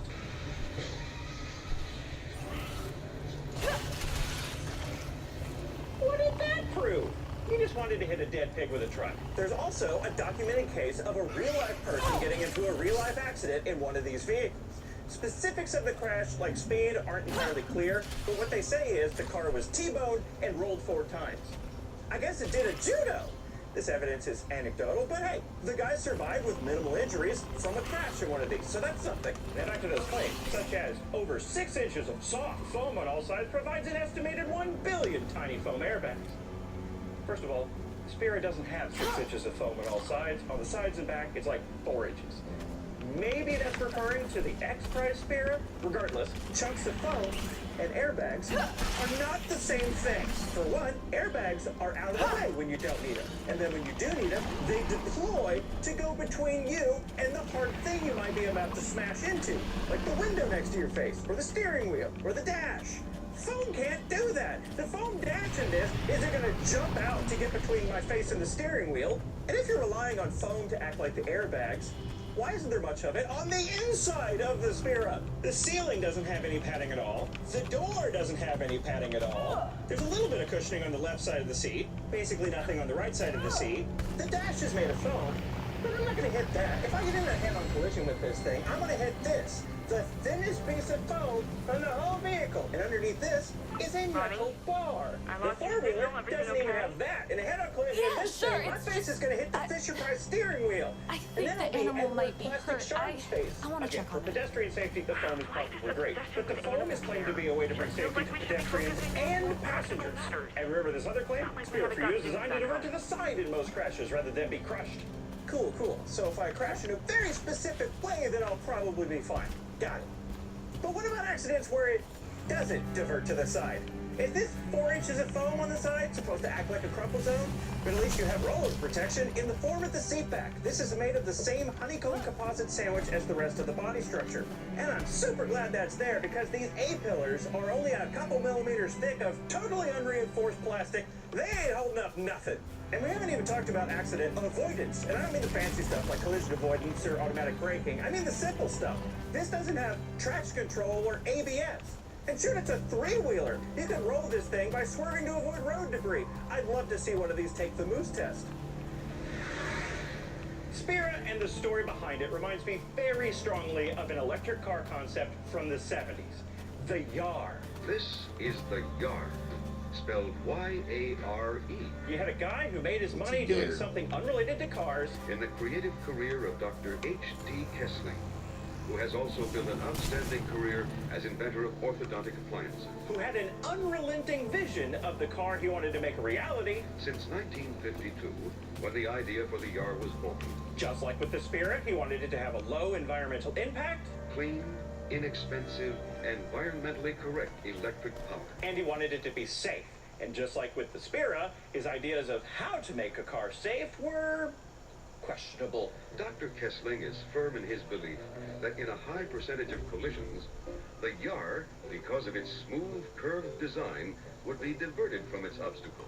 Listen to that. Even the narrator of the film doesn't believe Kessling. And again, you can't design a car to only withstand a very specific kind of crash. By the way, I recommend watching that whole video. It's fascinating. There'll be a link in the description. Like I said, there's a lot of similarity between the Yar and the Spira, but the biggest difference, aside from the Spira actually making it to production, is the time period. The Yar was from the 70s. Dr. Kessling may not have had any idea how to make a car safe or how to design suspension. I mean, what is this nonsense? But it was an honorable goal because the cars at the time were not safe. That's not true anymore. Crash safety engineering has come a long way. Any car produced for the U.S. in the past 15, 20 years is going to be leaps and bounds safer than anything built in the 90s or earlier. Lon makes a lot of claims about how safe these cars are without, in my opinion, adequately proving they're safe. If these look like regular cars, I would take issue with that. But they don't. No one's going to walk up to one of these and say, yep, looks safe to me. I'm going to trust this with the lives of my children. They're much more likely to say, oh, look at that. Did your children build this? That's a lot of silicone. For me, the biggest takeaway of these cars is this. If you have a dream and money, go for it. What's holding you back? This man started a car company building cars out of packaging supplies, e-bike motors, and bathroom caulk.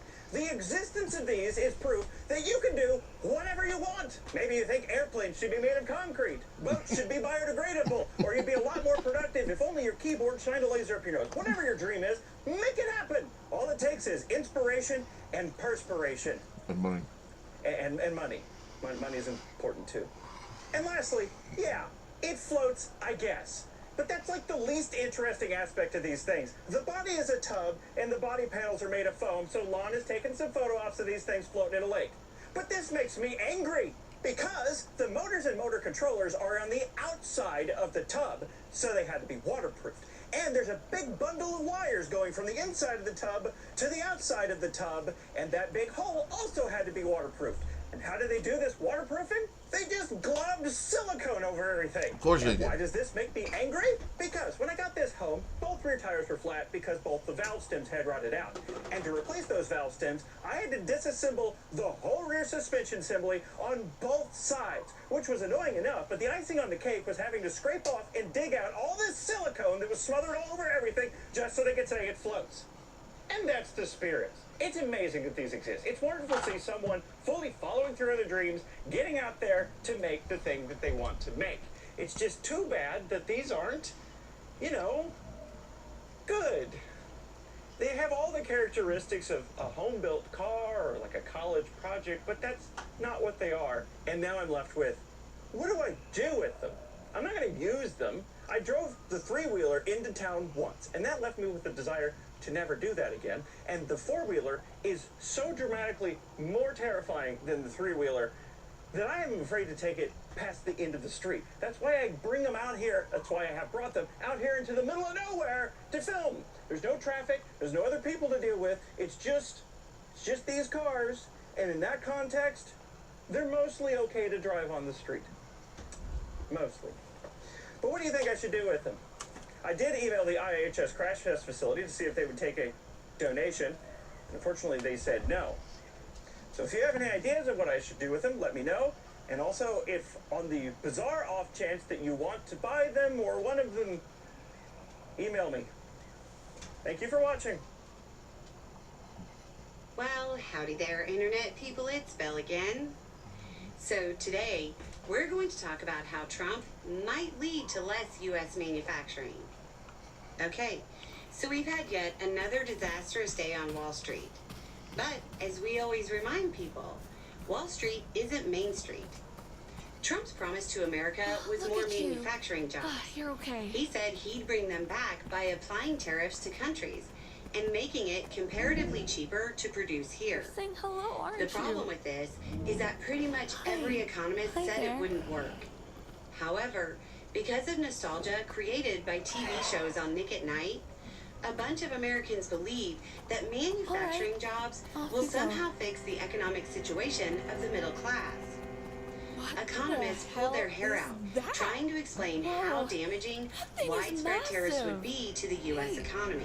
Looks like we're not the As first the to American talk public from this starts rock to after all. realize that, I mean, surprise, there are structures the all over experts were this right area. about their area of expertise, those same experts there are looking were even definitely further people down the living road here. and realizing it might be even worse than previously thought. As stock prices continually erode, we're seeing more and more evidence that not only were the basic economics of tariffs bringing back U.S. manufacturing wrong, attempting to force that might have drastically altered future U.S. investment. And it may actually end up sending more U.S. manufacturing jobs overseas. The stock market collapsing the way it is starting to demonstrate a trend of the U.S. being viewed less and less as the place where people want to invest. Here's where Wall Street and Main Street connect. If people aren't investing in U.S. companies don't have money to invest. Without capital to invest, that not only means no new factories, it also means no company expansions. It means no carrying dead weight. It means store closures. It means layoffs. It means Main Street gets hurt. What's more important to notice is that this doesn't appear to be the promised short-term pain Trump and company acknowledged when the economy started tanking. This appears to be the start of a long-term trend where more and more money is invested in international stocks. There are more stock markets around the world, and the money is going there. Trump has altered the view of the U.S. as the safe haven for investment. Markets hate uncertainty. They hate unpredictability. Trump's uncertainty and unpredictable trade policies have started driving people away from investing in the U.S. If that investment money isn't flowing into the U.S. will suffer from top to bottom. But, as is always the case, it will be those with the least who suffer the most. The Trump administration desperately needs to alter course. If they altered course today, it might be able to stop the loss. But it seems unlikely to reverse the stream of capital leaving New York and heading to parts unknown. Anyway, it's just a thought. Y'all have a good day.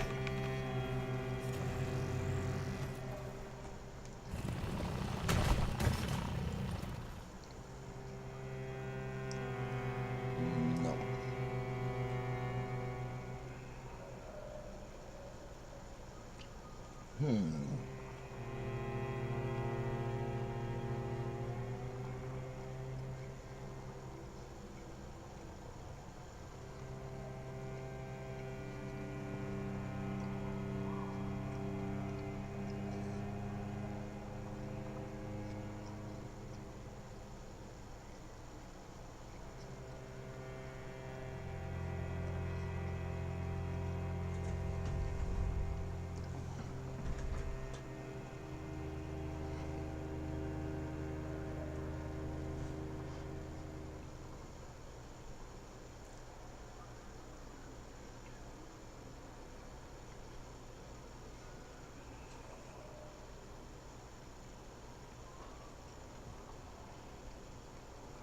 Six Flags New Orleans demolished. Okay. That looks good.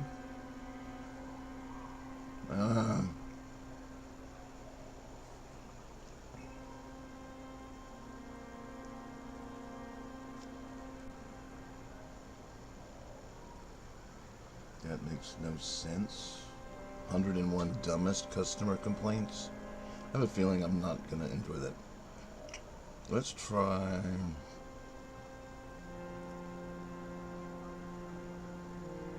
Dr. Grande. Van down by the river. See what This is Dr. Grande. Today I'll analyze the case of Jeffrey Farrar and David DePaulo. First I'll look at the background of this case, move to the timeline of the crime, then offer my analysis. Jeffrey Farrar was born on September 27, 1944, and lived in Arlington, Virginia. He went by the name Jeff.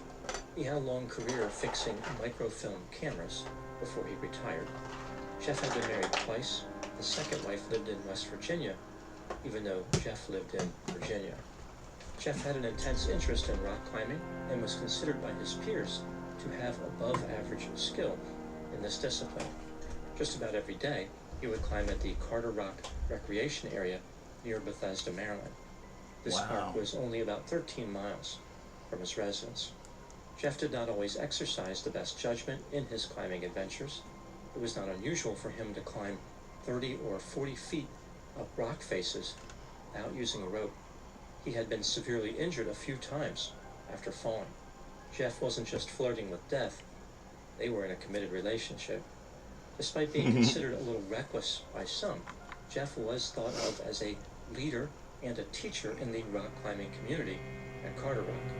He mentored various climbers over the years, including a man named David DePaulo, who went by the name Dave.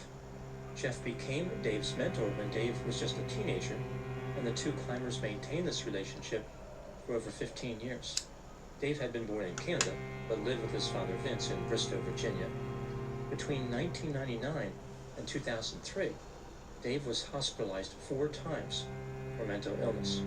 He was diagnosed with bipolar disorder and allegedly used drugs including oxycodone, cocaine, and heroin.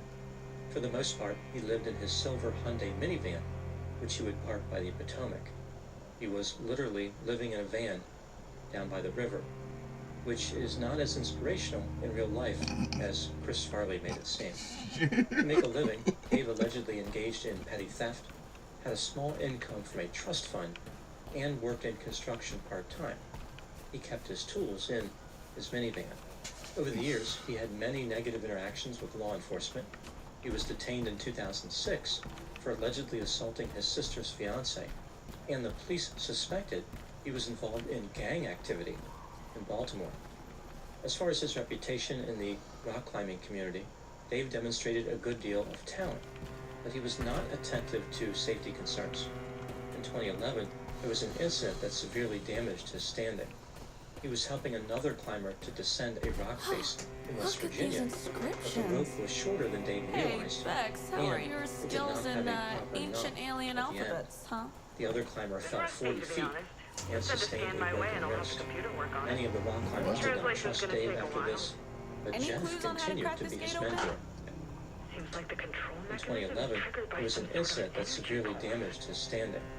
He was helping another climber to descend a rock face in West Virginia, but the rope was shorter than Dave realized, and it did not have a proper knot at the end. I'm heading back to camp. The other climber fell 40 feet and sustained a broken wrist.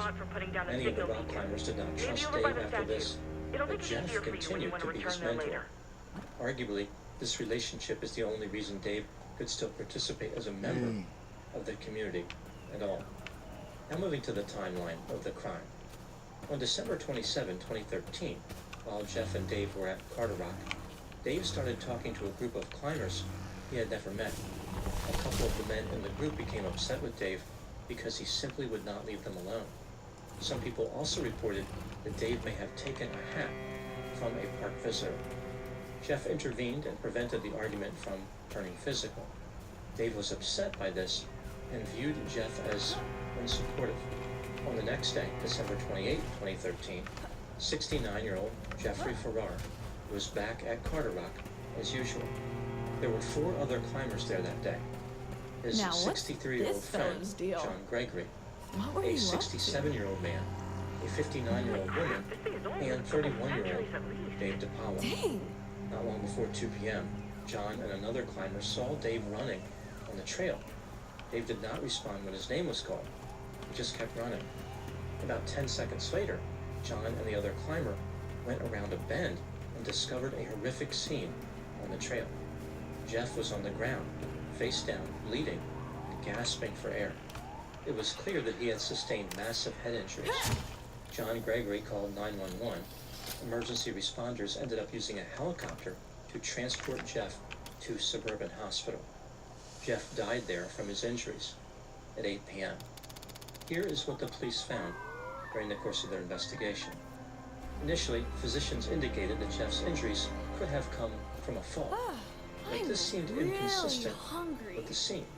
For example, Jeff was found almost 10 feet from the base of the rock face. Kurt got his joints His blood clogged was this found morning. several feet from where he would have landed if he had fallen. I've killed about 1 million No one of those saw nasty Jeff bugs. climbing the rock face Not to mention the at any moist, point during that day. corrosion, And there was no magnesium carbonate chalk on his I'm hands. sorry I kept He you always waiting. used chalk when climbing. But you know what I'm The like when I autopsy get revealed excited. even more reasons to be skeptical about Let's the see. idea that a fall created the injuries. Jeff had sustained penetrating wounds in 4 places: the top of his head, the back of his head, his right temple, and his jaw.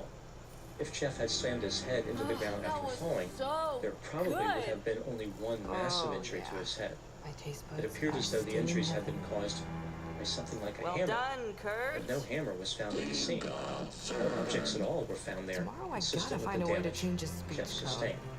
He The needs to only learn to other say injuries that something Jeff else. had were lacerations Well, on the I'm back of his going back hands. out as soon as the The sun's police thought that these could have That been animal I saw, defensive I wounds. can't even It seemed describe very It was unlikely that Jeff could have so sustained this beautiful. pattern of injuries And we from the discovered fall. traces of an His old cause of death was civilization. ruled penetrating trauma.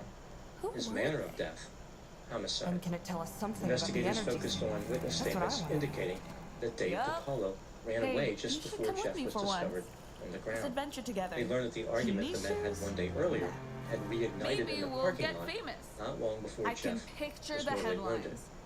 Dave told Jeff that he Scavengers was just an discover old man unknown who alien nobody world. liked and Make a invited fortune. Jeff to punch him. Scrappers try to escape No physical death, altercation was die witnessed. in agony Instead, on Jeff shitty went to the space rock face where he was later Everything's found, gonna be and fine. Dave I walked to can his feel minivan. it in my gut. Jeff mentioned to another climber that he had stood Wish up my for Dave guts were for more years, like yours. but that was over now. Planning It on appeared as sitting though the out here all friendship night between or the men what? had come to its end. Just Perhaps a that bit was a longer. motive for Dave to kill Jeff. Suit yourself. Police were I'm hitting the eager to bunker. find Dave and ask him a few Lights out, questions Kurt. about what happened. They discovered that Dave had called his father and indicated that he needed to get away. On this call, Dave appeared to be emotional. Dave drove to the state of New York and stayed with relatives, but then he left that residence and continued driving north. On December 30, 2013, Dave's father called the police and said that Dave left him a voicemail and had used a debit card in New York. The police were able to figure out that Dave had borrowed a phone from a clerk at a gas station in Chatham, New York, before continuing his drive north. On January 8, 2014, the police found Dave in Glen Falls, New York, 78 miles north of Chatham. No arrest warrant had been issued. The police asked him if he would I'm agree loving to this an new interview look for Pumpkin. at a substation. Dave said that he would, Get a and he room, waited you there for two. 8 hours as investigators assigned to the case drove to New York. After the interview started, the police noticed that Dave wasn't speaking loudly or making a lot of eye contact. Initially, he claimed he didn't remember what happened at Carter Rock on the day Jeff died. Later in the interview, Dave offered a different story. Here's what he told the police.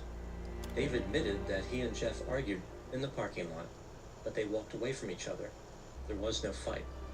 Not long after this, as Dave was walking near the base of the rock face where Jeff's body was found, Jeff surprised him and started strangling him. The two men fell to the ground and rolled around as the struggle continued. As Dave was found. After this, as Dave was walking near the base of the rock face where Jeff's body was found, Jeff surprised him and started strangling him. The two men fell to the ground and rolled around as the struggle continued. As Dave was losing consciousness, he noticed a claw hammer with a red handle, which just happened to be on the ground within reach. This was incredibly convenient considering his desperate situation. Dave grabbed the hammer with his right hand and Ronnie, struck wait. Jeff in self-defense. After Seriously, Jeff was hit, you have he to be released his careful grip out there. and Dave escaped. It's been Frightened you by and how me the for the situation last looked, 5 years, Dave Bess. decided to run away. That's not gonna He change. threw the hammer into the Potomac River Are as he we left. clear on that? In a written statement that Dave gave to the police, he wrote, Aye, quote, Captain.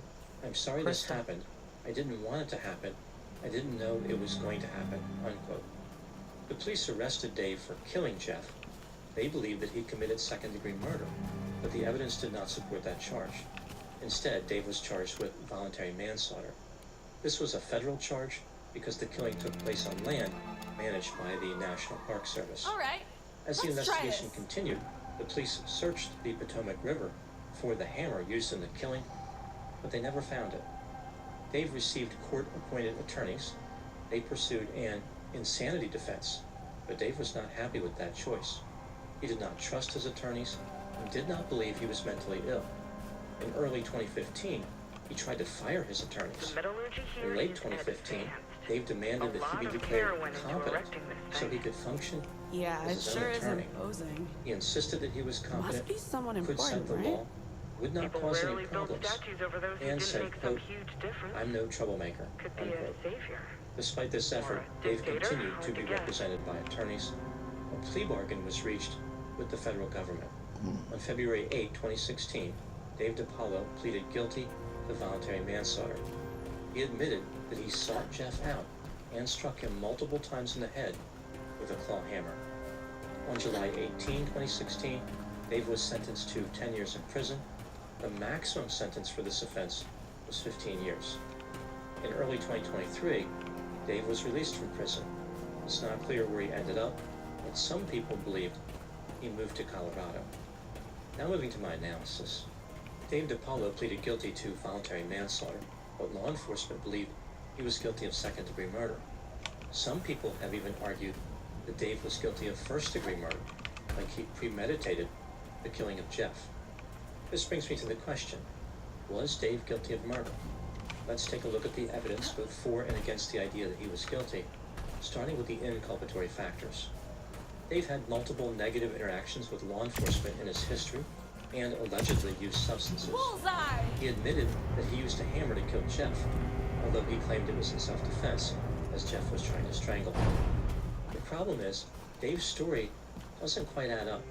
For example, Dave and Jeff argued in the parking lot, but then the men separated.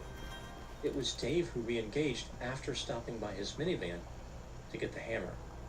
Dave introduced the weapon into this confrontation. He could have approached Jeff without bringing a weapon. One of the injuries caused by the hammer was on the back of Jeff's head. Cool. It would have been difficult for Dave to inflict that wound if Jeff was really strangling him. The witnesses who saw Dave running away said that his clothes were clean, yet he claimed he was rolling around on the ground with Jeff. We would have read And about it. what are the chances that a claw we've hammer encountered a lot would of just other happen to beings be in on the the ground galaxy. within reach of a man who was being attacked? Maybe Dave summoned the hammer like Thor on the Avengers. After supposedly defending himself from a potentially lethal They attack sure had by a thing Jeff, for locked Dave gates. decided to run away. one He of the not only locked left the anything park, but a challenge he to left the you. state of Maryland Didn't say I and wasn't drove gonna all the open way it. to New York. Now moving to the exculpatory factors. Even though the government could have proved that Dave was lying, that doesn't necessarily going mean on he was guilty here? of second-degree Gunk's murder. going all crazy It around was this still weird possible that Jeff provoked Dave, even if Dave brought the hammer with him to the confrontation. Jeff had a reputation for provoking physical The gunk altercations. just seems more For aggressive. example, one time Jeff yelled at children who were throwing rocks in the Potomac River, which almost resulted in a physical fight between him and a man who was accompanying the children. On another occasion, Jeff refused to move equipment from beneath a rock face that two climbing instructors were getting ready to climb. This situation almost resulted in a physical fight. Jeff was described as antagonistic, rigid, opinionated, paranoid, Me and Pumpkin overly just critical cleared the of gunk others. around the pipe. He made false claims And about working for the Doesn't CIA, look like the other did not ruins. trust It banks, looks and kept money He looks buried in his active. backyard. Given Jeff's characteristics, one could reasonably believe that he provoked Dave. Maybe Dave responded with too much force, but that still does not rise to the level The of pipe is full of second-degree murder. energy. But considering all the evidence in this case, do I believe that Dave was guilty of murder? In my opinion, he was guilty of second-degree murder beyond a reasonable doubt. Dave sought out a confrontation while in possession of a weapon. I believe that Dave struck Jeff in the back of the head and continued his attack when Jeff turned around to defend himself. The government made a mistake by failing to pursue a second-degree murder charge. Now Dave is loose in society. Who knows what he'll do? Moving to the last question, why did Dave kill Jeff? This is just a theory, my opinion. I think this case is straightforward. Dave was impulsive, angry, and violent. One person who knew him indicated he possessed a rage which intensified as he grew older, and he hated criticism. Jeff was argumentative, confrontational, and loved to criticize people. He broke off the relationship with Dave due to Dave's alleged behavior. Dave was unhappy with the termination of the friendship. As it turns out, their relationship was an anchor for Dave. With the rope of friendship severed, he was sliding down the mountain. Jeff thought he was walking away. Dave thought he was being pushed off a cliff. The tragedy is that neither one recognized how close they already were to the edge. I've covered many cases involving romantic relationships that highlight how danger escalates immediately after a breakup. The same holds true for friendships, even if it's less common. The risk is even greater if one person is abrasive and the other person is unstable, as was the case here. It was fitting that Jeff and Dave liked rock climbing because together they were a volcano, always rumbling beneath the surface. And one day, it finally erupted. Those are my thoughts in the case of Jeffrey Farrar and David DePaulo. I think Thank I you so know much where for the watching. polluted river comes Talk from. to you soon. What an awful place. You still that pipe? It runs right through the cliffs on the other side of this lake. Looks like there's an entrance there. Can you cross it on your own? I'd rather not start up Bunny. She's got 2 good launches left at most. There are more ruined structures in the lake. Maybe I can... No worries. I'll figure something out.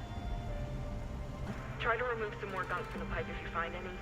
Getting more readings from the energy spikes could help me with locating the source. Sure thing. This place could use some cleaning up.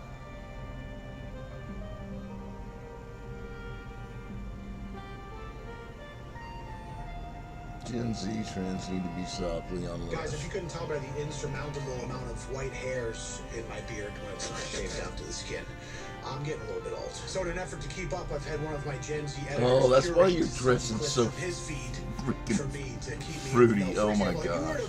you guys know what chicken jockey is?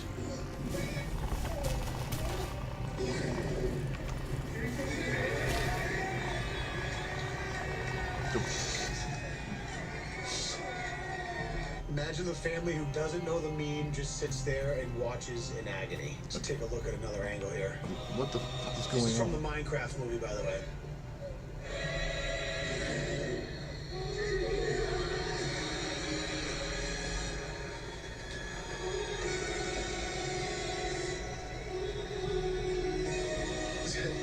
So apparently the Minecraft movie has been a box office smash, largely in part because of this chicken jockey meme.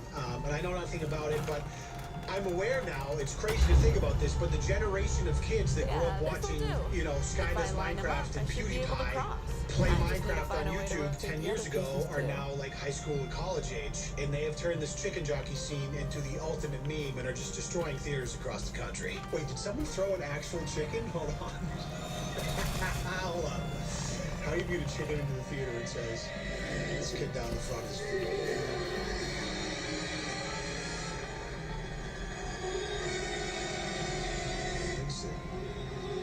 normally my old ass would be like, oh, but what about the people that have to clean it up? And like, there's been stories all across the country of theaters like anticipating this happening, and they're on speakerphone like, guys, if anything happens, we're gonna shut the movie off. There's been countless cases of them having to shut the movie down. I don't even know how the meme started, but these kids fucking love themselves a chicken jockey, and they're showing up in numbers in the Minecraft movies, crushing it.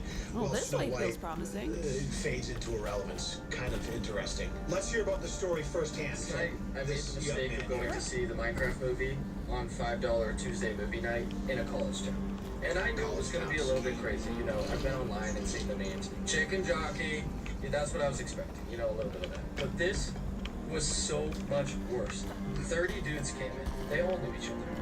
They had air horns and confetti cannons. We didn't even make it 15 minutes into the movie before the manager came out, paused the movie, and told everyone to shut up or else he's sending everyone home. And they listened. They were quiet for a little bit, but they were just firefighting for the chimney experience. When that scene came on, it felt like a bomb was gonna go off. Everyone stands up, 30 phone flashlights turn on, you can tell they're getting ready. The crate comes, drops the baby zombie on the chicken. The whole theater screams chicken jockey. Okay, confetti shoots everywhere. Popcorn thrown everywhere. Goodbye $30. And I kid you not, guys, I'm not making this up. Some dude got on his friend's shoulders and held up in the air an alive chicken, an adult chicken. Where'd you even get that? The manager came out instantly. An adult alive chicken in the theater. How do you even smuggle that by? Well, I gotta be honest, the guys working the front these days aren't really paying attention. They're getting minimum wage just to sit there and scan your ticket. You could probably pretty easily bring a live chicken into a theater. The movie told everyone, get out of here, no refunds. I didn't even get to see the last 30 minutes of the movie. I don't know how it ends. Honestly, this is just so wholesome. I mean, it's a nightmare for movie theaters. But, I mean, compared to some of the viral trends that have happened over the last decade plus with social media, especially around young kids, I rate this up there with some of the greats. And honestly, it's kind of funny, and I love it. A+. I got nothing else to say. Let's see what else my editor has for me here. Stay woke. You go for a girl's trip, he tell you go ahead. He chilling, ain't no pressure, he trust you. This society has stood He for a long trust you so much time. now you start trusting him. Now it's just empty. I ain't going, y'all Not go a ahead. trace of I'm gonna life. sit right over here with Like him. they just up and left. He got me fucked up. Maybe it was the gunk. Seems like a difficult That thing shit to crazy, coexist man. with. That shit Probably crazy. better for us anyway. That shit crazy. This got me fucked up because this... I ain't finna stall though. So I'm finna get the fuck up off here. This dude deadass looks like one of my old bosses. Deadass. And it's sending my brain through some trauma right now. What is that? Who put granddaddy through the YN training, baby? I am the YN. I just said it before you even hold on, baby. I'm on lucky day. Maybe this can help me. What? Down through that motherfucking ditch. Oh, and I got What? The drainage just for that garbage disposal in that little itty bitty ass site. Yeah. Nice. Out of context, this is amazing. I absolutely love this. You have to imagine, you can kind of immediately visualize the type of life he's lived and environment he's been raised in, or parts of the country, whatever, but just a very jarring experience to see what looks like the pain meme grandpa looking dude sound like Kevin Gates, which is, someone said Kevin Gates' grandfather. Kevin Gated community. Unk in the wrong color. Even the way he smiles is seasoned. My brain cannot process what I'm seeing and hearing. Honestly, mine can't really either. But this is an A+. This is an A+ one. I'm glad I saw that. That's why you fat. Look at you, greedy. No, you can have it. You can have it. You can have it. You got it, brother. You thought there was some snacks in there? Look at You played a you big go ahead part and in the take it. It's a history of big this box for a place, big bag. didn't you? How's it going Come with the on and language get it. I know you translation? need it. Still haven't gone over confused, I bro. think it's I think you're hungry. When people act abnormal when they hungry. You seen the Snickers commercial. I Come found on and get another you a little box. inscripted statue. Maybe it's a scene from their holy Don't try to script. run either. I don't want you to have an asthma attack on my Something? porch. Might be. You're classic shit. Times is hard. I don't live too far. I know you ain't walking far. I know you ain't walking far. You ain't got to tell me. Go ahead and get it. Big bag, big bag. I mean, big to be a thief. Classic Ring. I mean, they didn't even go to the effort to like make it a legit Amazon box or something. They just used an already open box to make this skit. It is interesting that Ring camera and like doorbell camera footage has become its own genre of content to the point where people are making fake skits to make it look like an actual authentic Ring camera thing. And it works too. This is hella views on Instagram Reels, dude. Insane. Come on and get it. At this point, I just want you to get the steps in. You never know, it could be some workouts in there. Fat Jamie is actually very popular on Instagram in the comments. At least suspect. They kind of balance it out though, where it's like a proposed thief or an alleged thief, so it's okay to, make him feel bad. Well, kind of funny, whatever. Give that like a C-, to be honest, nothing crazy. You guys know what the Waterloo effect is? The Waterloo effect, students share their progress from year 1 to year 5 in engineering school.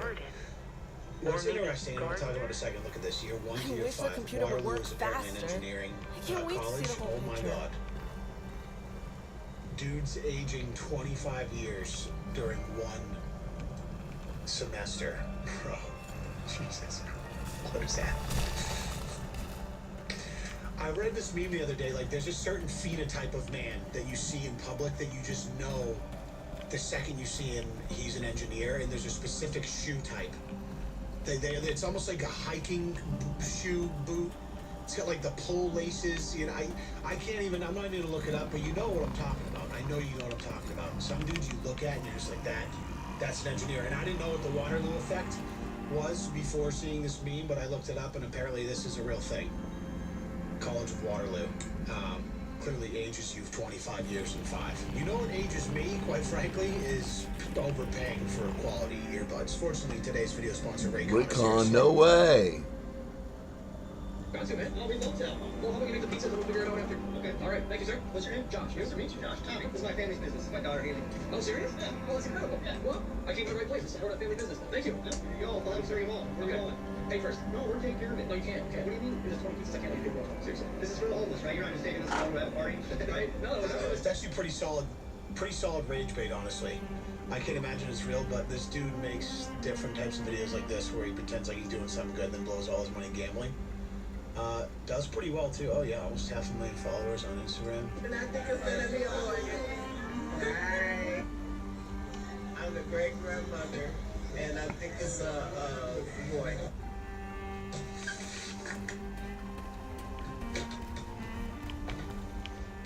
What was going on there? Dude, what was that? What was... Hi.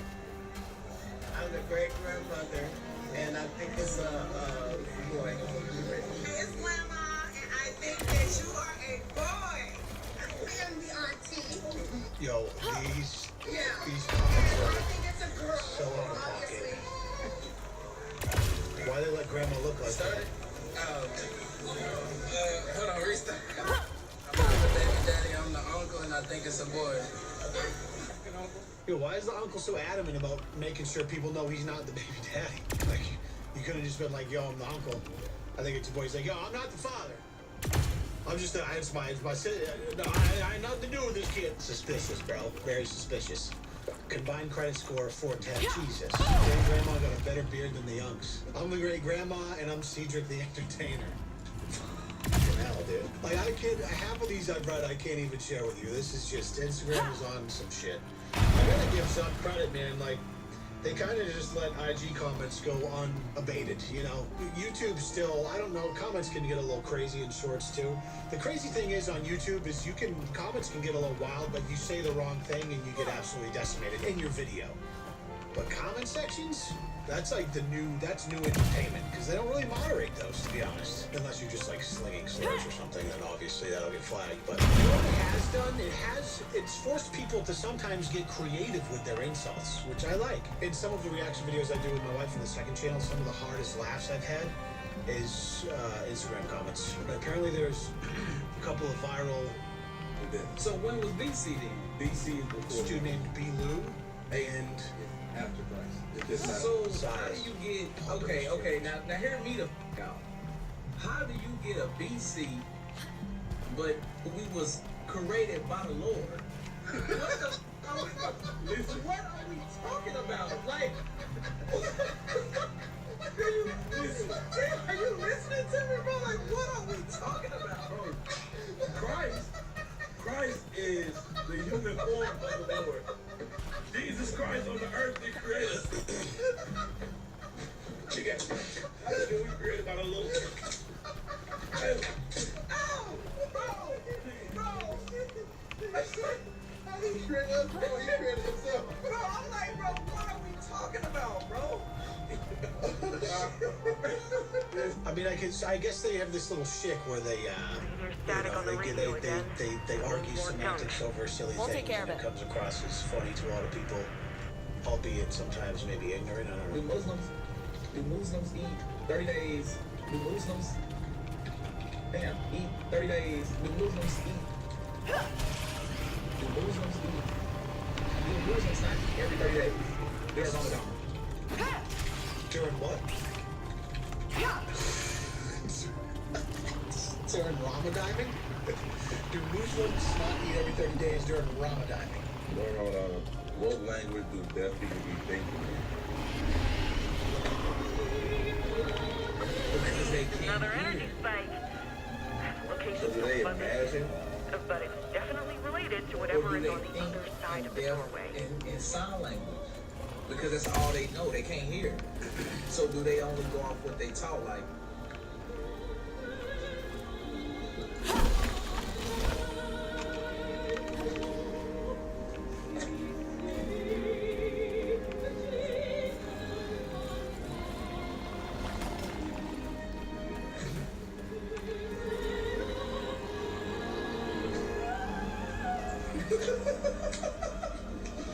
I hope you understand. We took 4 years of sign language in college. I can see the entertainment value of these dudes. Never seen it before, but they seem like they get a good bit going on. To be honest, Just that one is a more fair to go. question. If you've never actually heard an English word before, I think they How- valued beauty. what are you thinking? That's crazy because like when you It's like your just a self-talk feeling. is in your These native ruins language, have your native something tongue. aesthetic. Leon, They if were you built person's not never just for heard function. words. Are you thinking? Other countries are laughing at us. It seems like every time I mention This is American Mike homes online, a Fortin? wave of criticism Fortin, yeah, Mike People Fortin. from all around the world comment saying how American homes are cheap, flimsy, and downright stupid. The comments typically go on to say how this country or that country builds way better. But what countries are laughing at us, and why? It's mostly Europe, but there are others. Many believe that compared to America, their homes are better quality, sturdier, and built to last. Is there any truth to these claims, or is everyone else just jealous of how great we are? How do other countries build? Are their methods truly better? And if they are, why don't we implement them here? I spent the past several weeks studying every different construction method from around the world to find the answer. Let's talk about it. All around the world, homes are built using materials that are local. Let's every different construction Contains a 2-second ad. from around the world to find the answer. Let's talk about it. All around the world, homes are built using materials that are local, cost-effective, suitable for the climate, and embrace tradition. Earth homes are popular all around the world. This method dates back to ancient civilization and is still in use today in countries like Ghana, Kenya, Nigeria, India, Peru, and many more. Typically a mixture of clay, straw, sand, and binding agents such as animal dung, which sounds gross, but it adds workability and cohesion to the mixture. And supposedly the microorganisms protect the structure from mold and fungal growth that would otherwise occur. Now, earth homes are built using a few different techniques. There's cob, which is molded by hand and allowed to air dry. There's adobe, which is made into sun-dried bricks and assembled with or without mortar. And there's rammed earth, which is compacted between formwork, and then the forms are later removed. Sometimes a coat of lime plaster is applied to the exterior of the completed home. While researching for this video, I discovered that portions of the Great Wall in China are actually built using rammed earth. I'd always thought the whole thing was built with stone. Turns out I was wrong. It was built using materials that were available locally for each section of the wall, which of course varied with the wall spanning such a great distance across multiple regions. But I'm getting off topic. I haven't seen anyone bragging about their earth homes. So what other methods are there? Next up is timber framing, which also dates back to ancient civilization. Timber framing is popular in countries where lumber is a local resource. Early timber frame buildings use heavy timbers connected with joinery to form the skeleton of the building, and then the walls were completed with an infill material such as wattle and daub, brick, or stone. For those wondering, wattle and daub is a clay mixture like what's used in earth homes, and this clay mixture is applied to a lattice of sticks or plant material, and it adds insulation value and completes the building envelope. Like with earth homes, the infill portions were often covered in plaster. In applications Where the timbers remain exposed on the exterior, this is referred to as half timber. This style was popular in Northern Europe throughout the medieval period, and some of these buildings are just absolutely beautiful, with the infills and the timbers being carefully decorated. Take a moment with me to appreciate some of these beautiful half timber homes.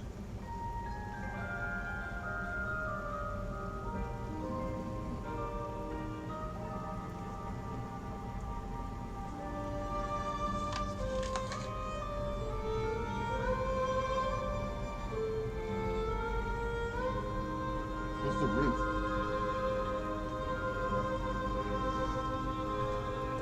The roof. I hope it's on fire.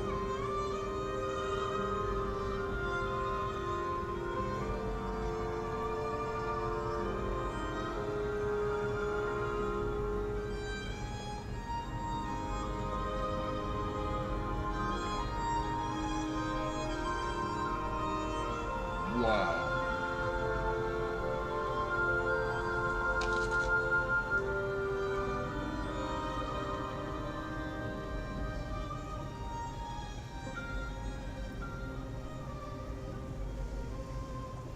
The medieval period was probably not the greatest time to be alive, but at least you would have been surrounded by beautiful architecture.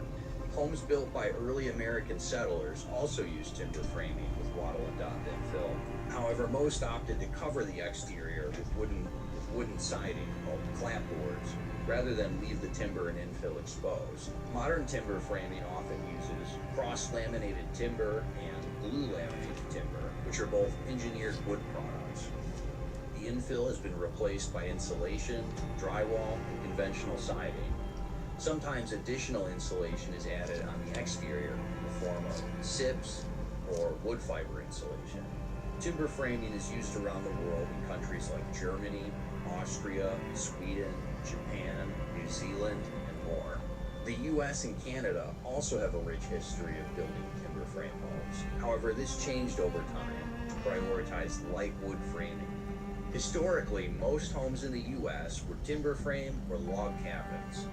Homes were built primarily with joinery, since nails needed to be handcrafted by a blacksmith and were quite expensive.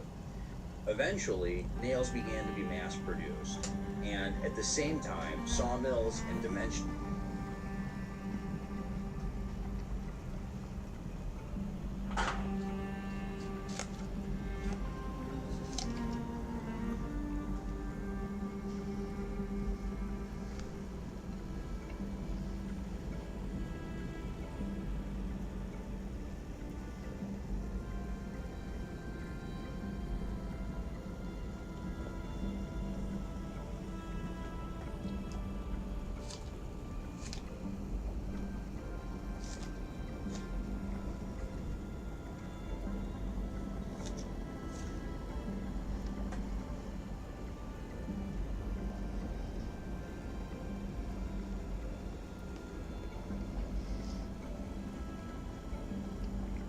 Nails began to be mass-produced, and at the same time, sawmills and dimensional lumber became commonplace.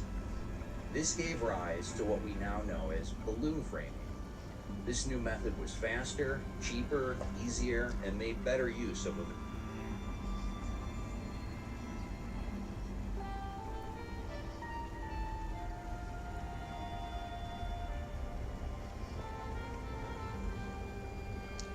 available lumber.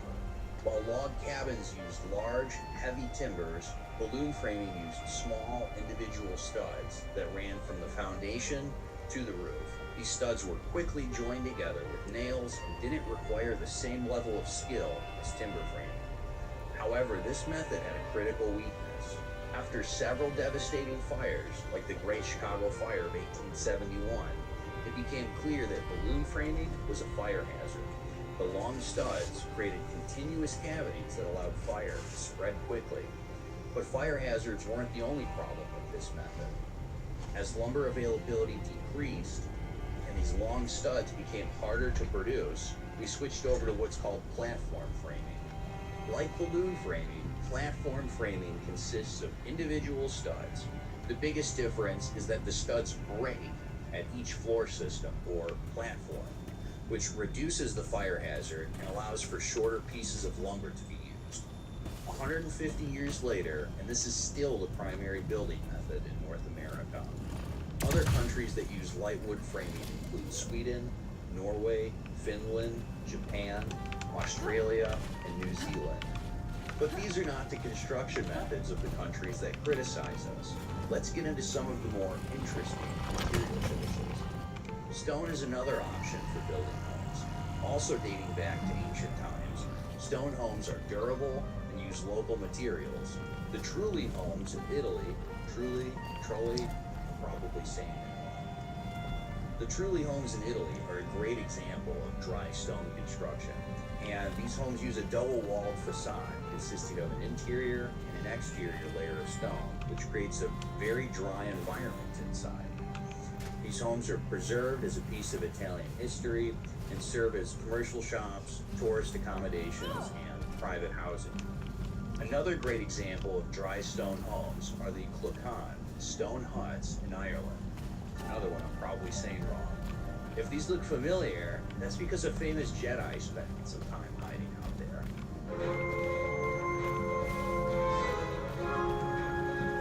While these methods of dry stone construction are interesting, they compose the minority of stone homes. Most structures built with stone use a stone and mortar technique, which creates a tighter enclosure but is weaker to settle. Today, stone is a less common material for structural use due to the availability of modern construction materials like concrete, brick, and CMU. But in rural areas or out of respect for tradition, stone cottages in the UK countryside or traditional stone homes in Greece are still very popular. Countries that still build with stone include Italy, Greece, France, Spain, Scotland, Ireland, Portugal, Turkey, India, and various nations in Africa. But stone isn't the only way to build that's rock solid. Okay, bad joke. Moving on. Much of the ancient world was built with brick, stone, and concrete. However, with the fall of the Roman Empire, there was a decline in brick and concrete construction. The knowledge of brick making and Roman concrete were lost and the techniques abandoned. So throughout the medieval period, timber framing was the most common form of construction. However, after many devastating fires like the Great Fire of London in 1666, fired clay bricks began to make a resurgence. Brick construction thrived during the Renaissance period and even more so after the Industrial Revolution. Today, brick construction is extremely popular in Europe. And when I say brick construction, I mean that the brick is a structural material. In America, when we have brick houses, they don't add much to the house structurally. It's purely cosmetic. The ties that attach the brick to the house are just to keep the brick from tilting away from the framing. The brick does not provide any structural strength to the house. What I'm referring to in other countries is either multi-width, large bricks, or double walls of bricks that make up the exterior walls where brick is used in a structural application. While these are referred to as clay blocks and closely resemble CMU, this is still technically a brick because it's a fired clay product. The perforations in the block increase its insulating properties, and the blocks are often filled with insulation and or built in a double wall application where insulation is placed in between, like you can see right here. These blocks are then finished with a coat of plaster or stucco on both sides, the interior and the exterior. Masonry buildings are either all masonry, which is cheaper, or they used a reinforced concrete frame with a masonry infill. This is known as confined masonry. According to the Federal Statistical Office in Germany, at least 85% of homes and multifamily buildings are solid structure construction, which is defined as either concrete or masonry. A friend of mine who lives there says that almost all the homes he sees are built with brick, while all the newer homes are precast concrete. Other countries that prioritize brick construction are France, Italy, India, China, the UK, Belgium, Australia, Uganda, Tanzania, Brazil, Poland, Hungary, Argentina, and more. Like I mentioned earlier, concrete construction was quite popular in the ancient world. Many of the Roman concrete works, like the Colosseum, the Pantheon, and the aqueducts, have survived for centuries. In fact, some of the aqueducts are still in use today, almost 2,000 years later. Despite the technology having ancient roots, concrete construction disappeared from history for a while. It seems the knowledge of concrete construction died along with the Roman Empire. But then in 1824, Joseph Aspdin invented Portland cement, the binder in modern concrete. After some trial and error, it was discovered that concrete, when reinforced with internal steel, could be used in a variety of applications such as elevated slabs, columns, cantilevers, and more. Concrete has great columns, cantilevers, and more. Concrete has great compressive strength, but it lacks tensile strength. Steel is just the opposite.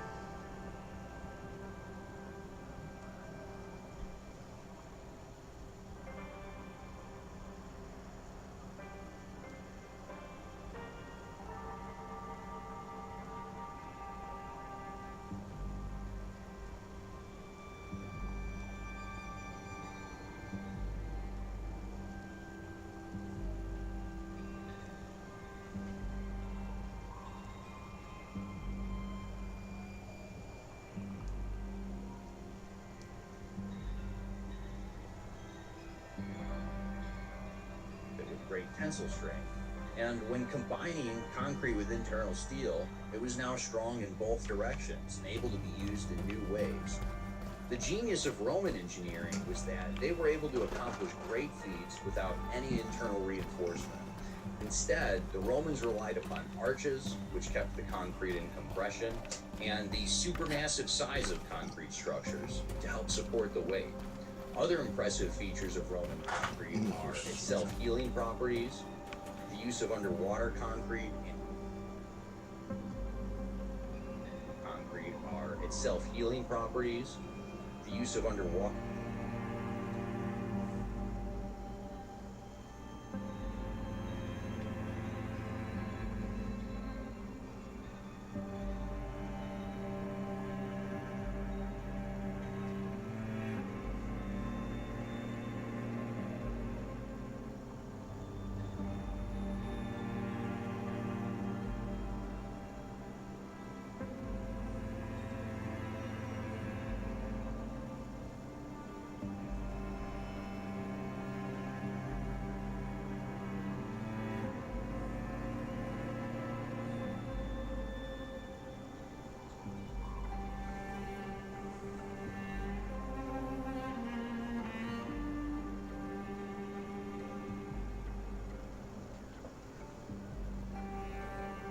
concrete and its overall resistance to the moist, salty climate.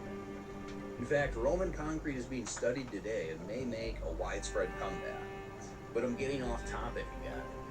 Between the late 1800s and the early 1900s, architects like Le Corbusier, again, probably saying it wrong, and Auguste Perret designed many homes and public buildings with concrete across Europe. And since then, concrete has grown to become an essential material in nations around the world. But we're supposed to be talking about homes. So who's building concrete houses? One of the biggest contenders is Switzerland. With a focus on building to last and a rich supply of limestone, Switzerland is a land of concrete.